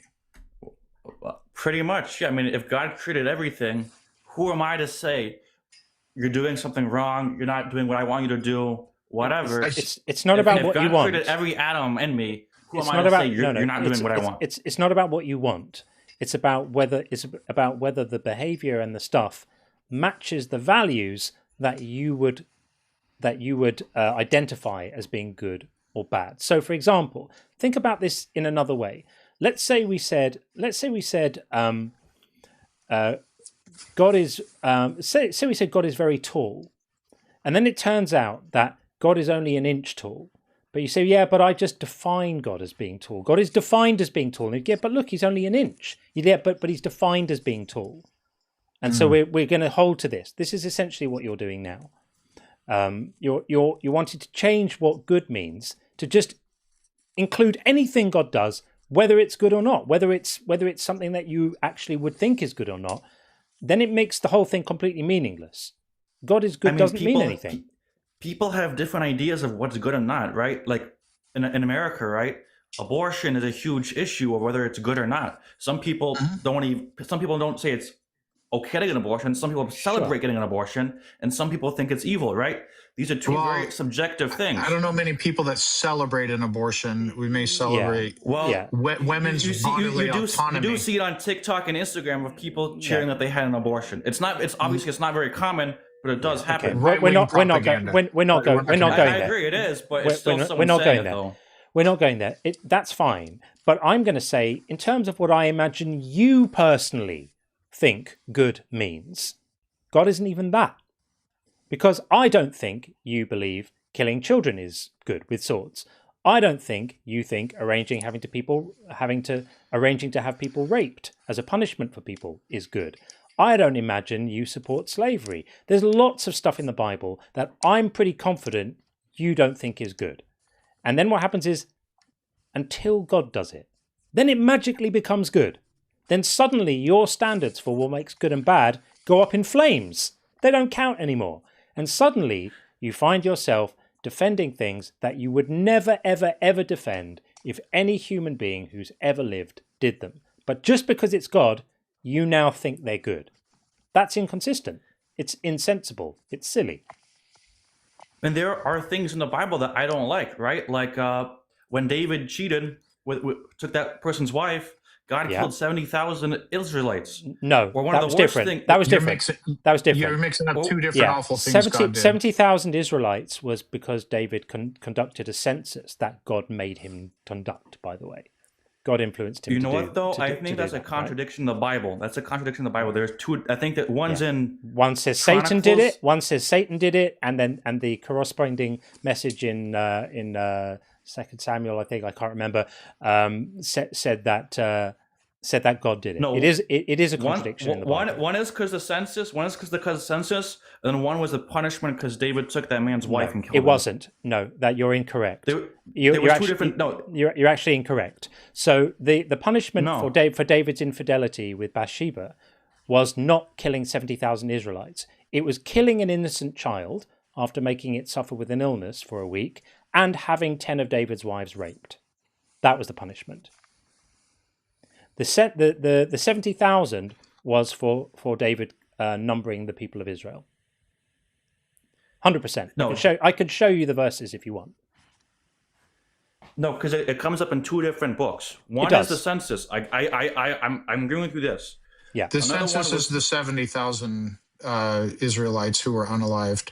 And then, two different awful things. Now, the thing is, you really have a visceral reaction to both of those things. However, when God does it, you just have to say, "Oh, God did it so good." When it comes to your God, our values that's part of what makes us human. That's part of our humanity. You are actually suspending and setting aside part of your own humanity when it comes to evaluating your God, because you're just saying, I have no moral evaluation, just God good, like dogmatically, and you're giving up your part of your own humanity, a really important part of what makes us human. Yeah, that's the tragedy of this. That's where this stuff is really sad, because you basically just you start having conversations about morality that actually aren't anything to do with morality. They're just obedience. This is how the religious solve the problem of morality, is by just abolishing it. Just to abolish it, define God as good, and then every atrocity and act of horror attributed to him is just defined as good, declared to be good, relabeled as good by fiat, just because it's him. You don't have morality anymore at that point. You've just got obedience. That's it. Like mental slavery. Not just obedience, blind obedience. Blind. Yep. Just like this, I must obey. Yeah, that's all it is. And that's sad. That's sad. But dude, been on it for 34 minutes, so we're going to move on. We've got Andrej and TikTok 37935 waiting to come Okay, in. nice so, talking to you, man. So nice talking to you I too. enjoyed that conversation. That conversation. You've been very respectful. We thank you for your engagement. So all the best. Take it easy, one. How do I leave? You gotta kick me. I will remove you. Yeah. Take Okay, take thank care. you. Thanks. Thank you. Thanks. Bye-bye. Okay, as promised, we are going to bring in Andrzej. I can't help but thinking that I'm pronouncing this wrong, but I'm sure that they will tell us how to pronounce it correctly. How do we say your name correctly? Andre. Andre, with a silent J. Okay, sorry. Yep. Apologies for nice to meet you, John. Massacring your name. I knew I was saying it wrong, and it sounded wrong as it came out of my mouth. I will not do that again. Nice to meet you too. It's all right, John. Welcome. Thank you for waiting, and the floor is yours. What would you like to say? I wanted to go back to God being all powerful and all knowing. Yeah. And I would refute that. I would say the God of the Bible, as a Christian, doesn't claim to be all knowing or all powerful. And he actually lays it at the foot of Satan that there's evil in the world. Okay, so interestingly, that's an easier God to defend, isn't it? Because you're not stuck with the burden of having to explain all of this horror. It just sounds like God's a bit shit. Like he's he's sort of a bit powerful, but he's not the sovereign creator of everything that we thought, or the sovereign power of everything that we're given to believe. That's a smaller God than many believe in. Like, did God create Satan? Right. Yeah, he says he created Satan in the Bible, not as Satan, but as Lucifer. He was an angel of light. Right. Yeah. And God did not know, because he's not all knowing. But I'm curious the things that he did know and didn't know. I'm also curious about what the limits of his power are. But with Satan, did God know that Saint Lucifer would turn into Satan and rebel and do all these horrible things? I can't say that's not in Scripture, but I can say there are a couple of examples of people like Saul, where God made Saul king, and then he says later on in Scripture, it says, "I regret that I have made Saul king because he turned away from me and it's not carried out my instruction." Yeah, you're right. That does, and he regretted making people and the way the world turned out before Noah's flood. You're bringing up great points. It's just very. It's interesting. Yeah. It's very different than normative Christian beliefs. I'll give you another example that shows that God is not all-knowing. So after the debacle with Abraham, with God getting him almost to kill his child, in Genesis 22, God says to him, "Now I know that you fear God." Well, if you only know it now, that implies you didn't know it before. Very right. Right? If you always knew it, you don't say "now I know." You just say "I've always known." So, right. I agree with you that this God character doesn't sound all-knowing. So now that we've dispatched with the tri-omni God of classical theism, what are we left with? What is this God about then?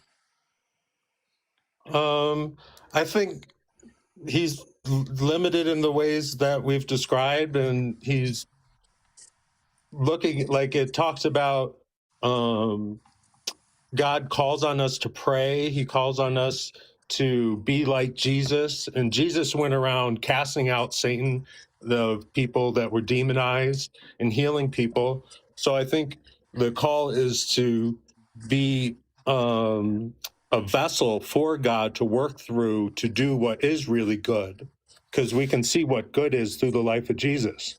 Well, here's an issue. So God not being all powerful and all knowing does create mitigating factors with the way the world looks right now. But what about all the evil shit he did in the Bible? Did he do everything that the Bible said he did? Well, we can go to the Old Testament, where it talks about let me get out of this again.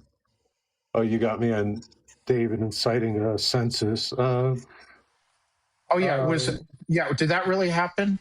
So, did God unalive 70,000 Israelites because David conducted a census? Yes, that was God's form of punishment. But we could go more to like him destroying the world by a flood. That included babies. And Which one? Yeah. Isn't that awful in your opinion? Well, it talks about in Genesis 6:4, the Nephilim were on the earth in those days. And then it talks about in 1 Peter how he imprisoned spirits for doing things in the days of Noah. So I believe that there were evil spirits that were mating with people. Okay, evil spirits were mating with people. Okay, so why drown the entire planet, all life on it, including non-human life, babies, children, deer, puppies, kittens, drowned? Not just Thanos finger snappy painlessly out, but drowned the entire planet. How do you reconcile that with being all good? Or do you think God is not all good? Do you think he's also bad in some ways? No, I think he's all good, but in a way that is relatable to human beings. But I think that there must have been a reason why, and I think that reason is given in Scripture when it says their thoughts were only evil continually. They must have been irredeemable. The kitten's thoughts were only evil continuously? Well, that obviously was talking to humans. I don't think God places a higher value on animal life as he does on human life. If your neighbor drowned a single kitten just for no good reason, just drowned the kitten, would you think that would make your neighbor bad? Yes, and the Bible talks about cruelty to animals. Okay, but at the same time, what if he drowned every kitten on the entire planet, save maybe two, because maybe there were two, a male and a female kitten on the boat? So that would make it much more evil. There were collateral damage. We have collateral damage all the time in war. Well, collateral damage is unavoidable. Like you hit a target with a JDAM 50,000 pound.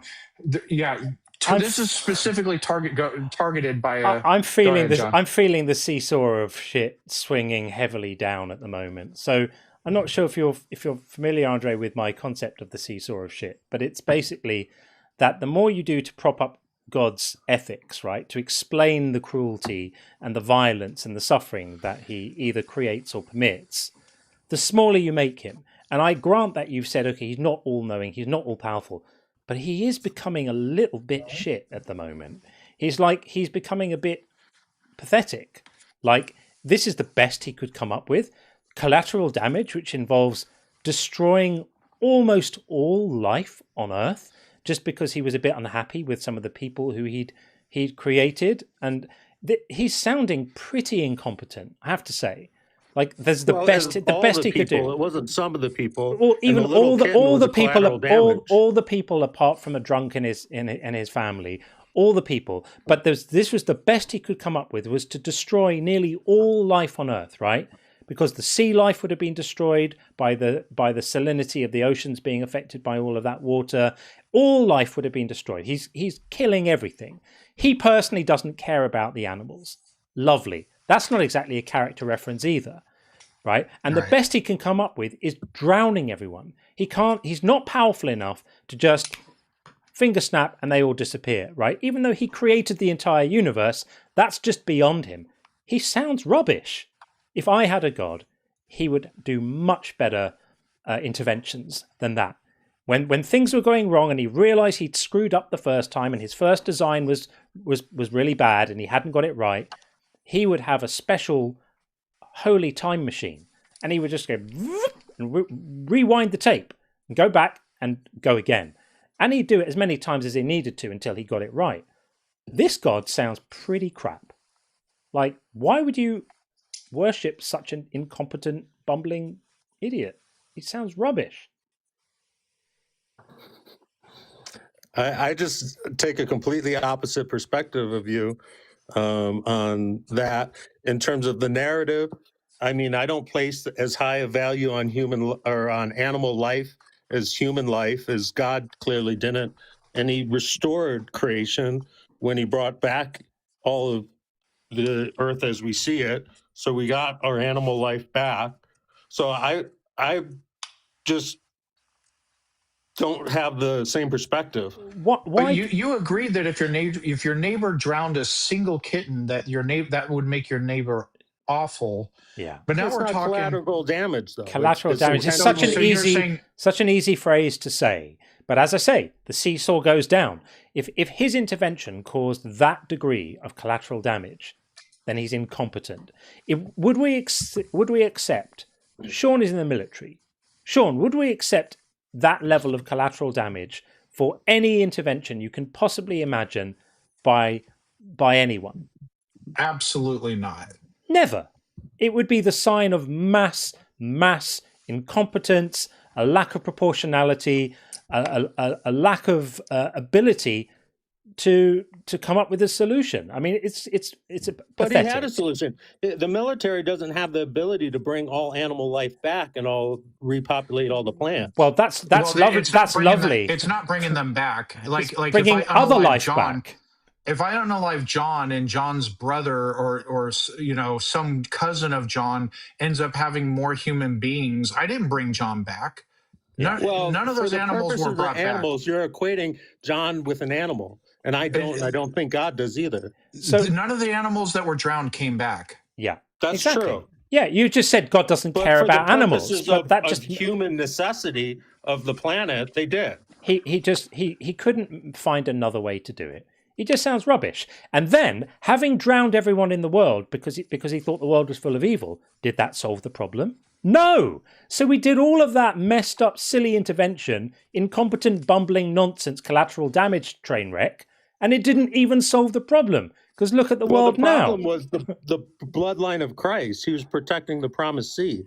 Well, yeah, okay, fine, of course. But look at the world now. His intervention was completely a waste of time. All of that death and Christ suffering came about. But it didn't solve the problem, did it? Because look at the world now. It's full of all sorts of people, and they're just as wicked, and there's all sorts of horrendous things going on. So all of that stuff was for nothing. He honestly just sounds... I just told you, and you dismissed it. You did it for Christ. Well, how does that help He drowned anyone? the planet for Christ? Yeah, What do you mean?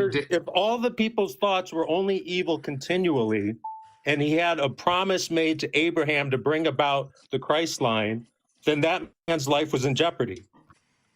This is such nonsense. I mean, these ways of trying to justify, industrial scale, suffering, genocide, horror, pain, agony, all just waved away. He did it for Christ. Problem solved. This is ridiculous. Listen to yourself. Come on. You're not making these arguments seriously, surely. This is rubbish. I'm sad you feel that way. But don't be sad. Just think. You'll realize what I'm saying is reasonable. The ground you're standing on is made of marshmallows. This is nonsense. It's really just a matter of perspective, and I will give you this first before we go, unless we can discuss more. But it talks about indeed when Gentiles who do not have the law do by nature things required of the law, they are a law unto themselves, even though they do not have the law. They show the requirements of the law written on their hearts, their conscience also bearing witness. But this is just preaching. This is not explaining why the incompetent God has to create cancer in children.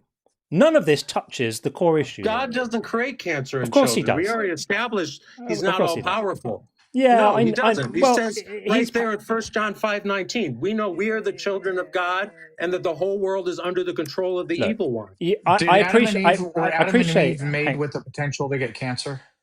Yeah. What's that? Were Adam and Eve made with the potential to get cancer upon their initial creation? State, no. Yeah. Okay, so God is powerful enough to create human beings without cancer. Yes, and then in their fallen state, right, evil was able to and who decided that they were going to have a fallen state?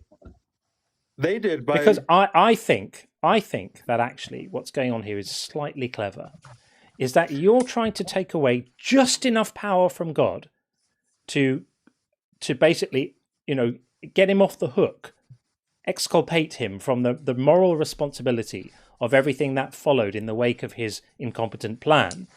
Just to take away his power just enough so that he can't be blamed for it, but keep him with enough power that he's still, worthy of being worshipped. This is the creator of the entire universe.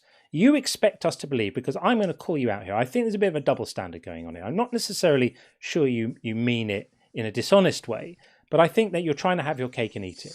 This is the creator of the universe. We're expected to believe that this entity is the author of all of life, stretched out the galaxies, created the sun, created all the planets. There's trillions and trillions of solar systems. He made all of those, all of this stuff. He's created all of this stuff.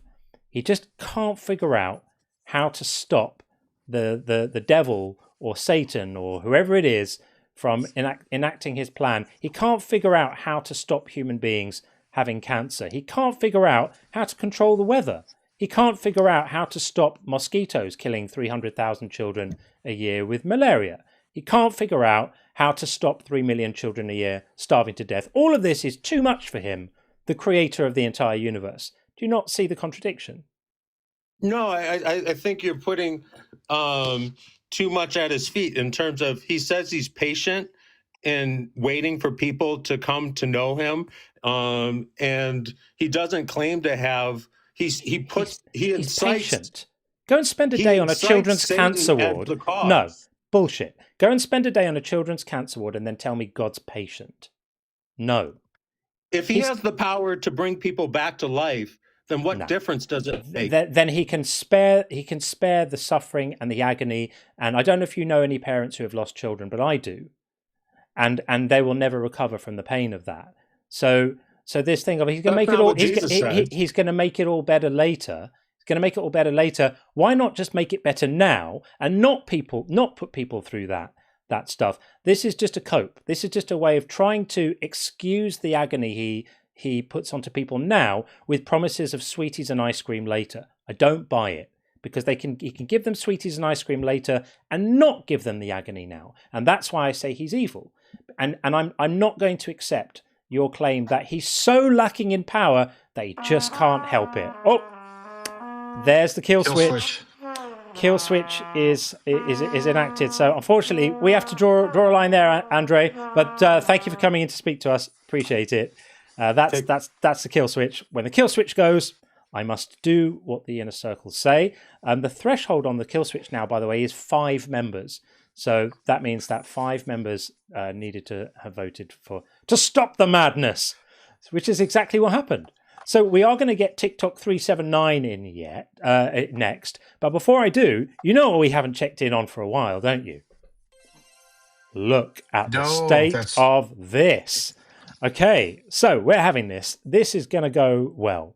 So we've got... did we have a God Works in Mysterious Ways? No, we didn't. Right, so PVG called God Works in Mysterious Ways. And PVG's on fire today. Look at this. PVG also called, read it in context. This is going back a little while, by the way. I've been remiss and let the bingo stack up. PVG also called Nothing Comes From Nothing. We definitely had that. And that's a bingo line. Well done, PVG. And also called The Bible is Historically Accurate. Dude, get a life. But you are doing really well, to be fair. PVG also called Look at the Trees.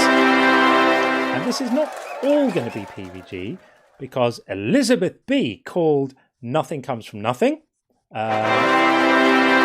And although I think that might have been called as well. And then PVG called Jesus Fulfilled Prophecy. So, look at this. We only have 2 squares left. Evolution is just a theory. Now, did we kind of have that? I think I'm not going to give, me personally, that I forget his name. He discussed evolution. He didn't try to argue against it. He just was trying to argue then, how did the first cells get here? All right. Fair enough. Yeah, there was some. Have you calibrated the sound on that? Because there were some YouTube comments about I've just turned it down a bit. Hopefully it's I was saying too loud still. Right, that might be an issue. Let me try to turn that sound down in a slightly different way, because I thought I'd been very good and turned it down. Right, I think I might be able to do this. Let's see. Right, I'm trying to turn that sound down in another bit of software.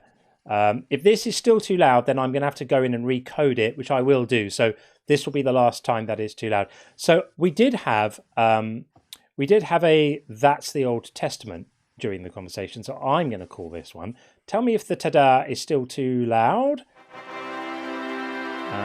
Let me know, guys. Is that a little bit better?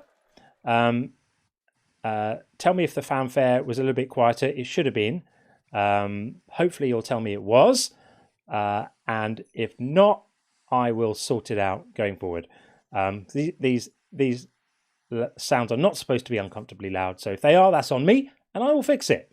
And as a guest, I can't hear it at all, so I can't even give you feedback. It's louder when it hits a bingo line. Okay, I'll get into this and make sure, because I did code in a volume slider here, but it might be not affecting the output to YouTube properly. So apologies for that, injuries to your ears, but we've only got one square left on this, so we are doing really, really well again on the bingo. This is amazing. So as promised, let's get TikTok 379 in and see what is happening with that. Evolution is just a theory. I'm gonna have to call it because rules is rules. I'm only joking. I don't believe that. Yeah, but you did say it, so I'm gonna have to call it now, aren't I? Because that's just no. I'm not actually not gonna call it. No, I'm not. No, you can't. I'll change my mind. It's got to be. It's got to be. Do it on a real one. Okay, yeah. So fair enough. So I'm welcome in. I'm gonna. What do I call you? TikTok 379 feels just a little impersonal. My name is Neil. Neil, nice one. I'm going to call you Neil, and that's better. Cool.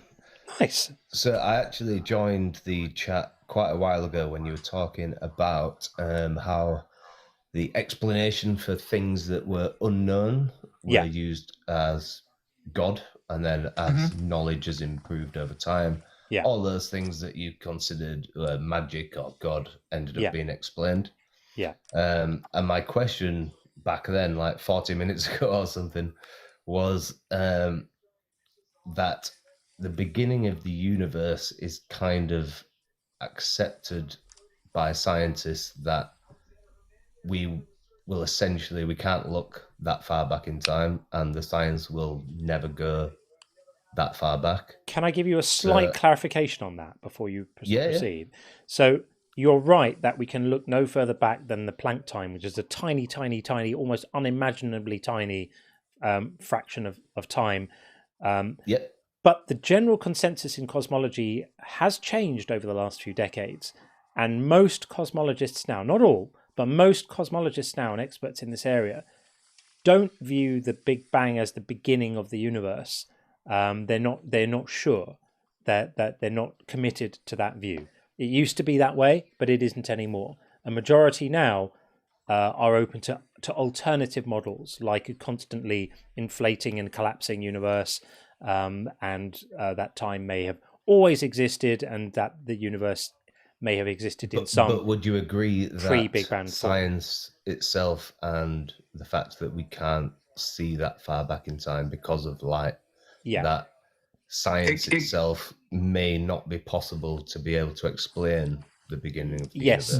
That is a possibility, but because they can, it sounds like and you're fairly well read on this stuff, that we can only observe or pick up on how electromagnetic waves that reach Earth, and there's a limit to how far back in time they can see. So they just can't currently collect data from before that point. And so it may always be unknown to us, but that's an independent thing from whether it's an actual beginning or if the universe has an eternal time arrow into the past. So my question would be that if you would accept that it's possible that science could never explain the creation of the universe as a fact, absolutely, of course, would or you that the universe, people to assume that it must be a higher power that's done it, or would you still just assume that's fallacious reasoning? Science is not able to do it. All it would establish is that we have a limit to our knowledge, but a limit to our knowledge doesn't mean the only other explanation is somebody's imaginary friend.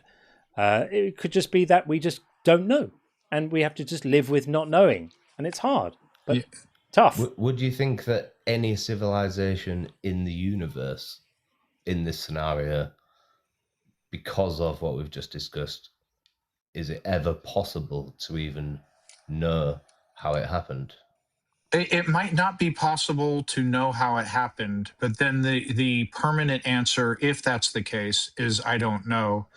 The minute somebody comes up with an explanation, including God did it, and I would demand of any scientific explanation the same criteria.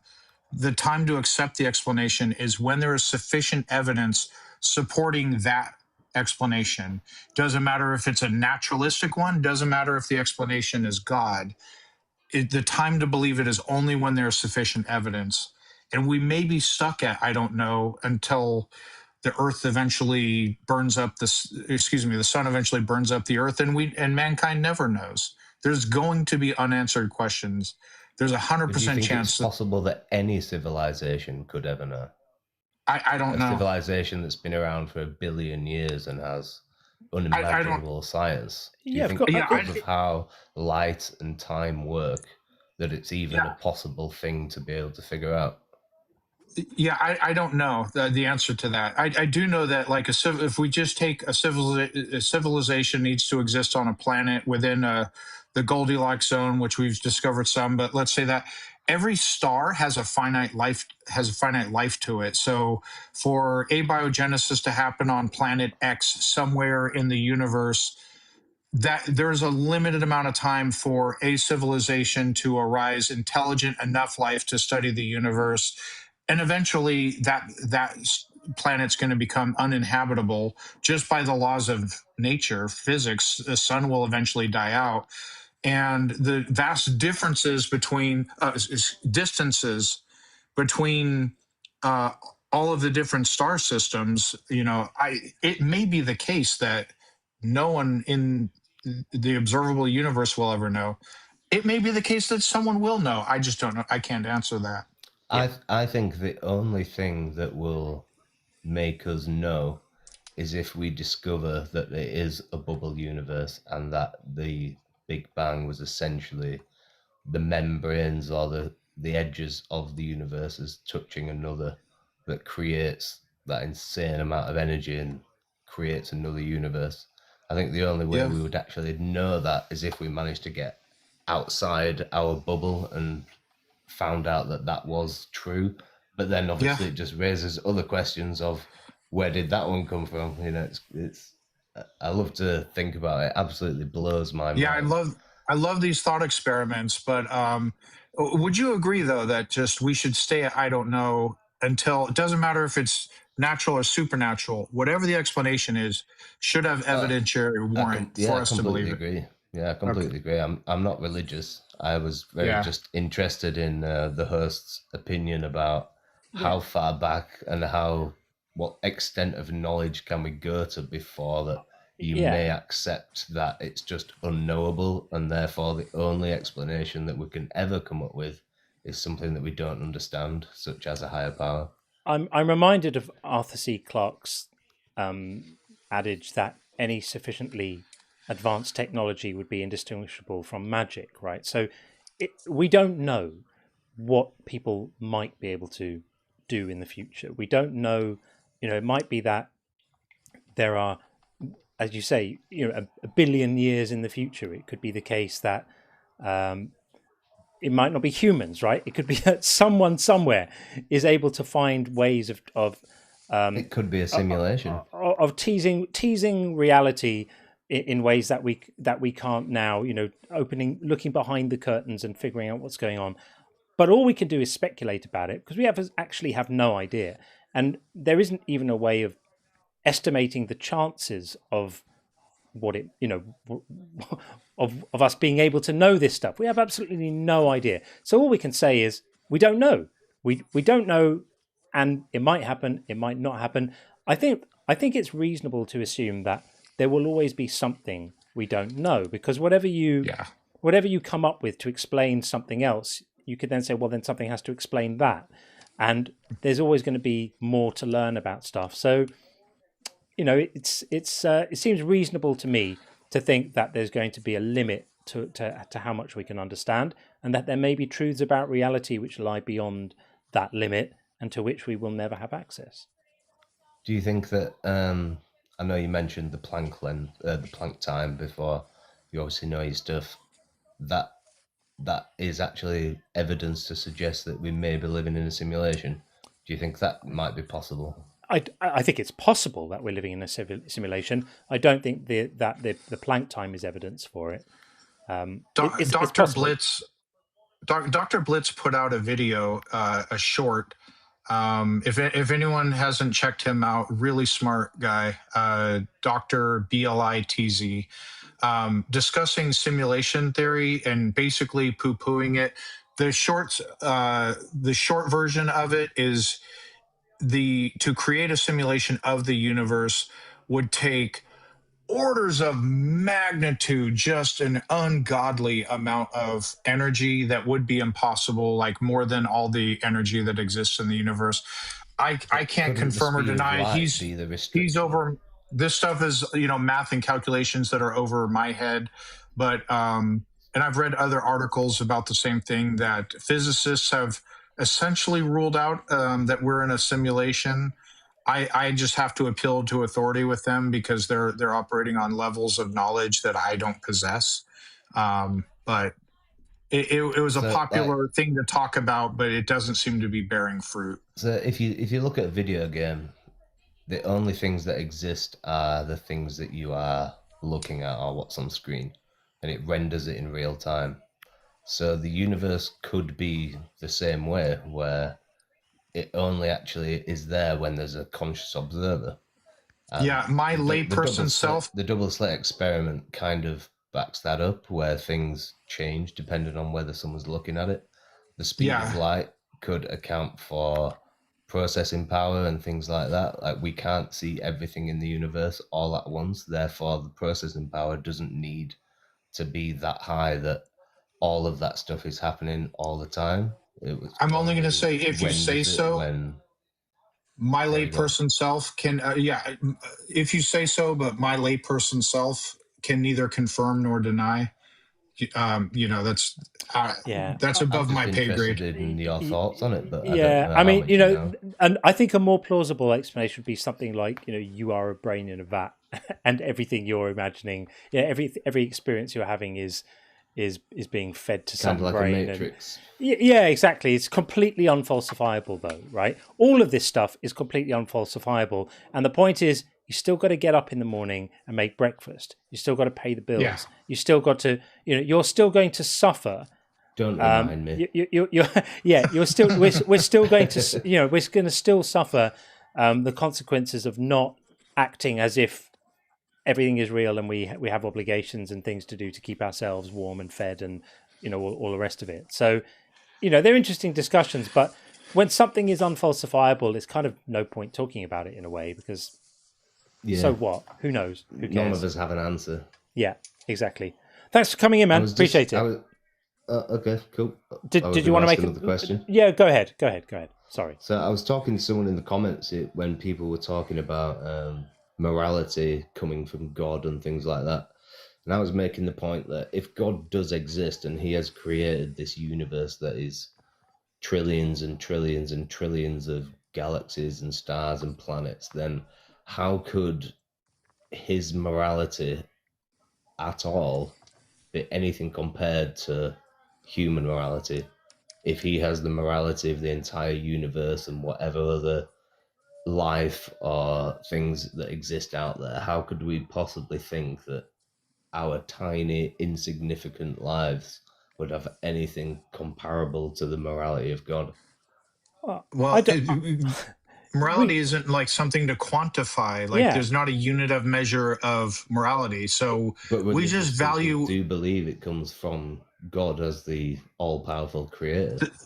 Well, then, so when we say something is moral or immoral, we are just personally evaluating whether we like behaviors or don't, and that it just depends on what we value. Yeah, I value. I'm going against the religious perspective that our morality is baseless unless it comes from God.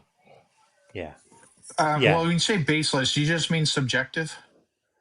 No, I mean, like, a lot of Christians believe that if it wasn't for God telling us how to live our lives, that we wouldn't have morality and that people can just do No. whatever they want? No, that's disagree with that. absurd. Oh yeah. I disagree. Oh, I see what you're not arguing for their behalf. You're just saying how do you address this? So yeah, and I'm trying to say that if God's morality is the same as human morality, that seems ridiculous to me. If He has created the entire universe, how would our morality reflect God's on this one planet? I see what you're saying. I have no idea. I see what you're saying. And of course, just as we tie it up, because I want to get Ice Candy in, we would still be perfectly entitled to make moral judgments about God's behavior, irrespective of how many trillions of galaxies He'd created, because the principles would hold. The principles, there isn't a scale He operates at where our own moral intuitions about His actions stop counting just because He's big. We still have principles that we could hold to, irrespective of how broad His reach is. Yeah, but I believe that human morality is pushed into the belief of God rather than the other way around. Yes, I agree. I agree. Create the God that they like want to have. He just happens to hate the same people they do. Yeah, for sure. And by the way. Exactly. With the exception of one Christian, I heard for the first time today hold this position. Every other Christian will say, God is above us. We are not in a position to judge His morality when it comes to judging Him to be bad. Then they'll turn around and judge Him to be good.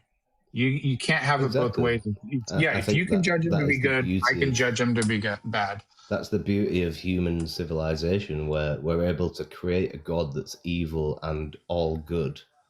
And then hundreds of years down the line, we can say, oh, these things that people spoke about God that were bad, we don't like those. But the things that benefit us, we do like. So we're going to, create our society and our morals based on the good things and reject the bad things. It's silly. It is completely silly.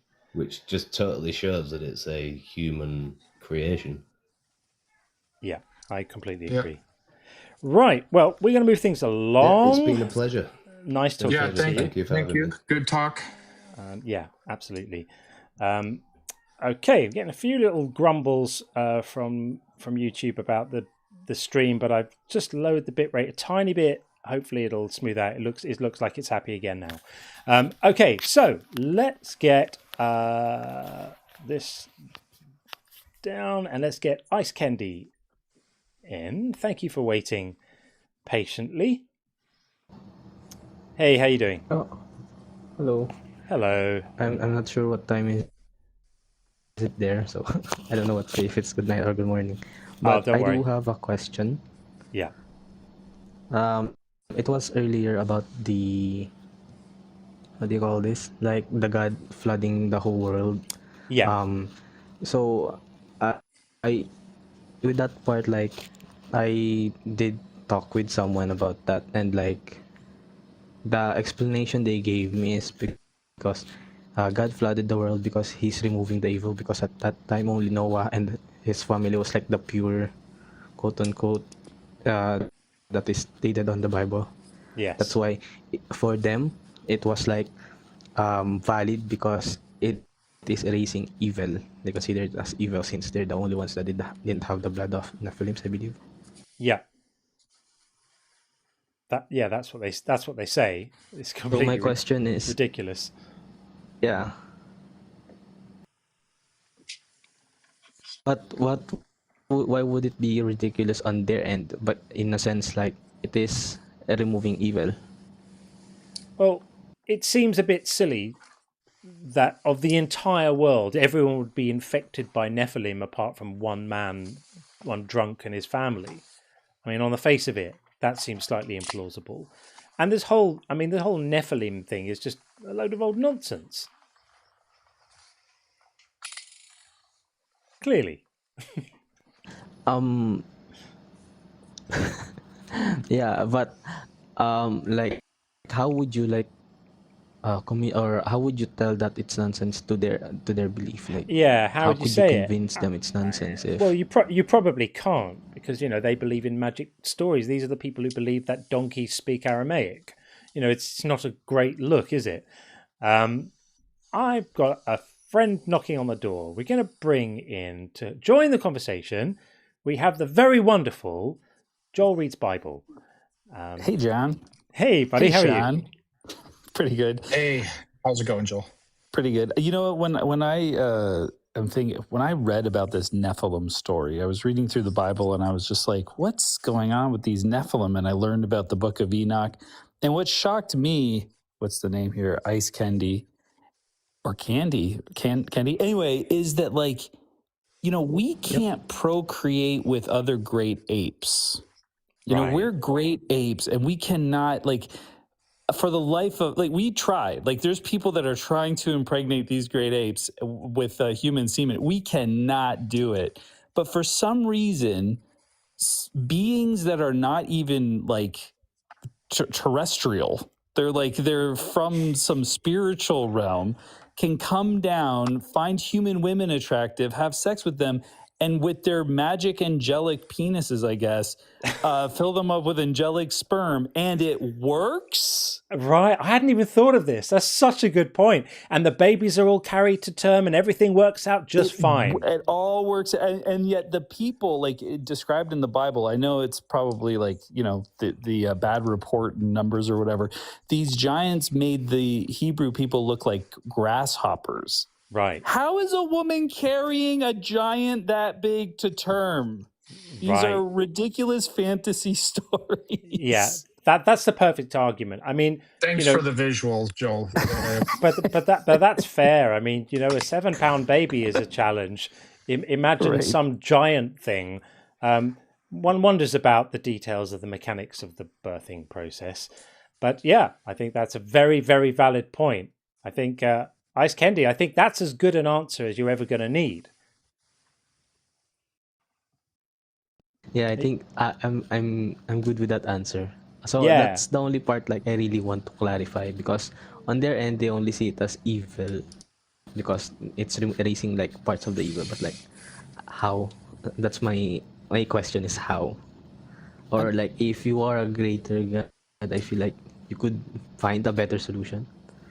Another fun thing I just wanted to hear your arguments for that. Thank you. Yeah, for sure. Another fun thing to like ask them and try to figure out is like the Nephilim were on the earth before the flood, and then the flood happens. So it seems like the purpose of the flood is to kill all the evil and violence and the Nephilim, but then they show up again. Like they're in Numbers and in other parts of the Torah and stuff. Did God not do a good enough job? Like, did they? Yeah. Did the fallen angels, start sleeping with the buxom human women again? That's how it's described in Enoch, I think. Like, what happened there? So that's kind of a fun. If you want to just watch them make stuff up, you can always do that too. And by the way, all over the world, there's still people doing awful things on mass scales. It's still happening. So what did it fix? Not just those examples, but just the world in general is still fucked. Like, what was the flooding? What was the purpose of it? Yeah, it's ridiculous. Yeah, I understand that question, or I mean the statement. Yeah. Cool. Well, that's it for me. Thank you guys. I just wanted like an easier way to. Of course, yeah. I hope you feel better equipped now to have those conversations, because Joel's point is absolutely spot on. Like, we can't successfully mate to the point of having offspring with even species that share like 90-something% of our DNA. 98. Doesn't work. It's non-viable. It can't happen. So the idea that human beings would be able to get that going on with these other creatures who are so markedly different is complete nonsense, of course. I have another one too, Ice Kennedy, is like, it's not, we don't see it anymore, right? Like, if you've ever had sex with someone, I don't know if you have, but it's really fun. Like, it's a really great time. And what I noticed was, when I did it, is I wanted to do it again, and I wanted to keep doing it. And I, like, part of me still does, And the thing is that, like, these fallen angels, unless they're gone, but there's no reason to think they're gone, they would still be doing it. Like they've lost the appetite of these buxom human women. We would still find Nephilim monsters on the planet today.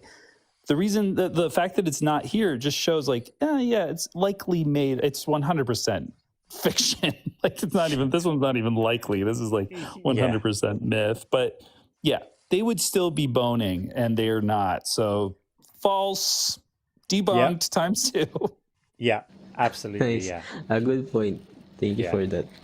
All right, Thank you, man. guys. That's it for me. I dropped a follow because I really like the conversation here. It's really good. Thanks for coming in. Thanks for coming, Ice. Take it easy. Take it easy. For having me. Oh, we got you. Joel, what's happening, man? How are you? Nothing much. Just hanging out tonight. We did a live earlier, and did you see I raided you? I did give you thanks for that, actually. You're so it must have been welcome. before you You're arrived. So thank you, my friend. We really appreciate that. That's great. Yeah, very, very. How was your live? All good?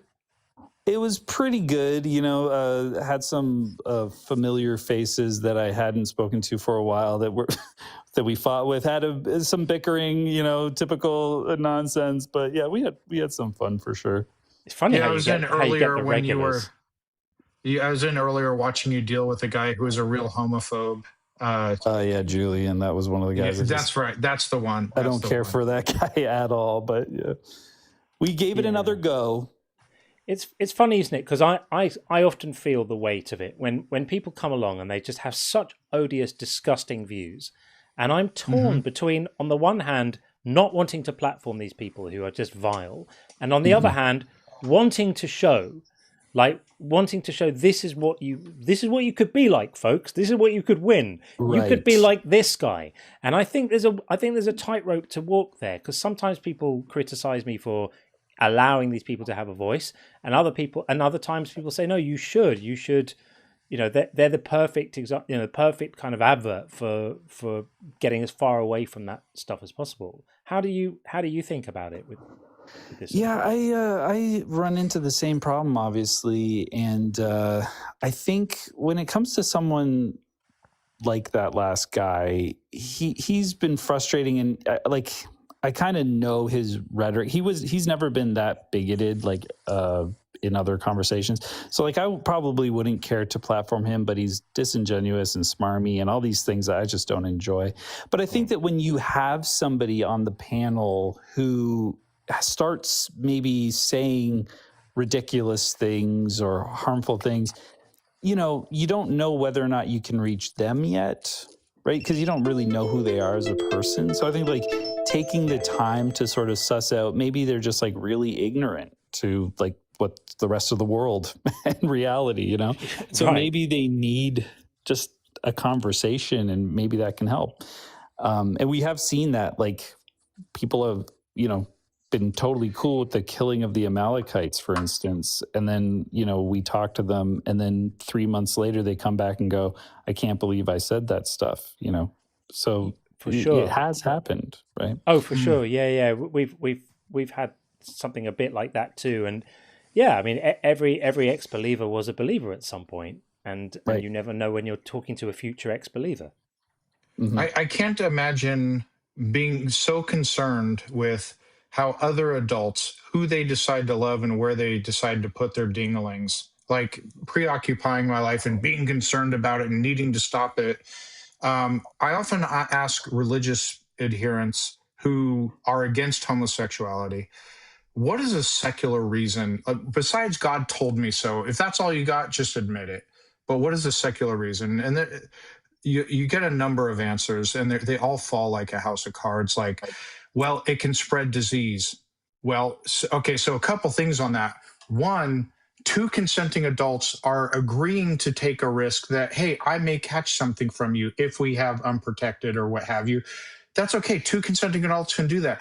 Me and John can go rock climbing, and we're accepting risk. We're informed risk to ourselves that does not affect anyone else. If I catch something from John, that's not going to force a Christian who's married, whatever. That's not going to cause him to catch the disease. I'm accepting the risk onto myself as an adult. And by the way, another one along those lines is, two men having sex because of the mechanics, it's more of a propensity to spread disease. Well, it's the same thing if a man has backside intercourse with a woman, same thing. However, if you look at lesbian, the mechanics there, it's actually substantially less than straight intercourse. And so is a lesbian relationship more moral than a straight one? Other responses are, is it, it's not natural. Cars aren't natural, so are cars immoral? No, not. Whether something is natural or unnatural is completely independent as to whether or not it's, I can go on, and I don't want to monologue, but like every single reason they come up with just falls like a house of cards the minute you put any amount of scrutiny on it. Bottom line is God says hate gay people, so hate gay people. And by the way, if you're a bigot for religious reasons, you don't cease being a bigot. Like imagine if the Bible, and I don't think it does, says interracial relationships are an abomination under God. If I'm against interracial, if it does, okay. Yeah, there are verses like that, yeah. Okay, so if I'm against interracial relationships because the Bible tells me so, that doesn't make me cease being a bigot just because my reason for being a bigot are religious reasons. If you're a bigot toward gay people, you're still a bigot. Doesn't matter if because the Bible tells me so. Right. Yeah. Your motivation doesn't really change what your position is. Yeah. Yeah, exactly that. Yeah. That was a pretty good monologue, Sean. I'm impressed. Yeah, that's great. Yeah. You were off. I wasn't going to get in your way. It's like Sean's on one. Let him do his thing. Yeah, but for sure. Well, it was all going swimmingly. We had full queues, and everyone seems to have gone away. They don't want to talk to us when anymore. I come up, I'm bad luck. They run because they go, this guy, he's gonna mention penises. Like they know me. They know that you're gonna do God of the Gapes. Say God of the Gapes, and they're all gonna lose it. So yeah, I apologize. Oh, no, and by the way, if you're following John and you're not following Joel, you are missing out. Joel is hilarious. He has great content. He puts some very intelligent ideas out there, a lot of the times through humor. Very entertaining. So please give him a follow. Yeah, for sure. Thanks, Sean. Yeah, for sure. Well, for sure. Listen, I'll drop down and hang out in the chat just so that I don't scare people away. But good to see you guys, and thanks for having me up. And you, buddy. All the best, man. Thanks, Joel. Yeah. Take it easy. Okay, that is awesome. Love having Joel around. Okay, let's get in Screaming Silence, our good friend Richie. We always like speaking to. Richie, how are you? Hey guys, I was hoping Joel didn't drop so fast because he's too humble to promote himself a little bit. Him and Mezzo have a website, badbiblehub.com, that they recently put together, and it's just a great resource for anyone that doesn't follow him or have seen this. There's specifically a section that they call lips, which is a list of irreconcilable passages. So it's kind of like the worst of the worst in the Bible, where you really just cannot justify at all. And it's a really good resource to kind of look over and know if you want to know some of these things when you're talking with Christians, and they want to know like why you think the Bible is gross or bad or wrong or evil.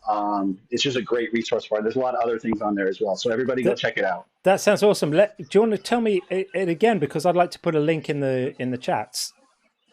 Yeah, it's badbiblehub.com. Let me just get a proper link. Maybe Joel can correct me, but I think they each have like their own version or something. I don't know. I've only seen it on Joel's, but I know Mezzo has a link too.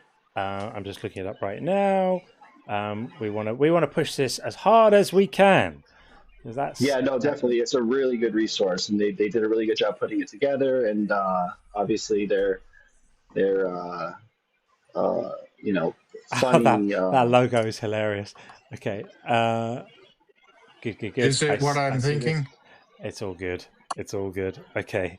So theoretically, check it out here. So it's badbiblehub.com.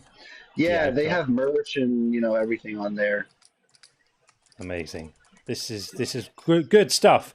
This is the stuff that the internet needs to know, and this is the stuff that we are going to put. So I've put it in both chats. Everybody's got that. Bookmark that, people, and enjoy at your leisure. That's absolutely amazing. Yeah, it's like I said, it's a really great resource, and I just really appreciate the time and work they put into it. It's really professionally done, and it's just an awesome website. Oh, that's brilliant, Richie. How are you, friend? Everything good with you? Yeah, it's kind of normalized this week with the weather, so I'm feeling a little bit better, which is nice. Good. Wanted to share just something really quick. You guys were just talking about the homosexuality thing, and one of the worst things I had ever heard was about 20 years ago. I want to say I was in like a college age group, and we would meet for Bible studies and get-togethers at the pastor's and youth pastor's house, and it kind of transitioning from being like the youth group where we would talk about some deeper things. Obviously with the youth or teenagers, they wouldn't really get into a lot of more adult content stuff. But I specifically remember one of these nights where the homosexuality topic came up, and someone had brought up about, I don't want to say it, it's so bad, people that are in a homosexual relationship, whether they should have the right or not to adopt children. Yeah. And it was some people said it was okay, some people had their reasons, and the pastor at the time, he basically went on a monologue about how when you look at it biblically, it is a sexual sin, and because it's sin, when you have sin in your life, it will always, always, always get worse. So essentially, because it is a sexual sin, it will transition eventually from homosexuality to pedophilia. And Oh, so God. people that are homosexual should not be allowed to ever have children. That's And crazy.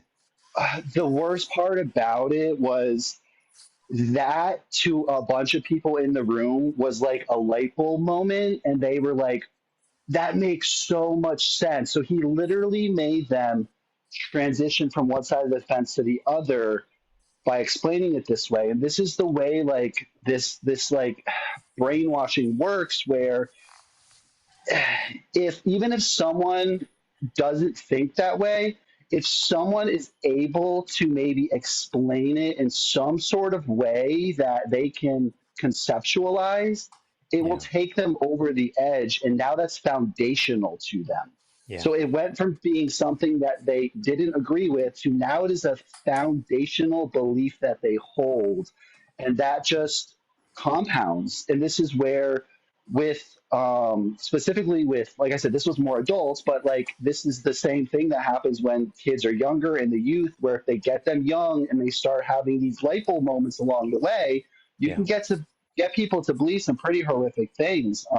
So it's just interesting. Sometimes these discussions bring back these memories where I'm like, oh my gosh, I remember this was something for me that I really struggled with, and I had to kind of keep silent about because I was always the black sheep.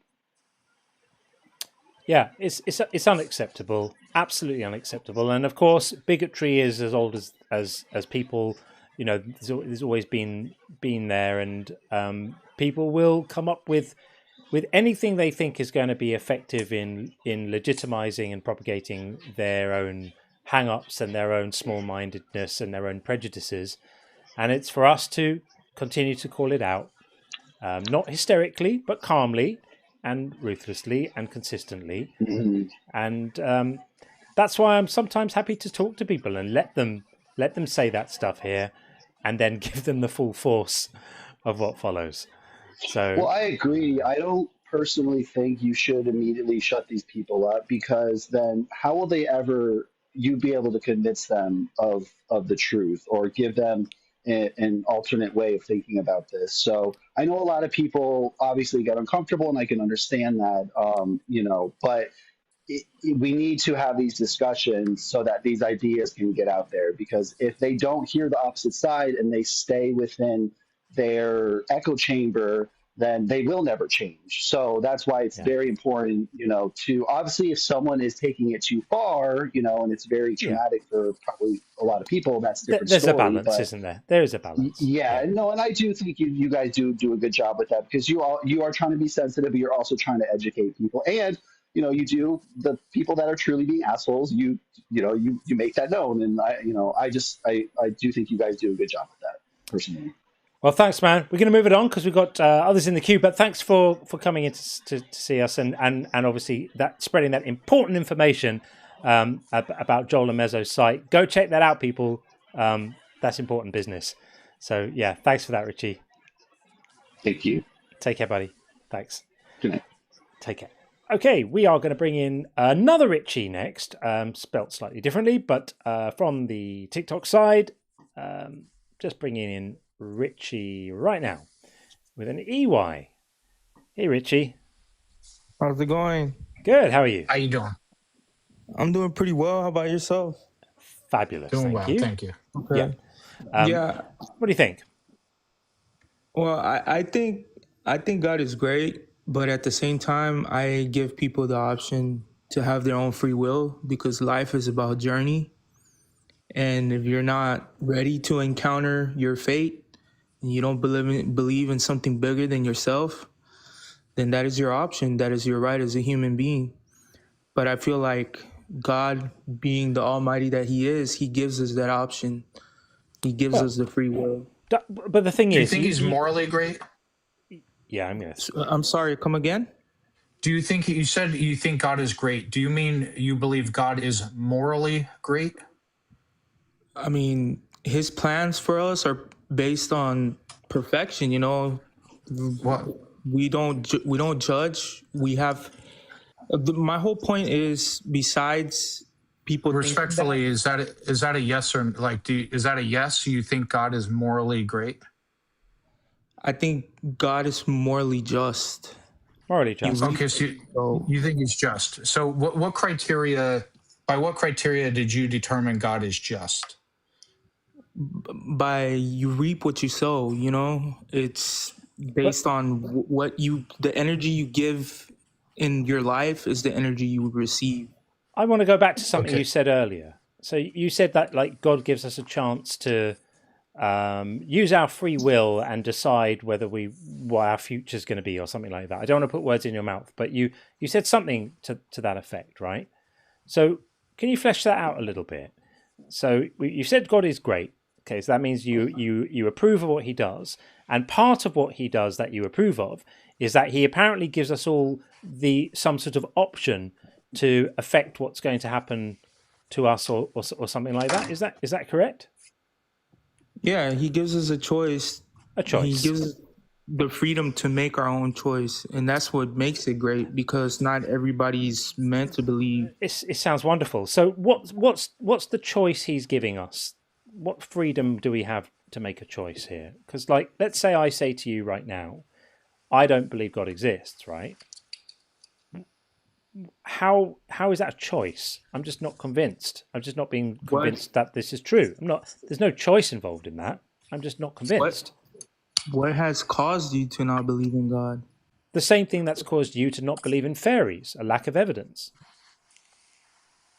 Okay, so the Bible was written by many prophets, and it was throughout the longevity. I believe it's like 1,500 years that it took, and it was written in such synchrony, and the chapters fall in line and in place one by one.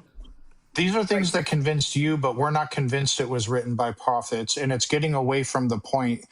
We can debate whether or not we should believe that there's a God, or whether the evidence is sufficient. What John is pointing out is that the evidence that would convince John and I isn't there. Now, the evidence is such that some people will be convinced and others will not be convinced. Those of us who are not convinced can't just choose or decide to be convinced.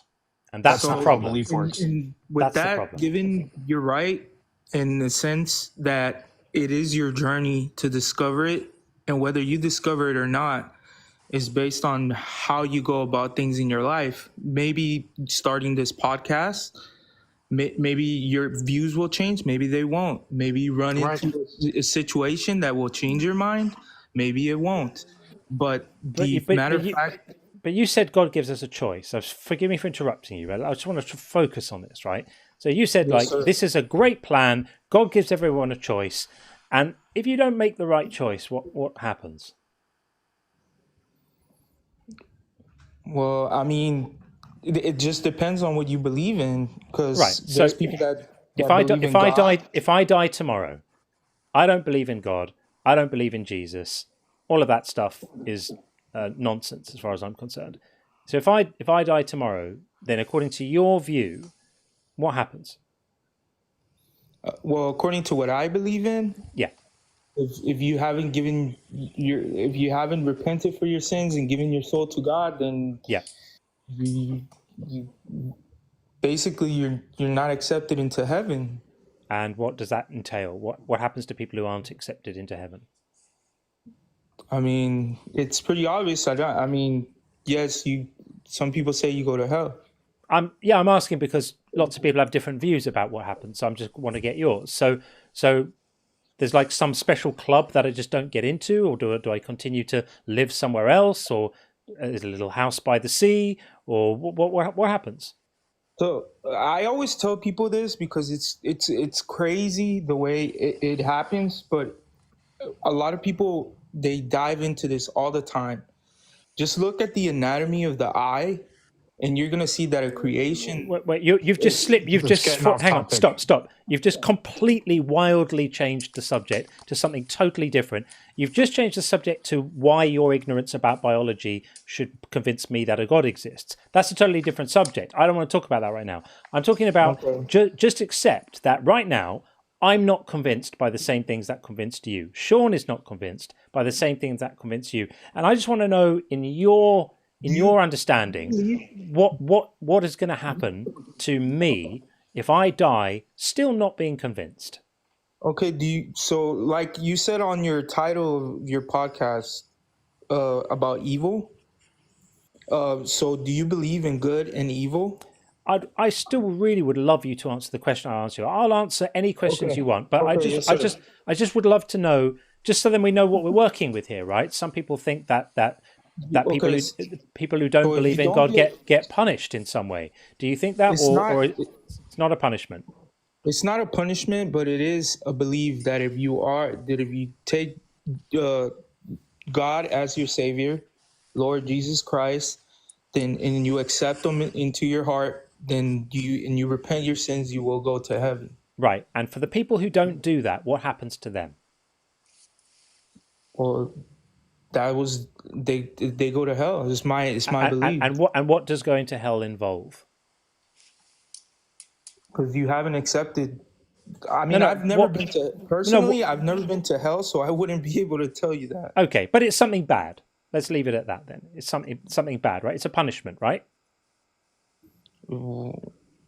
I mean, if I happen to go to hell and I would know, then I would tell you. Okay, so it might be nice. We're keeping all the options open. It might be completely fine. Yeah, it could be nice depending on your vices. Okay, no, that's fine. That's fine. I'm just trying to get an idea of what you think, because if you said to me you're going to get burned forever for eternity in some hellfire, then I would respond to that. But if you're not saying that. So, okay. So here's the thing, right? This is the bit that some people struggle to understand. Is if you put a gun to my child's head and said, I'm going to pull the trigger if you don't start believing in Jesus now, I would not be able to do it. I want you to just think about that. Think about what I've just said. I wouldn't be able to do it. You can't threaten someone into believing something's true if they don't think it's true. Right? You just can't do it. If I'm not convinced about your religion, in order for me to believe it, in order for me to accept Jesus, in order for me to do all of those lovely Jesus-y things, I would first have to believe that they're true. Do you grant that, at least? You have to encounter a miracle. Maybe it would be a miracle, or maybe it would be just reading a book, or maybe it would be whatever it might be. We're not talking yet about the cause of the thing that makes me believe, but you must, or do you at least, agree with me that in order for me to do the accepting Jesus into your heart things, you have to first think Jesus exists. You must believe in him. You must believe in him, right. Now, I don't believe in him, and I can't just decide to believe in him any more than you can just decide to stop believing in him. You believe Jesus is real, right? Exactly. Are you capable right now of just deciding to not be convinced of that? I mean, life try. is. Just am try. I capable? Yeah. Are you capable of suddenly believing, just because you'd like to, suddenly believing that Jesus is just a made-up story? So, for example, like I had an encounter and this happened. No, don't go there. I just want to know if you think that you can just change belief, you can just switch it on and off like a light switch, because I'm going to guess that your belief in Jesus is probably quite deep, and that you believe it thoroughly, and that you think you have really good reasons for believing it, and that's Yes, why sir. you believe it, right?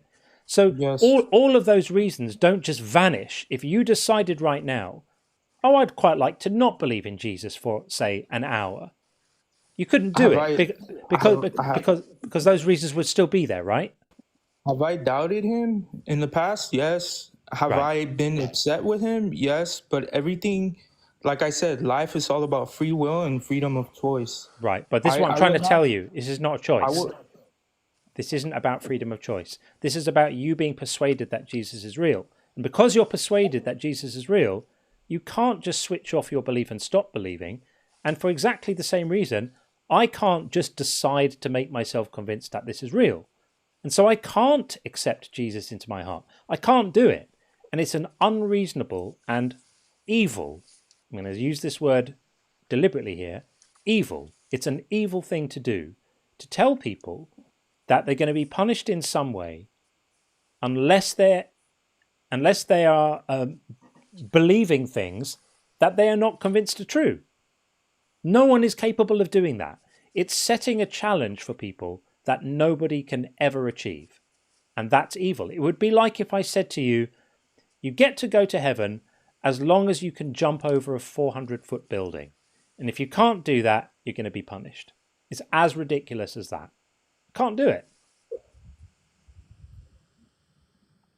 Okay. If you put it in that sense, you're not ready to believe, that's fine. I'm not going to judge you for it. But God is. But God is. Yeah, and that's not my place to judge. And you support him. But the problem is that you're supporting him. You're saying he's good. You think your opening words with God is great. He's great. This is a wonderful scheme. So you are sort of supporting it, aren't you? I believe God is great and he's just. Right. So if God sends me to hell tomorrow, let's say I get hit by a bus tomorrow, and tomorrow is my last day on earth, and I die, and I'm not necessarily saying I'm a perfect person, but I'm a reasonably nice guy. I look after my friends. I love my family.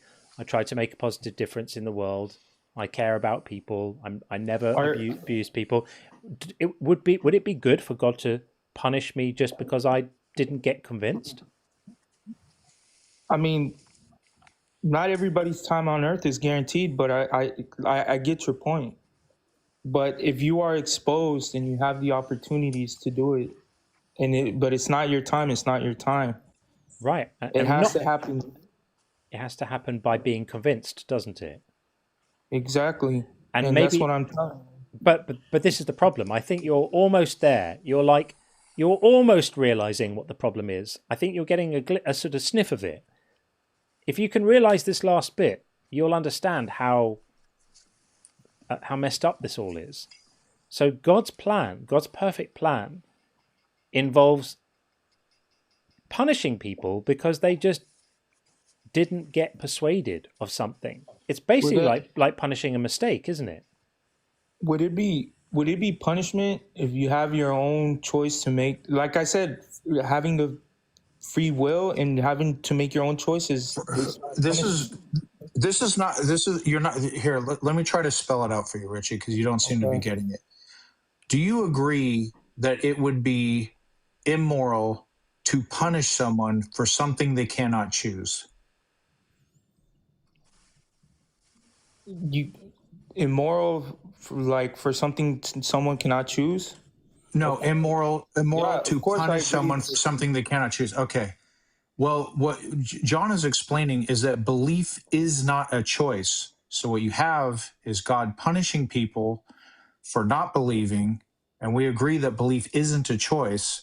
And so that, by definition, is immoral, right? I would literally have to be in your shoes to believe that God is not a choice, but I'm not in your shoes, and I can respect that. You could test it. You can test it yourself. That just we're saying belief in as a whole is not a choice. Like, can you choose right now to believe leprechauns actually exist in reality, and just be convinced of it just by choice? I mean, if there was a book written about leprechauns. There isn't just right now. Yeah, I agree. If sufficient evidence came to you, that's a big if. That is convincing to you, then belief will be inevitable. I'm talking about right now with the information you have. Can you choose to believe leprechauns are real? Well, yeah, I can't choose to believe leprechauns are real because I don't have sufficient amount of information. Exactly. Just like I cannot, and neither can John, choose to believe Jesus is real unless information came to us that was convincing to us. Now, granted, there's information that's convincing to you, but the things that convince one person might not convince another person. In all of those cases, belief is not a choice.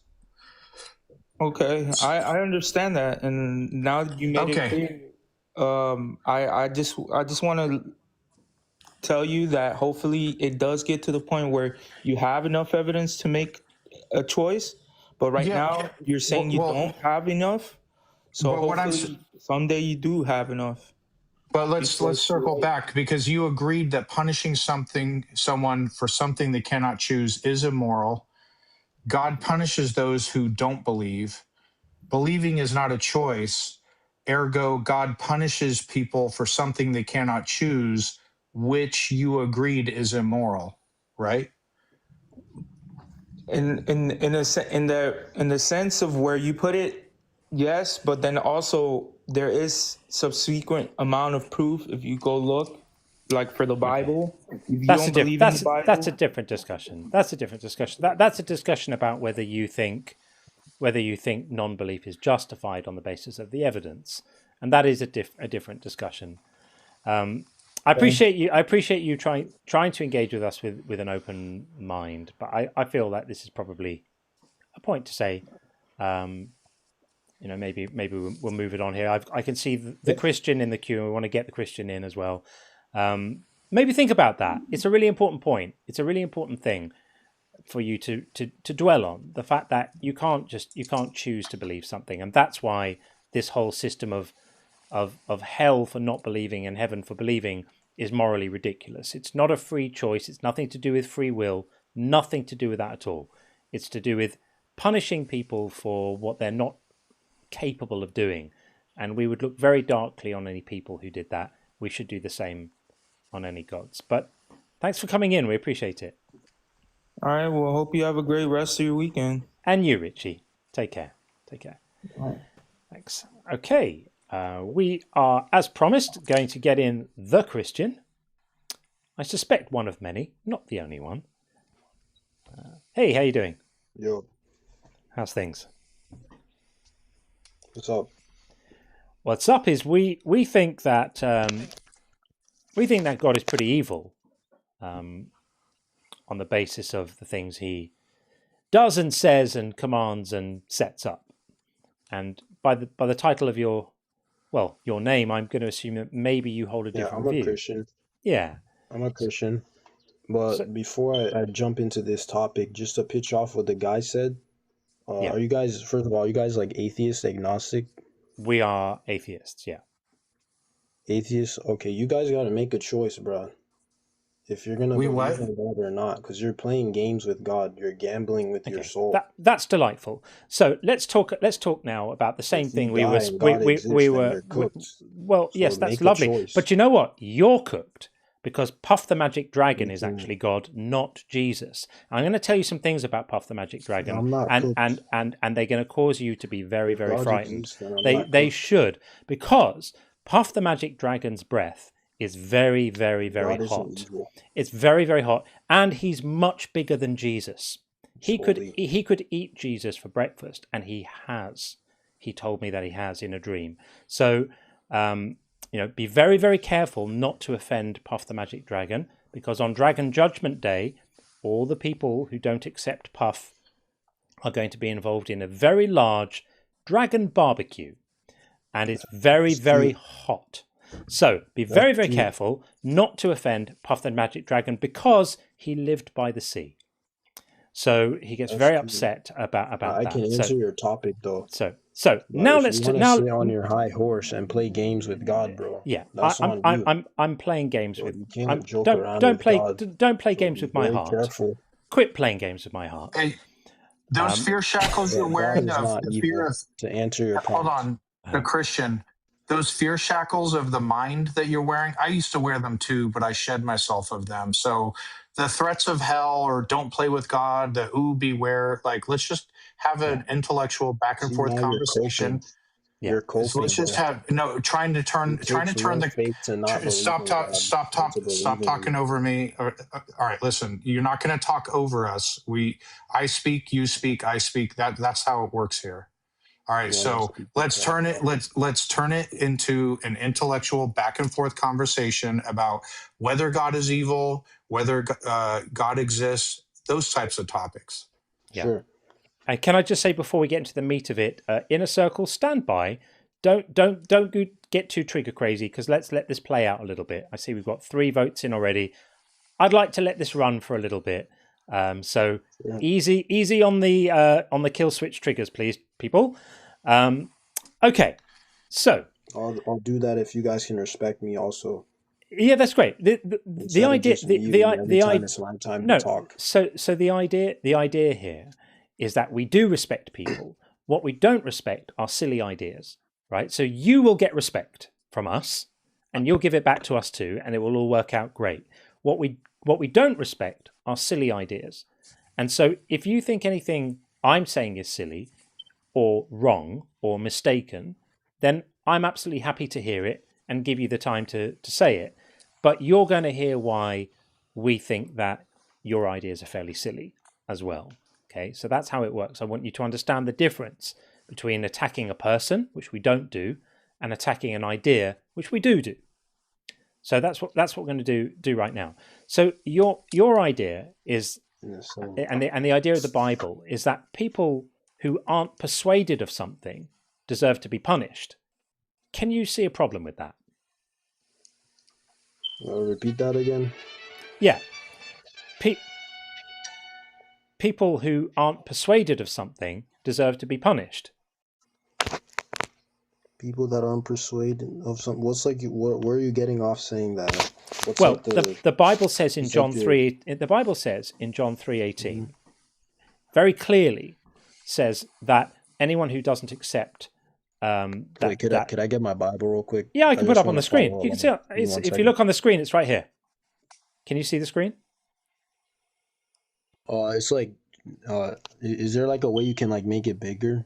I can't. Like, you have like a small square. I can't make it bigger, but I can read. I can read it to you. It looks big to me. Yeah, I think it's probably. Hopefully, it's all right. This is a very famous verse, right? So you will have heard the verse before. So God so loved the world that he gave his only begotten son, and all that blah blah. This comes a couple of verses later. It says, those who believe in him are not condemned, but those who do not believe are condemned already, because they've not believed in the name of the only Son of God. Right? So, and there are other verses in the Bible that say this sort of thing too. Mark 16:16 says something along these lines. In fact, we can even see it here. It adds the requirement to be baptized. The one who believes and is baptized will be saved, but the one who does not believe will be condemned. Have you been baptized? All right. I went to get my Bible. Could You you went to read get the verse again? Yeah. It's John chapter what? It's 3:18.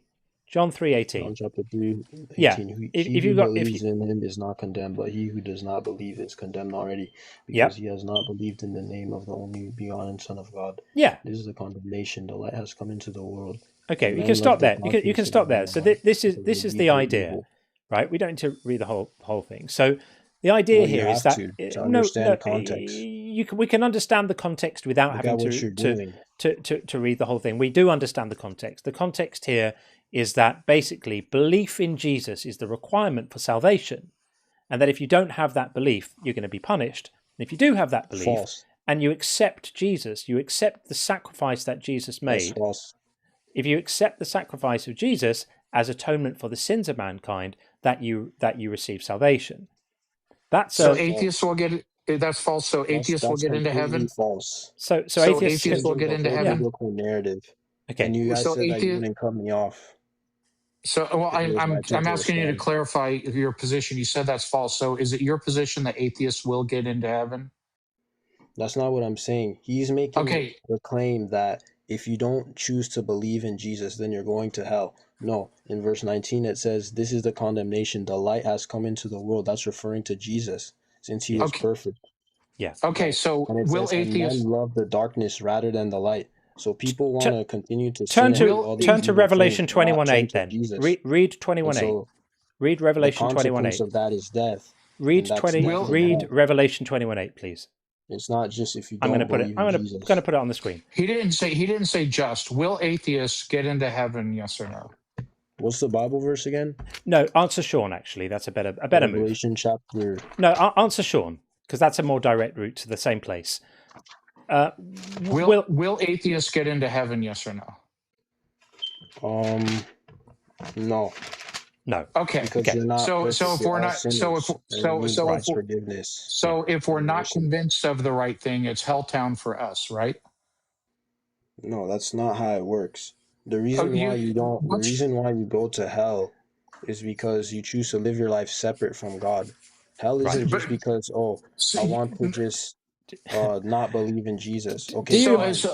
But your life is going to testify against you. Yeah. You're And contradicting if you yourself. want to not live a life serving God, that's fine. God says, okay, you don't have to be with me for eternity. That's hell. So if I don't, so if I don't believe the right things, it's so if I don't believe the right things, so if I don't believe the right things, i.e., believe in Jesus, if I don't believe in Jesus, I will go to hell. Correct?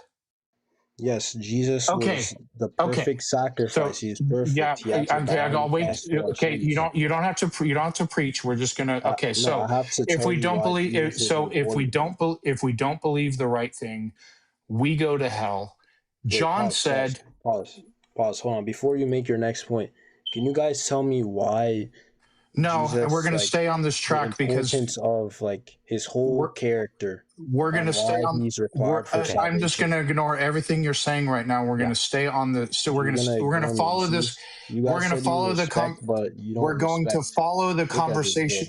We're going to follow the conversation linearly. John said, if we don't believe the right things, we're going to go to hell. You said that's not true.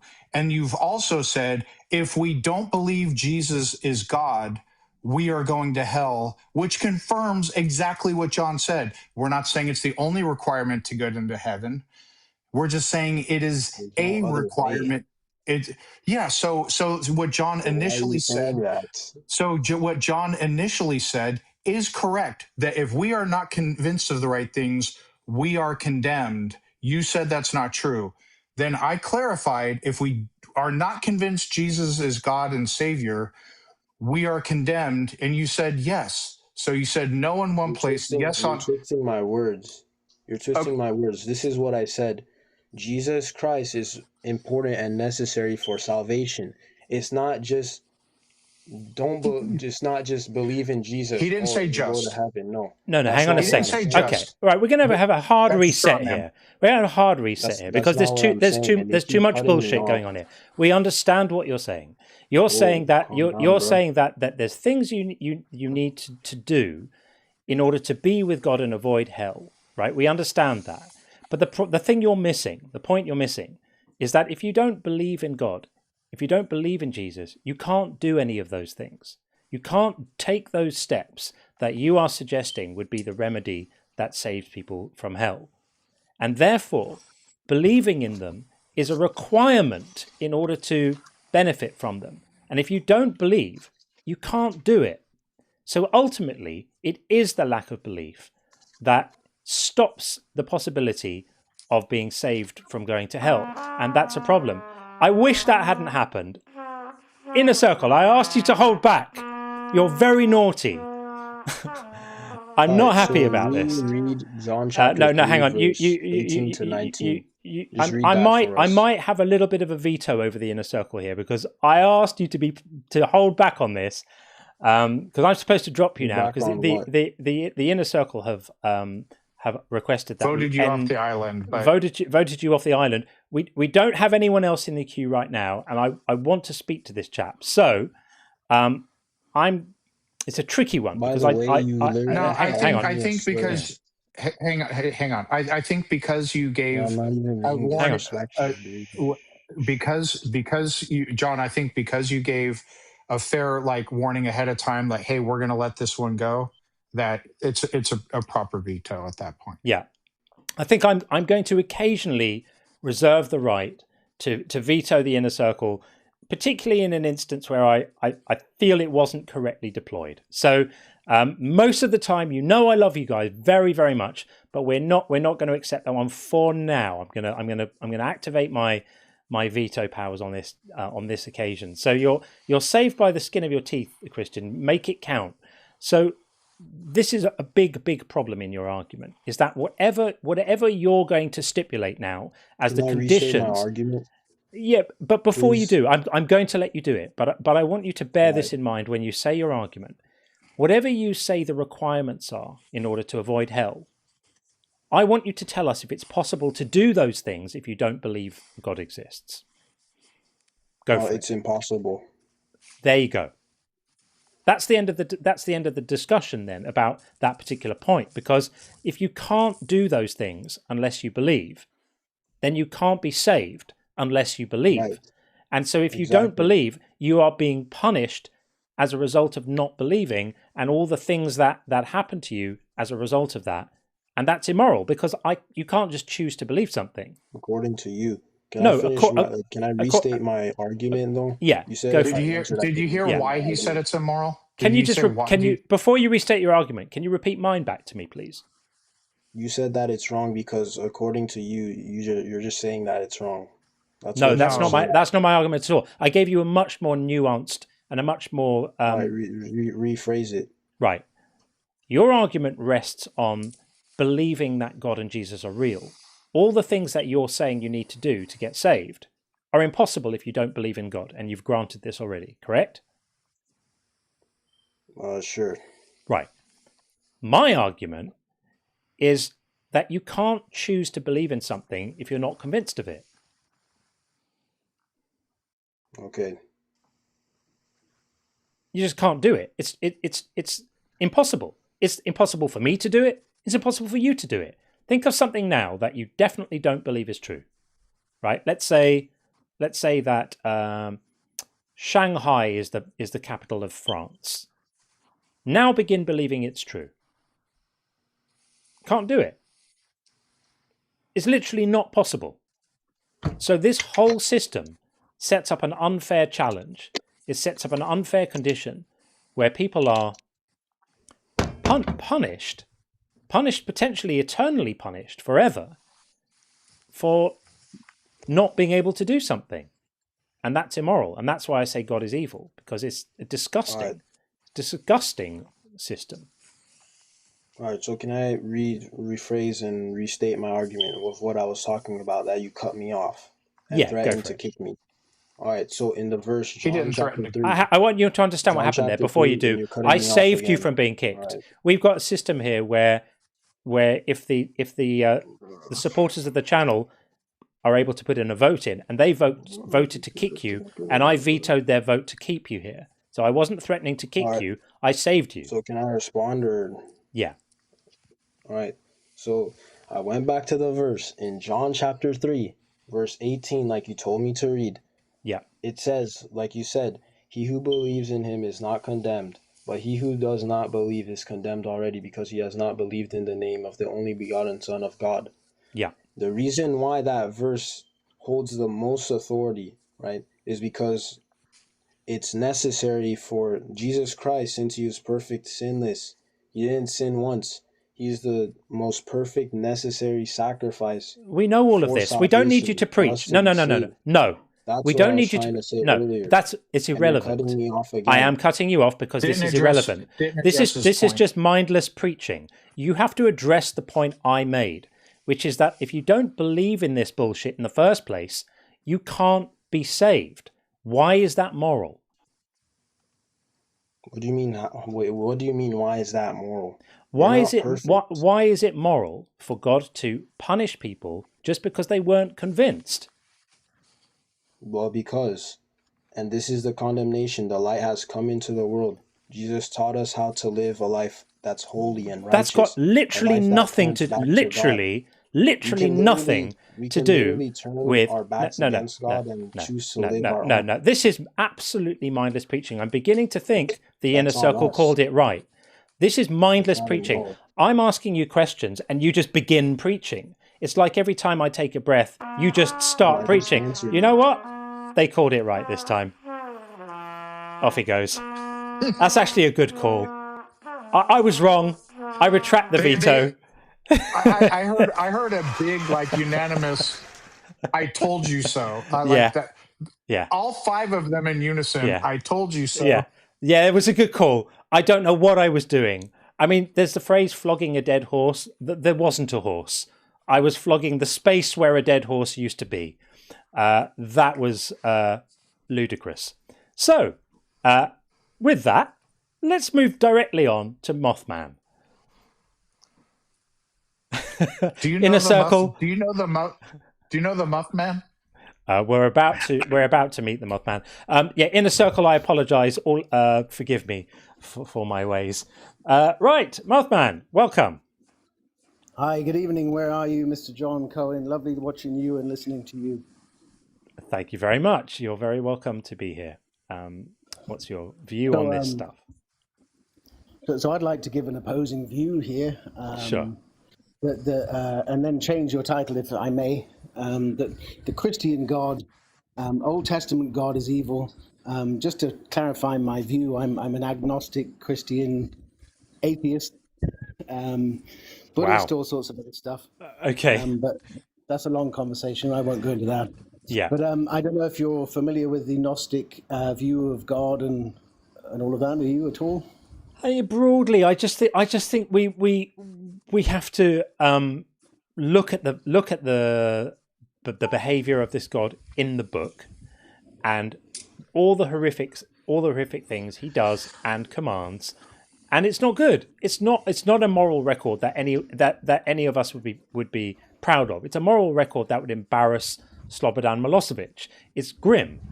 And then even if we discard the biblical God and just go with a more general theistic God, just a sort of general all-purpose one-size-fits-all God, we have a similar set of problems, which is just look at the world right now and make sense of a world in which an all-powerful God arranges everything that happens and is also good, and we have all the suffering and needless, random, easily avoidable suffering that we have. Doesn't make sense. I'm in total agreement with you there. So that I'll present briefly the Gnostic God, and then you may understand from my point of view. So the Gnostics believe that the God of the universe is wonderful. I wouldn't say he's all powerful. The omni-properties are ridiculous and illogical. So I would say the Gnostic God apparently is responsible for the creation of maybe this local universe or whatever. But the God of this world, maybe this universe itself, is an evil, all-powerful in this local vicinity, and loves worship, loves human sacrifice, all the horrible stuff from the Bible. And Christ apparently came, if you include all the other books that were taken out of the Bible by King James, this God created this universe for like self-serving purposes, wanted human sacrifice, wanted worship, and that explains the Old Testament God, which Christ would have come from this God, the monad, to release us from. So if you look at the Bible from that point of view, it helps you understand possibly a different point of view, if you get me. Didn't you just say, like, didn't you just agree with the prompt? Or are there more than one God? Because you said the God of the Old Testament is evil. Yeah. We are saying God is evil. Are there multiple gods in your view? So the Gnostic God is the monad, is the local God, whether he's maximally powerful, locally all powerful, which would be maximally powerful, is a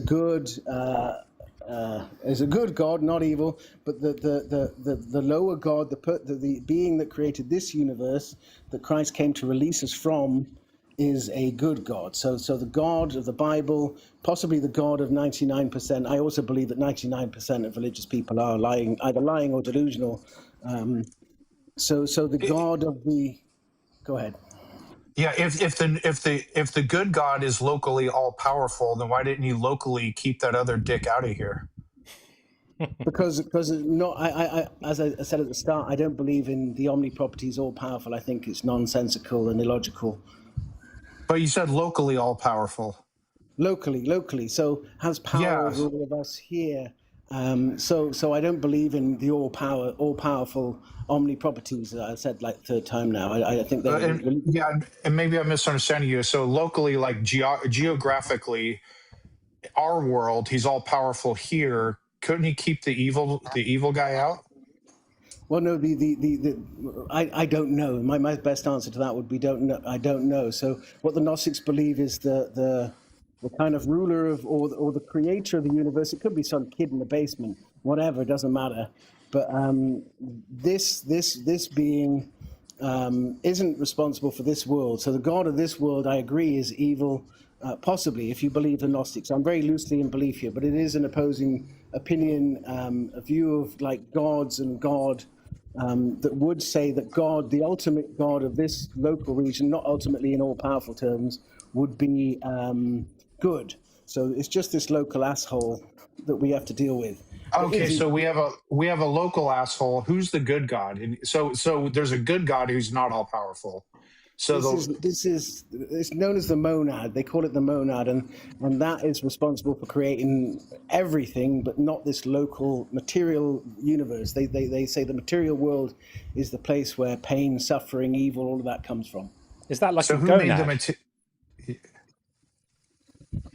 Say again, sorry. Is that like a gonad? Monad, not not a gonad. Just like a gonad, though. Well, no, not like a gonad. Okay, just checking. Okay. Yeah, I mean, my question would be sort of, okay, why do you believe any of this stuff? Like, because it makes perfect sense. Then it makes the Bible make sense. It makes religions make sense. It solves the problem of evil. It solves the problem of all sorts of stuff in religious. But what's the evidence for it? Doesn't no God solve all those things too? Right. Oh no, the evidence. No God does that too. By the way, better. No God does what too? Sorry.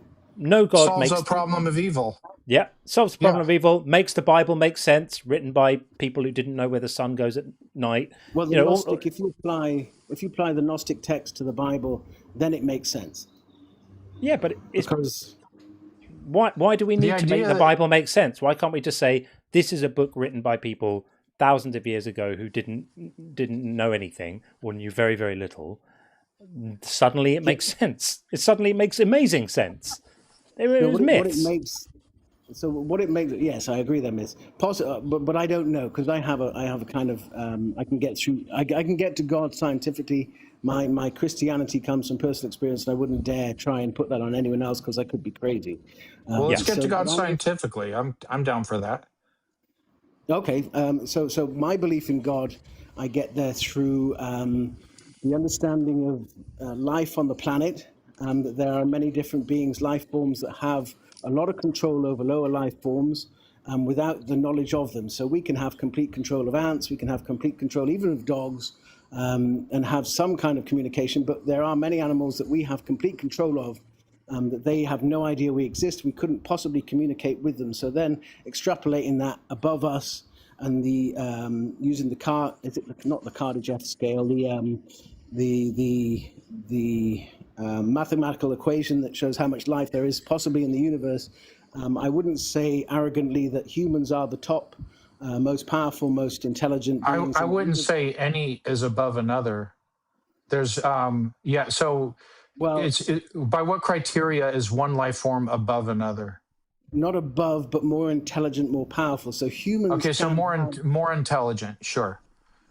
So humans can have almost complete control of all other species on the planet without their knowledge of us being there. So then the possibility, and I think it's a high probability, that there is other life in the universe, and this life would have more, if you're going to take into account the possibility that life has more power than us. Yeah, sorry, I'm just trying to take these one point at a time. So just like, for example, cheetahs are the fastest land animal, as far as we can tell, humans are the most intelligent animal. So everyone's got these different traits. Somebody for any given trait is going to be superior. Some animals physically the strongest, maybe it's African elephants, I don't know, or blue whales for that matter. But anyway, some animals going to be the strongest. Cheetahs are the fastest land animal. There's a falcon that's the fastest animal, period. I think you reach like over 200 miles an hour. We are the most intelligent. So you have a situation where, just by the laws of logic, anytime you have a trait of biology, some species is going to be the most adept at that thing that is a survival trait. How do you draw the logical dots from that to there's a God that exists? So the difference between having different skills that are more powerful, more skilled than other areas, changes dramatically between humans and other animals. So humans could set up a whole life on another planet. We can control the biospheres of multiple, if not all, other animals. So we don't have that ability yet. Yes, we do. To terraform. I was referring to terraforming of planets. Well, no, we literally can go into space. We could very close to setting up. We could have easily by now set up bases on the moon. We could bring life to another planet and control almost wholly all other life forms on that planet. All right. So we're wicked smart. Like, how do we get from that to like God exists? So then, do you believe that humans in the universe are probably or probabilistically the most intelligence, most powerful, whatever you call it, in the universe? I genuinely don't know the answer to that. I think it's very likely that life exists outside of the universe. I don't know. I don't have an opinion as to whether or not we are the most intelligent. So probabilistically, would you say there is life in the extended universe? There might be. There might be. Yeah, I would, in my view, it's more likely than not that there is life on other planets, but I wouldn't bet my life on it. Okay, no, I wouldn't bet my life. And if there is, it would have developed by evolution also. I agree 100%. It would have been so. All of this doesn't get us anywhere near a creator, does it? Well, we know that we can create life. That's already been discussed here earlier today. So we could easily create life in another area of the universe and have complete control of it. So then, yes and no. Yes and no. We've successfully created a functional genome, but we had to use an emptied out cell that was already pre-existing, like not a cell that we created, a dead cell that's hollowed out, inserted the genome into the cell, booted it up, and created bacteria. That was done by Craig Venter in 2010, and he did it a few times in different ways. But we can't, like, as of yet, at least right now, create life completely from scratch. That's fine. I don't, even if we can't create life, I'm not of the opinion that we have to create life. But we could take life, we could have complete control over it in another biosphere. What I'm saying is that if there is other life in the universe, and the probability that that life is more powerful than us and that we can't communicate it, that would be a god. So I'm saying there is a probability that... I understand. I see what you're saying. Yeah. Some super alien species, but I wouldn't call that a god. I would just call that a species with a superior intellect and knowledge to us. Yeah. Oh yeah, definitely. So I wouldn't call it. I'm only calling it a god to try and convince Christians and this 99% that I think are delusional or lying that is their god. That's where the atheist comes in my meaning. So fair enough. Yeah, I would say fair enough. Okay. Well, I think we've sort of reached a consensus, haven't we? God probably doesn't exist, and if he does, he's an arse. Well, done. That's not what I'm saying, but if you're saying that, yeah, I would say that there could. So one question then to both of you: is it possible that there is a life form that is more intelligent, more powerful than us that could have control over us? Yes, it is possible. I mean, but the time to believe it is when there's evidence for it, and it would be a mistake. It would be really, really muddying the waters to start calling that a god, because God comes with all sorts of baggage, theological baggage, with assumptions about what it means, and most people when they talk about God aren't talking about technologically advanced alien life forms. They're talking about the creator of everything, and it just overcomplicates things. If the Vulcans are... So what I'm saying, that God... So would you say that is what most Christians, most people believe in a God? That's what they would be calling a God? No, Christians believe in like the omni supernatural, all powerful, all whatever. I don't think it's normative or reasonable to refer to Vulcans from Star Trek, if they're real, as gods. So if this being came, if one of these beings came down and started being extremely powerful, extremely controlling, most of these religions would claim that to be their God. Here is our God. Wouldn't you say? Maybe. I mean, it's an interesting conversation, but they might. Yeah, dude. I think we're going to move it on, because I think this is probably too far from the shores where we started. But thank you for coming in to talk to us. Appreciate it. Thank you. All right. Live long and prosper, buddy. Take care. You too. Join the Mothmen. Cheers, Mothmen. Thanks. Okay, there we go. Right, let's just reset that. And let's get in JB. Next. Hey, JB. Yo. Hello. Hey, what's going on? Cool. What's up to the 166 viewers? All right. So. A lot more than that. We got 362 on YouTube as well. Oh, cool. Cool, bro. Congrats. Thanks. So we're just like automatically just assuming that God does exist, correct? Like we're doing that. That God what? That God exists, right? Like that's what we're doing. It's sort of No. For the. Are you saying, are we automatically assuming that God does exist? Is that what your question was?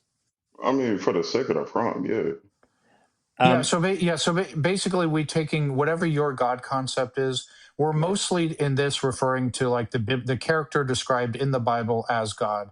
However, if you have a different God concept or we don't believe any gods exist. If there's a God that you believe exists and it's different or what have you, we'll have a discussion like describing your God and his attributes or her attributes or whatever, and then we can talk about it from there. And before we get into it, because I just wanted to get you in so you knew you were in, but I also just need to read a couple of messages because people have sent them and I don't want to disrespect them by not reading them. So Gordon loves science. when we had the pleasure of Joel's company earlier, message to say John, Sean, and made a little typo, meant to say Joel. John, Sean, and Joel, a godless hat trick. Praise Puff. Well, praise Puff indeed. It was awesome having Joel in. Joel has a permanent key to the city here. He's welcome to come anytime. And then, of course, very kindly, Gordon issued a correction on the typo. You really didn't need to do that. Joel would have known exactly what you meant, but thank you very much for that. It's extremely kind. And Doxon Greenlight says, this was for our last caller, not the one before, threats with Pascal's wager from the start. Sad, right? He came in heavy with the Pascal's wager right at the beginning. That was pretty wild. Don't mess with God and all of that stuff. All very, very, very silly. And then finally, before we get on to JB, Oren, great to see you, Oren. Really appreciate your comments are always on point under the videos. I really appreciate your input on those. And nice to see you here as well. Sean, we say wicked smart here in Vermont too. So there you go. That's my obligations addressed, because I always feel bad when the super chats just sit there for a while not being read. We can't have that. So forgive me, JB. Floor is yours again. Did you ask if we were assuming that God exists? Not like I kind of like had an idea, but I just was kind of like trying to figure out where y'all was starting from. So like I'm not just like chatting. Okay. But Yeah, I no, definitely fine. respect that you was like acknowledging the chat, like you're doing what a streamer's supposed to do. Yeah, I mean we don't think a God exists, but the purpose of this prompt really is to say the God that most people talk about is morally deeply problematic, right? By most people, I mean in our culture, most people when they talk about God are talking about the God of the Bible, and that guy's got all sorts of problems. Where do you stand on that? Well, first and foremost, I would say, like, well, he's omnipotent, omnipotent. Like Jesus came, right? I mean, he never presented a reason for me to doubt him, but I really, really wanted to just like focus on the prompt like itself, since like that's kind of like the sake of argument, right? Yeah. We're happy to do that. First, so let's assume he's real. Got you. I'm happy to All do right, that. So, all right, cool. So the first thing that we will look at is like the challenge itself. Like God would be. By the way, I typed all this up while you was chatting with old boy. But the first challenge would be God would be evil and or incoherent without objective morals, right? The strongest atheist slash philosophical critique doesn't necessarily start with God being evil, but with something more precise.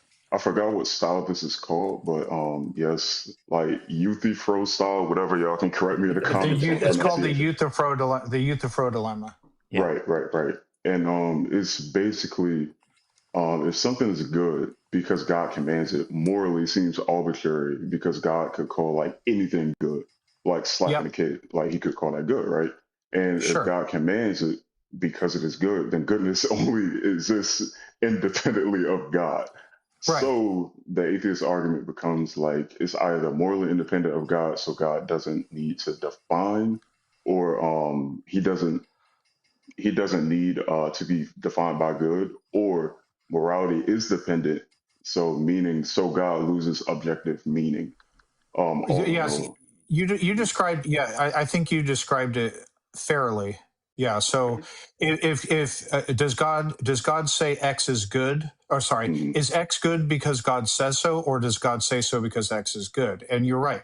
If it's good because God says so, then his character is irrelevant at that point. He could be a cruel and sadistic monster, and then being a cruel and sadistic monster would be by definition good. However, if God would not say doing harm to children, for example, is good, if he won't say it's good because it's not good, that means it's not good independent of God. That is a fair description.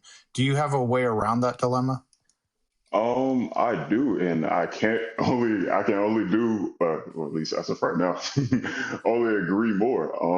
The problem with like evil in itself and like its most prominent form, it would be like if God is like all powerful, all knowing, then He would be able to stop suffering. He would want to stop suffering, and suffering wouldn't exist in quote unquote unnecessary amounts. So therefore, God isn't all the things that I said initially by that framework, Yeah. right? So, I would say that God, like, He isn't. Um, I would say like the framework, like the actual framework. If you're reading like the Bible word for word, right, in all of its entirety, and not seeing it as a separate thing, as like God being mean and angry on one side of the book, and on the other side, He's all sunshine and rainbows. I would say that God is good because He follows morality. That Okay. So what restructures the defines entire some? What framework. defines something? What defines something as moral? Like what? Okay, By so what criteria? By what criteria? So you have action X. By what criteria do you distinguish moral from immoral behaviors? okay, glad that you asked. But before I wanted to get to that, I was just going to say that God is like He's the grounding of goodness itself. Goodness isn't a rule above God. Okay. Goodness is identical to So His it's nature. identical to God. So if God says torturing babies is moral, then it's moral. No, that's not what I'm saying. What I'm saying is Okay. that So it's not grounded in God? no, what I'm saying is that goodness isn't like it's not a rule above God. Like He's synonymous with goodness. But That's what I'm saying. It's the problem His is with that. nature. The problem is with that is if that's true, then anything God does becomes magically good. Like just by magic, bing, it becomes good. So if God does say, cut the toes off babies, then that would become an ethical act. If God says, rape the first person you see every day, that would become an ethical act. It would be ethical. It would magically it would become good just by virtue of Him saying it. So what you're doing is you're just basically removing morality from the statement completely. You're just defining good as being God and God as being good. And when you look at the amount of moral information you're holding, it's zero, none. You're saying nothing about ethics at all. Well, that's an interesting take. I beg to differ. I would say that it is the the want and or like the idea, like the thing that's in God's mind is that okay, I have these humans. I want them to flourish as much as possible. How do I do that? I reflect my image onto them, and then that's where we get into objective morality, right? Which would So God's a humanist. So humanism. That's Do you know not what what I humanism said. is? I'm barely familiar. Okay. Humanism is all about evaluating how actions affect human flourishing, human well-being, behaviors that help the well-being of others in sum and total. Sometimes you do a little bit of harm to do a lot of good or what have you, but behaviors that enhance the well-being of others are good. Behaviors that in sum and total harm the well-being of others are bad. And you had said God evaluates behaviors based on human flourishing. That's kind of saying the same thing. So would you say that's not the case? No, not exactly. So I was saying that. See, I get where you're going because like it would basically lead to like you would say, okay, then to what end? And the end would be um what would promote uh society to be flourishing, but also Not just society, right. individual on an individual level too. I mean, yeah, but like we all know that red herrings isn't exactly the best way to measure things, correct? Red herrings? I don't even know what Like, you mean by that. Like the one okay, has so nothing to. basically what I mean is that like if I were to measure people or what is quote unquote morally good, right, off of exceptions, people that score really high in the dark three triad, you're familiar with that? No.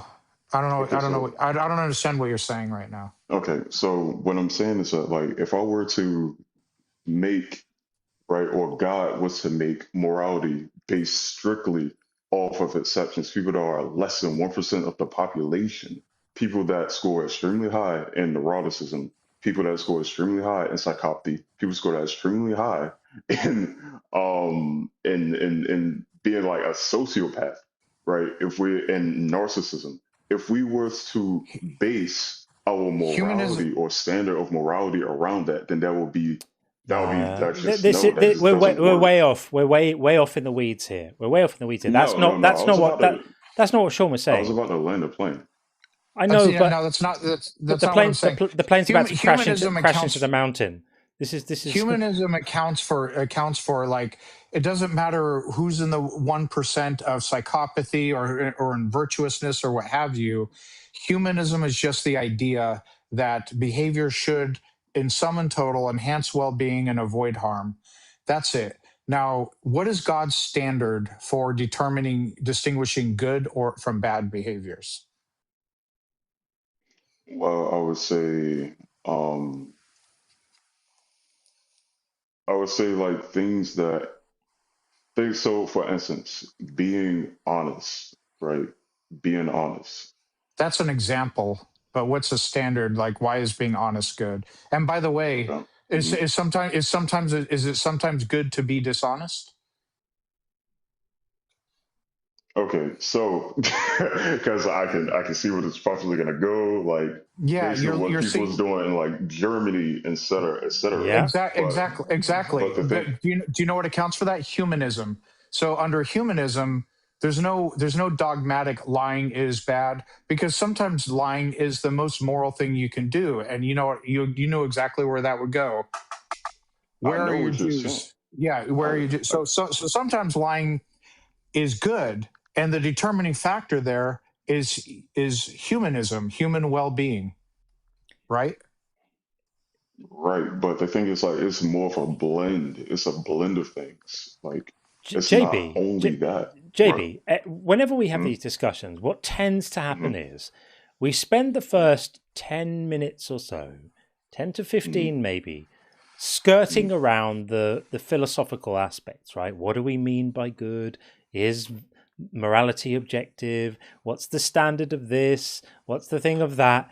And then we always reach a point where at some point I will say, let's look at a concrete example of something that this objectively good God did, and let's talk about whether we think it's good.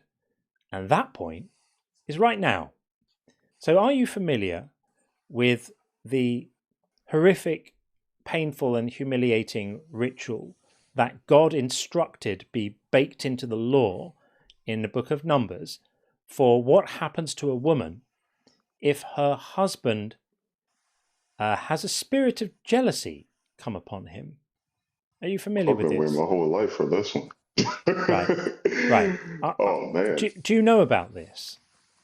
Yeah, I'm fairly familiar about Okay. how they dealt with women in the Old Testament. I'm fairly Do you know familiar. about this particular law? Are you talking about the bleeding thing? You talking about No, that? I'm not. I'm talking about. I'm gonna read it to you. So this is what happens if a man just feels a bit jealous. If he just feels a bit jealous. Okay. This is quite long, so I'm not going to read all of it. I'm going to jump through it. But when you have some time, go and read this. This is Numbers 5. So this is remember, this is God. It even says it here literally. The Lord spoke to Moses saying, right? So this is not some weird civil law that people came up with. This is God. And I'm going to read this to you, and I'm going to tell you about it. And then I want you to tell me if you think this is morally good. Objectively morally good, to use your phrase. So Lord said to Moses, speak to the Israelites and say to them, if any man's wife goes astray and is unfaithful, and a bunch of things about if she's unfaithful. But then it goes on to if she hasn't been unfaithful. If a spirit of jealousy comes on him, and he is jealous of his wife, though she has not defiled herself, she's not been with anyone else. And he should. But this is Numbers. This is Numbers 5, 11 to approximately 31, right? Okay, cool. This is one of the most horrific things in the Bible, okay? Absolutely appalling. So all that needs to happen is that the man feels jealous of his wife.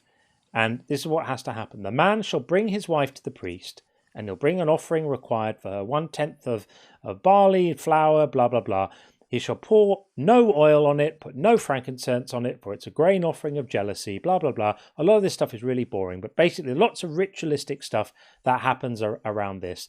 Then the priest shall set the woman before the Lord, dishevel the woman's hair, making her look undignified in front of the congregation, and place in her hands the grain offering of remembrance. She's got to hold the grain. In his own hand, the priest shall have the water of bitterness. Then the priest shall make her take an oath. Let me see if I've missed the bit. What the water of bitterness is, it's water in an earthen vessel where he's taken some of the dust that's on the floor of the tabernacle and put it in the water, right? So he's got a container, he's got some water in it, he takes dirt off the ground and puts it into the water. That's the water of bitterness. And then he does some things, says some things, and he says, if you have defiled yourself and some other man other than your husband has had intercourse with you, let the priest make the woman take the oath of the curse and say to the woman, the Lord make you an execration and an oath among your people when the Lord makes your uterus drop and your womb discharge. Now may this water that brings the curse enter your bowels and make your womb discharge and your uterus drop. This is delightful. So the priest is now making the woman drink this horrible water with the dirt and dust and stuff in it. Then the priest puts these curses that he said in writing, and then he washes the ink off into the water of bitterness. So now the mud water, the dirty mud water, has now got ink in it as well, and he makes the woman drink the water of bitterness. And this is all very, very unpleasant. And all sorts of things. When he's made her drink it, it's very painful, apparently. If she's defiled herself and has been unfaithful, the water that brings the curse shall enter into her and cause bitter pain, and her womb shall discharge, her uterus drop. This is horrendous. But if the woman has not defiled herself, then she shall be immune. But that's nonsense, because there's no way that the water would have a different effect on her based on any of this stuff. The water is the water. It's got the dirt in it. It's an absolutely horrendous, humiliating, degrading, painful, disgusting process. And then it says, this is the law in cases of jealousy, when a wife, while under her husband's authority, so women have to be under the authority of their husband, not equal, no, under his authority, goes astray, or when a spirit of jealousy comes on a man and he is jealous of his wife, then he does all of this stuff. And it turns out that if she's done absolutely nothing wrong, the man shall be free from iniquity, but the woman shall bear her iniquity. So this is like the most misogynistic thing you can possibly imagine, right? Nothing happens if a woman suspects her husband of infidelity. There's no laws for that, funnily enough. But because she's not an actual person, she's just a piece of property, and she belongs to the man, if he feels jealous, that's all it takes, is for him to feel jealous. She has to submit herself to this disgusting, painful, humiliating routine, which could potentially cause her womb to drop and her uterus to drop and her womb to discharge, and potentially damage her fertility. Is this good? Actually, just because that was legit funny, like that made me smile. That was the first thing that made me smile. Tonight said I spelled strength wrong. That's actually the name of the company. You know, sometimes just a simple search can save you some headache. But I did hear what you said, and I read what you said for myself.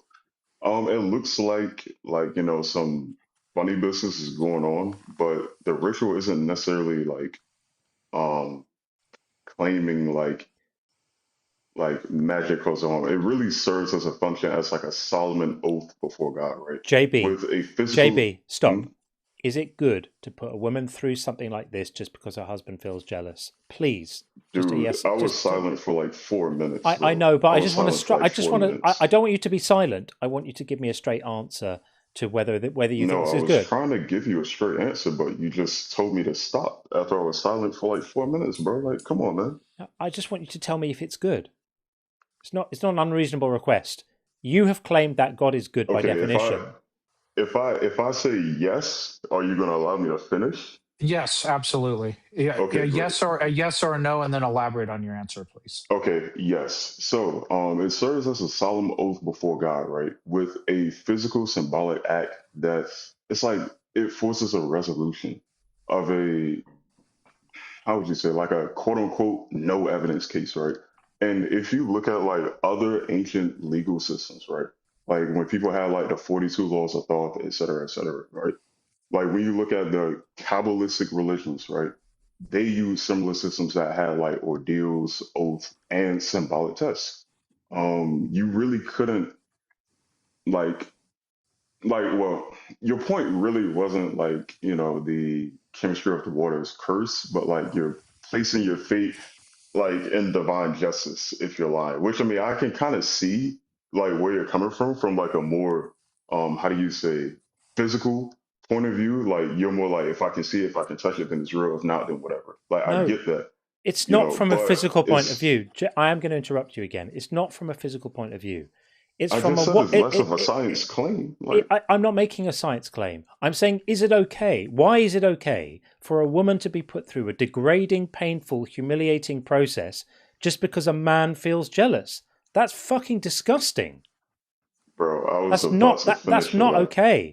This I is was like, about to finish elaborating. I was about to finish elaborating. but you're Like this missing the probably point. wasn't. You're missing the point, JB. I feel like you're missing the point because you're trying to justify Bro, this in terms of like how it interfaces with other cultural things and testing this and that.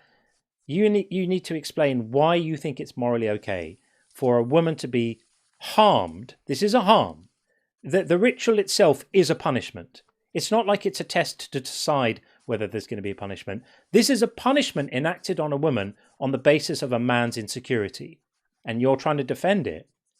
This is why I always say at some point, let's stop talking about the philosophy and let's talk about where the rubber meets the road. Let's talk about what this actually means in terms of human beings, human lives, human suffering, and the intolerance and the excuses that people make for it. This is unacceptable. Unacceptable. Do you think we should be instituting tests like this now then, if you think this is good? okay, so since you're giving me space to speak, I would say that like it's a reflection of the asymmetry. Like in like the times back then with the social vulnerability, right? I would say like back then the lineage was like the lineage certainty mattered.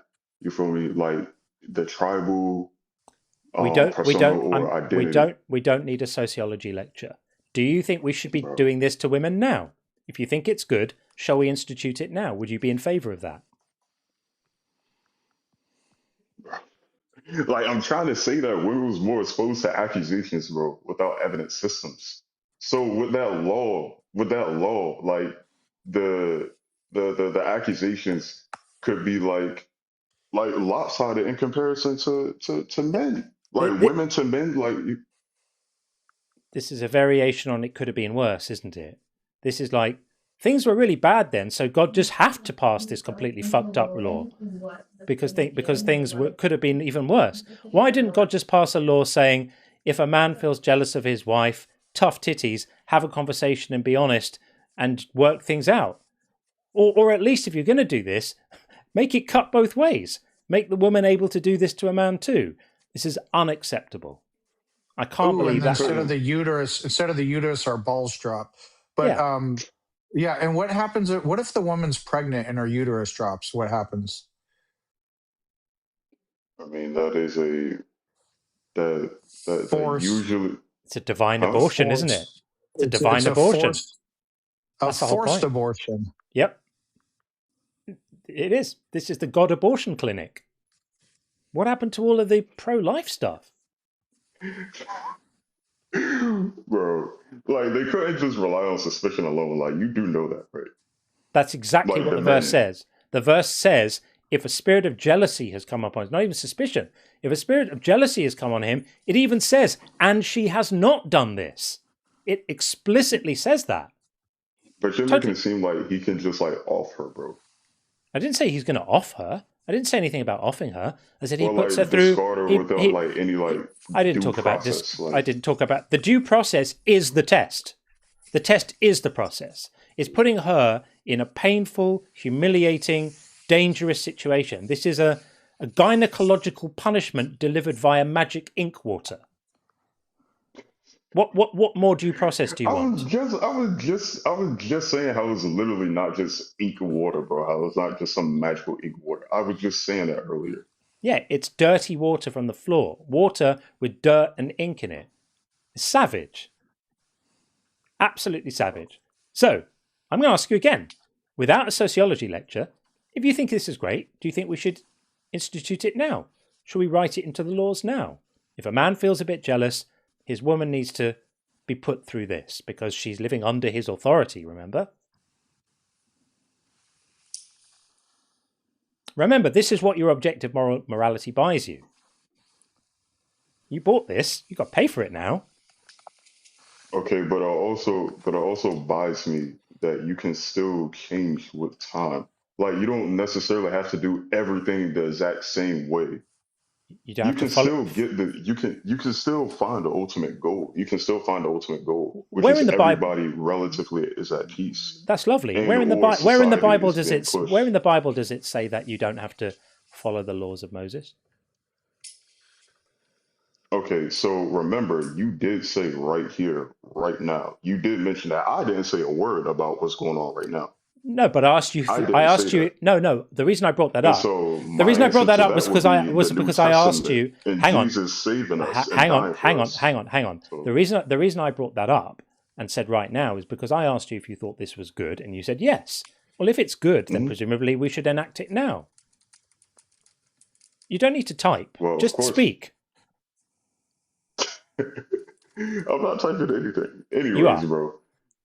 I'm really not. But You might have heard me typing. Oh, okay. Forgive me then. I thought you were typing. Like, I don't even have a keyboard. Like, okay, that's fine. So this is the problem: is if you think it's a good law, then it should presumably be enacted now. If you don't think it's a good law, then it's not a good law, is it? You know it's not. Come on. okay, so that's just like saying that every invention is fit for the future. Like that's not true. You know that's not true. That would be just intellectually disingenuous. You know that. So you're saying the morality has an expiry date, that it was like it was bad, it was good then, and then because some time went by, suddenly it stopped being good. It was shitty then too. It's not. Look, I never said people was perfect, and I never said that it wasn't a God-inspired law. And I also did not say that it is that morality at the end of the day can't be reached in multiple ways. Now, of course, there is a such thing as right and wrong. I'm not saying that. I'm standing firm on that, but I'm saying that there's other ways and more efficient ways to reach the right or the wrong. That's what I'm saying, and that's what we see now. Is it me, or is every sentence you say actually a non-answer to what's actually being discussed? Because I'm hearing lots of words. I'm not hearing the words connect to what's actually being discussed. Was God morally right to create this law and demand it be followed? Yes, he was, and it doesn't contradict, because even in Deuteronomy, right? Deuteronomy 19 through 15. In Deuteronomy 19 through 15, it requires careful evidence, bro. Like for witnesses or for punishments for false witnesses. Like if you look back at Exodus, that God forbids false testimony. Right. And even if you look at Proverbs, you can see that God does not like unjust judgment. So it's not just like ignore justice. We're talking here about a scenario in which the woman has done nothing wrong. Nothing. Explain to us now why a woman should be put through this ordeal who's done nothing wrong. Nothing. She's done nothing wrong. This is just an insecure husband. Explain to us, please, make the moral argument for why it was right for a woman who had done nothing wrong to be put through this horrible ordeal, potentially damaging her fertility, because her husband felt a bit sore in the touchy feels? Explain to us this, please. So in the touchy feels. Like, bro, like, all honesty, bro. Like, it was like a legal safeguard, like a legal barrier, bro, against like male, like domestic, violence. Are you Like, out you of see your what happens? Are you out of your mind? This was a legal No, barrier no, against I'm not. male domestic violence. This is male domestic violence. This is what domestic violence looks like. Putting women through humiliating rituals, hurting them, making them drink poison. You don't think this is domestic violence? The only thing non-domestic about this is it's fucking done in public. We're not having that. No. Hard fail. Bro, I don't see how it's incoherent or unjust within like within its own like legal framework. I don't see how. More Like words. given the time, like More given words. given the time, Given the and given time. that So it was culturally bound or right. bound. Like, So you're suggesting now that God was obligated to legislate according to the moral norms of the day, the sovereign creator of the universe, unable to pass laws based on what's actually right or reasonable or ethical or just or acceptable. No, he has to fit in with what the people of the day did. That's ludicrous. No. not exactly fit in with the people of the day. I did not say exactly fit in Yeah, because there were certain things that people was doing in the people in that time that God did not like people's sacrificing babies, bro. Irrelevant. And God wasn't cool with that. So you can't just say that, oh, God was appeasing irrelevant to the people. Well, that's what not you said. irrelevant. That's what you said. You That's you not said that irrelevant, bro. you said that this law is acceptable because it might have fitted in more with the norms of the day, and I'm pushing back on that and saying that's bullshit. The sovereign creator of the universe shouldn't be fussing himself with matters like that. He is in a position where he can say, "Oh, I thought this might happen." I was looking for it. I thought this might happen. Yeah, unfortunately, dude, that's the inner circle. There's only so much mindless misogyny they can put up with, unfortunately. I don't know why they would be so intolerant of it. But yeah, thanks for coming in to talk to us, JB. Okay, there we go. That was disgusting. Absolutely disgusting. Really, really disgusting. I find it hard to even read that numbers 5 stuff because it's so completely horrific. And hearing the justifications for it and the excuses is absolutely wild to me. Wild. Okay, we are. Go ahead, John. By the way, your inner circle people, they seem to always get it right, even when they got it wrong earlier. They got it right. And they came back around to say, John, we told you so. You should have listened to us. I've learned my lesson. I still reserve the right to veto, but I think we need to. I think we need to have some proper rules around the veto too. We'll figure it out. But I do love this. I love distributing the power, and it's smart people using it. And that was a good call. There was enough of that. JB, go and have a good long hard think, my friend. That didn't go well at all for you. That was shocking and embarrassing. Okay, we are going to bring in. Looks like. Shabu. Hey Shabu, how are you? All is well. How about you? Very well indeed. Thank you very much. I'm feeling slightly nauseous after the last call, but I'm sure it'll pass. What would you like to say about our topic? That speak on the numbers 5? Yeah, sure. But I mean, don't try and justify it, please. I'm reading my Hebrew Bible, okay. And it doesn't say what you said. I beg your pardon. Yeah, it doesn't say what you said. What version of the Bible are you reading? I was reading the NRSV. Yeah, it doesn't say that in the original manuscript, sir. In the Hebrew? It does not say what you just said. Are you reading the Hebrew? Yes. Which Hebrew word are you particularly looking at there? Would you like me to read it for you? Yeah. And the priest shall write these curses. Which Hebrew word? I'm sorry. Is there more than one Hebrew word? Yeah, no. Read it in Hebrew.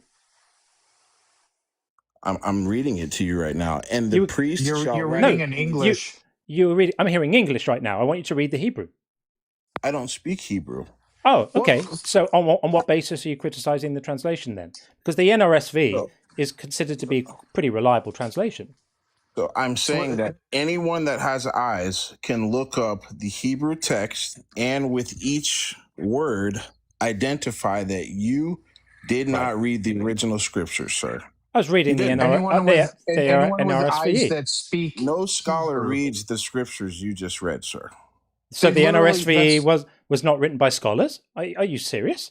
Listen. I have the original Hebrew scriptures right here. But you're reading in English. King James.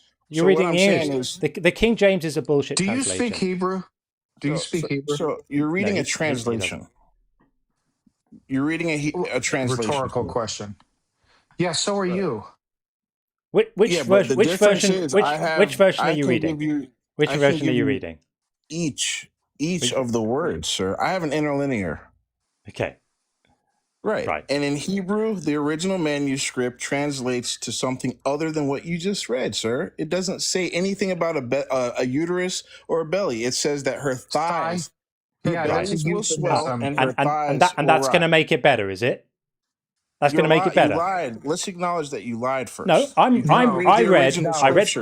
I read the text of the NRSV. You didn't read a legitimate word. All of those people with PhDs have all got it wrong. That's fine. Now, the softening. Okay, so I'm going to ask you a question. In your original scripture that you've got there, correct. Is the basis of putting the woman through this ordeal different to the one I said? Yes. Is it now?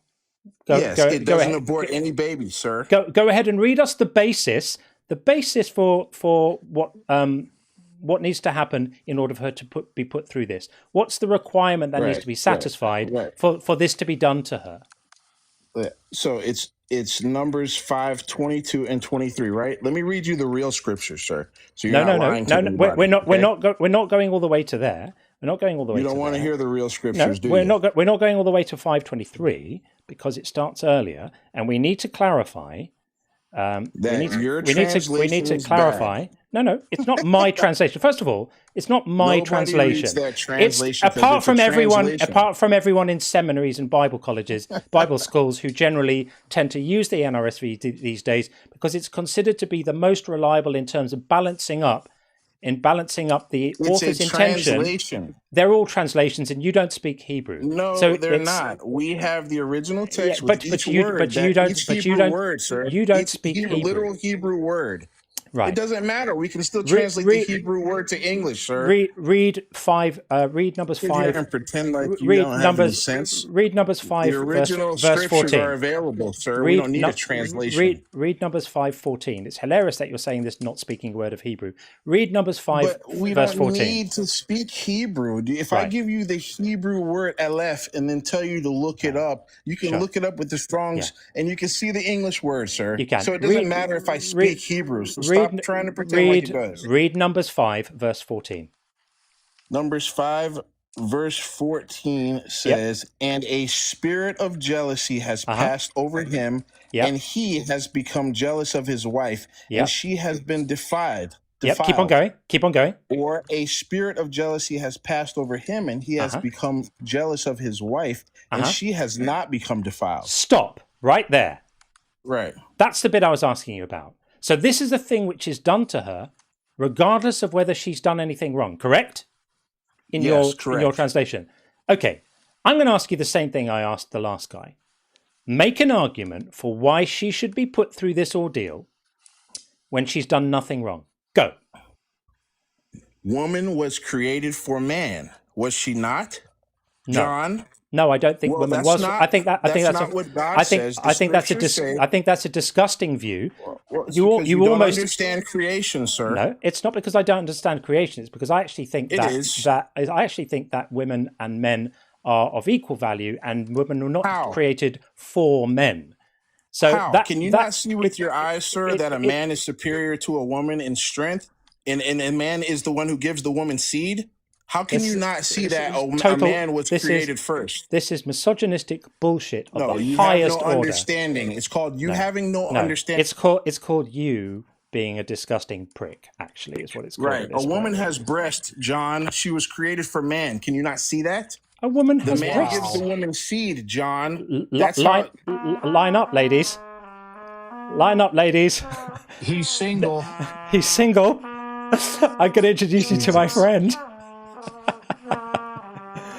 Oh dear, oh dear, oh dear. That was a note to finish the night on. So, to clarify there, his translation was they were a little bit squeamish about saying things like uteruses and stuff when the King James was written. They didn't want to really go there. But actually, I'm going to bet that the scholars who put the NRSV together used those words for a reason. But more importantly than that, even if you take those particular terms out, it doesn't change the core meaning of this, which is that the woman was put through this ritual purely on the basis of the husband's jealousy and insecurity. And his defense was women are created for men because they have breasts. I think he gets the award for the biggest douche of the night. Definitely. Hands down. I'm going to have to start actually making that award. I'm going to make that be a thing. I'm going to create that.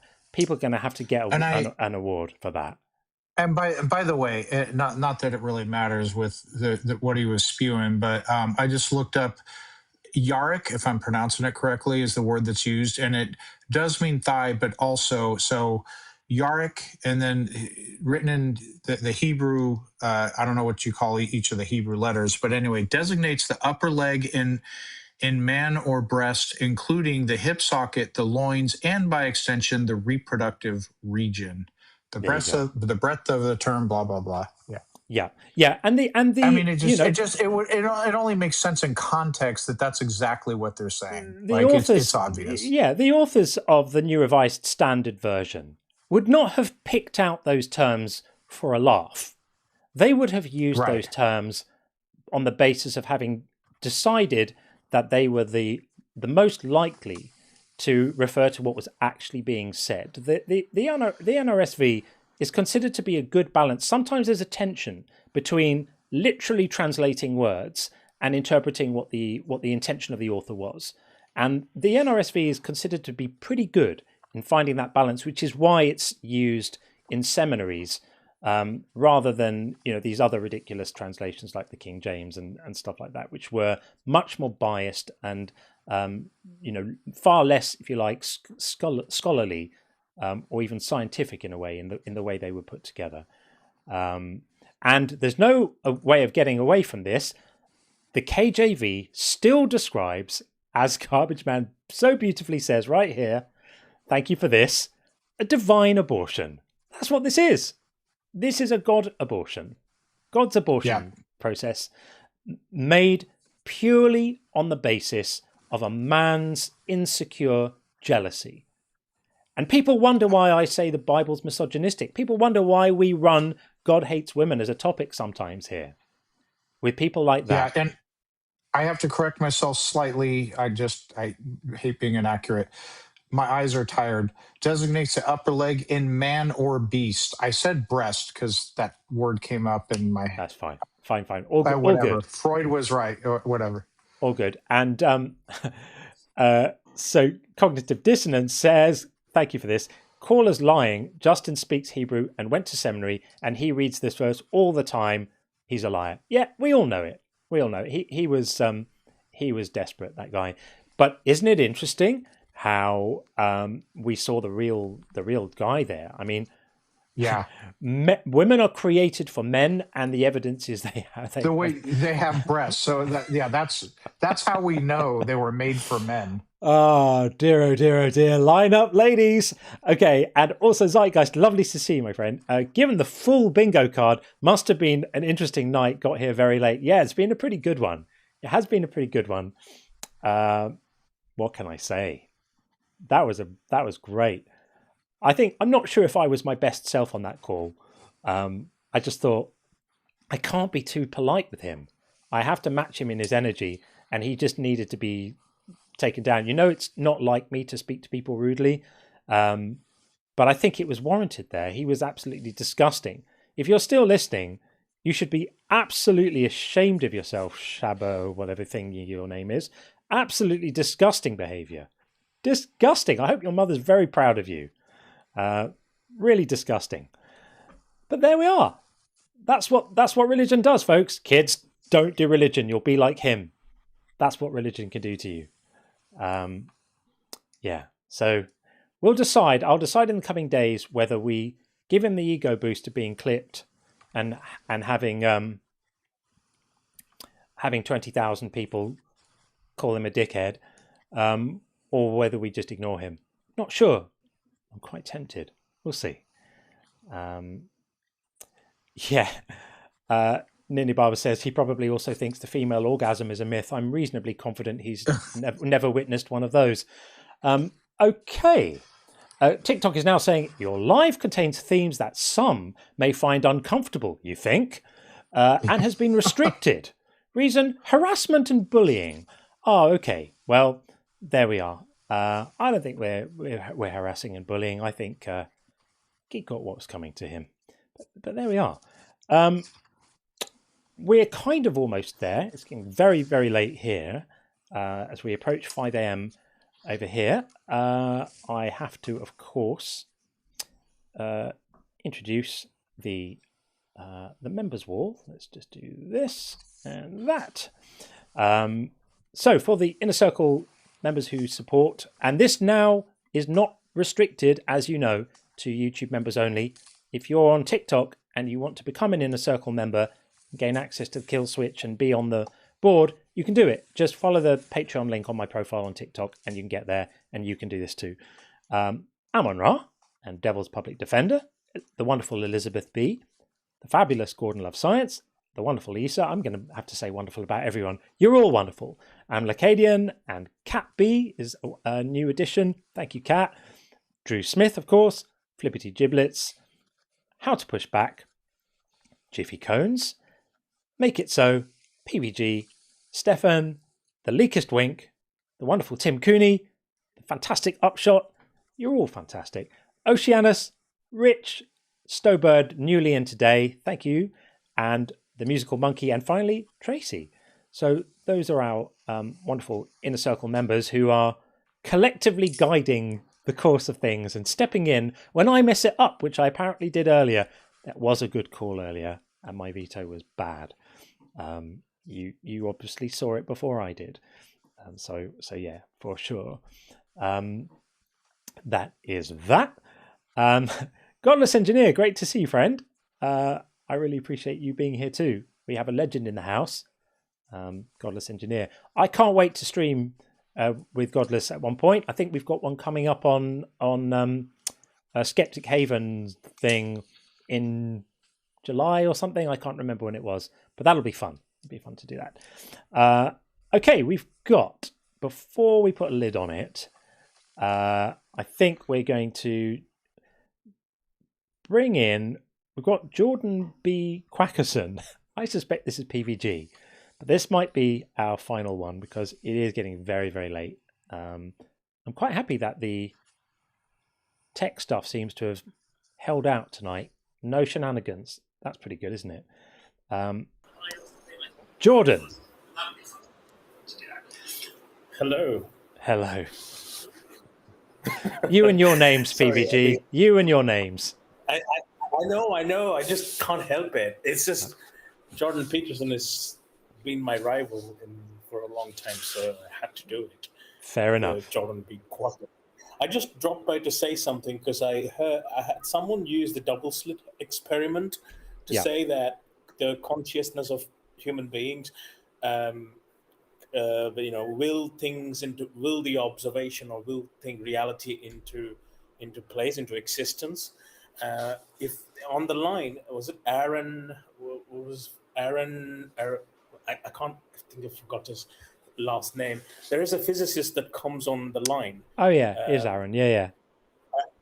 Aaron, yeah. And he was talking exactly about the double slit experiment. He said that the electrons and the photons that go through the slits, they behave like wave. They bring about the interference pattern because of passing through the slit.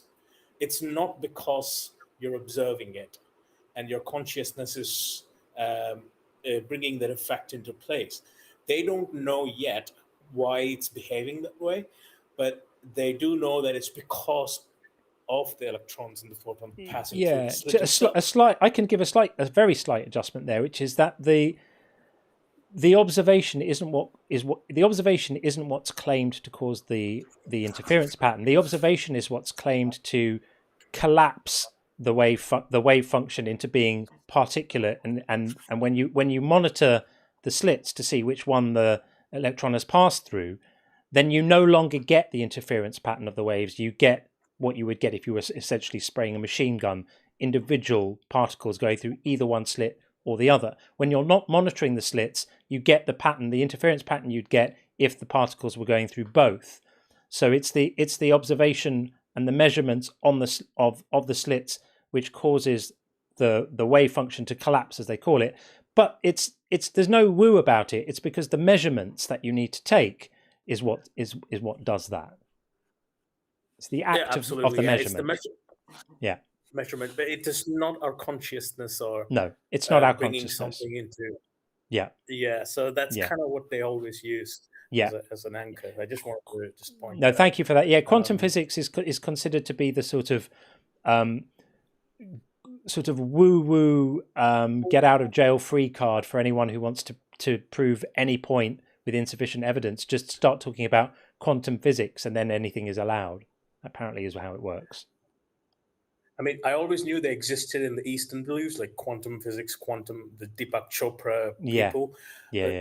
This is the first time I've seen a quantum Christian on your live. Actually, he was special. He was special. Yeah. Well, that takes me back all those hours ago. Well, thanks for clarifying that, PPG. Appreciate it, man. No worries. Right. Thanks, Sean and John. Take care, friend. Of course, always a pleasure. Take care, buddy.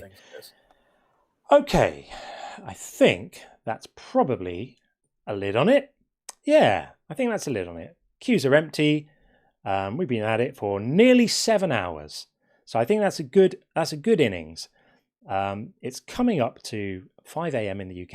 I actually started my day at 6 a.m. today, so I have been awake and operating for 23 hours. You must be tired. Funnily enough, You've been up almost 24. Really? Yeah, I actually don't feel that tired. Funnily enough, I think doing the stream just invigorates me, and I love it so much. Energizes you. Yeah, and the weird thing is I can't stop and go straight to sleep. I need to decompress for half an hour and just like watch YouTube videos of cats or something to just stop and kind of clear my mind and just like flush the RAM and just slow down. And then otherwise I just toss and turn in bed and can't sleep.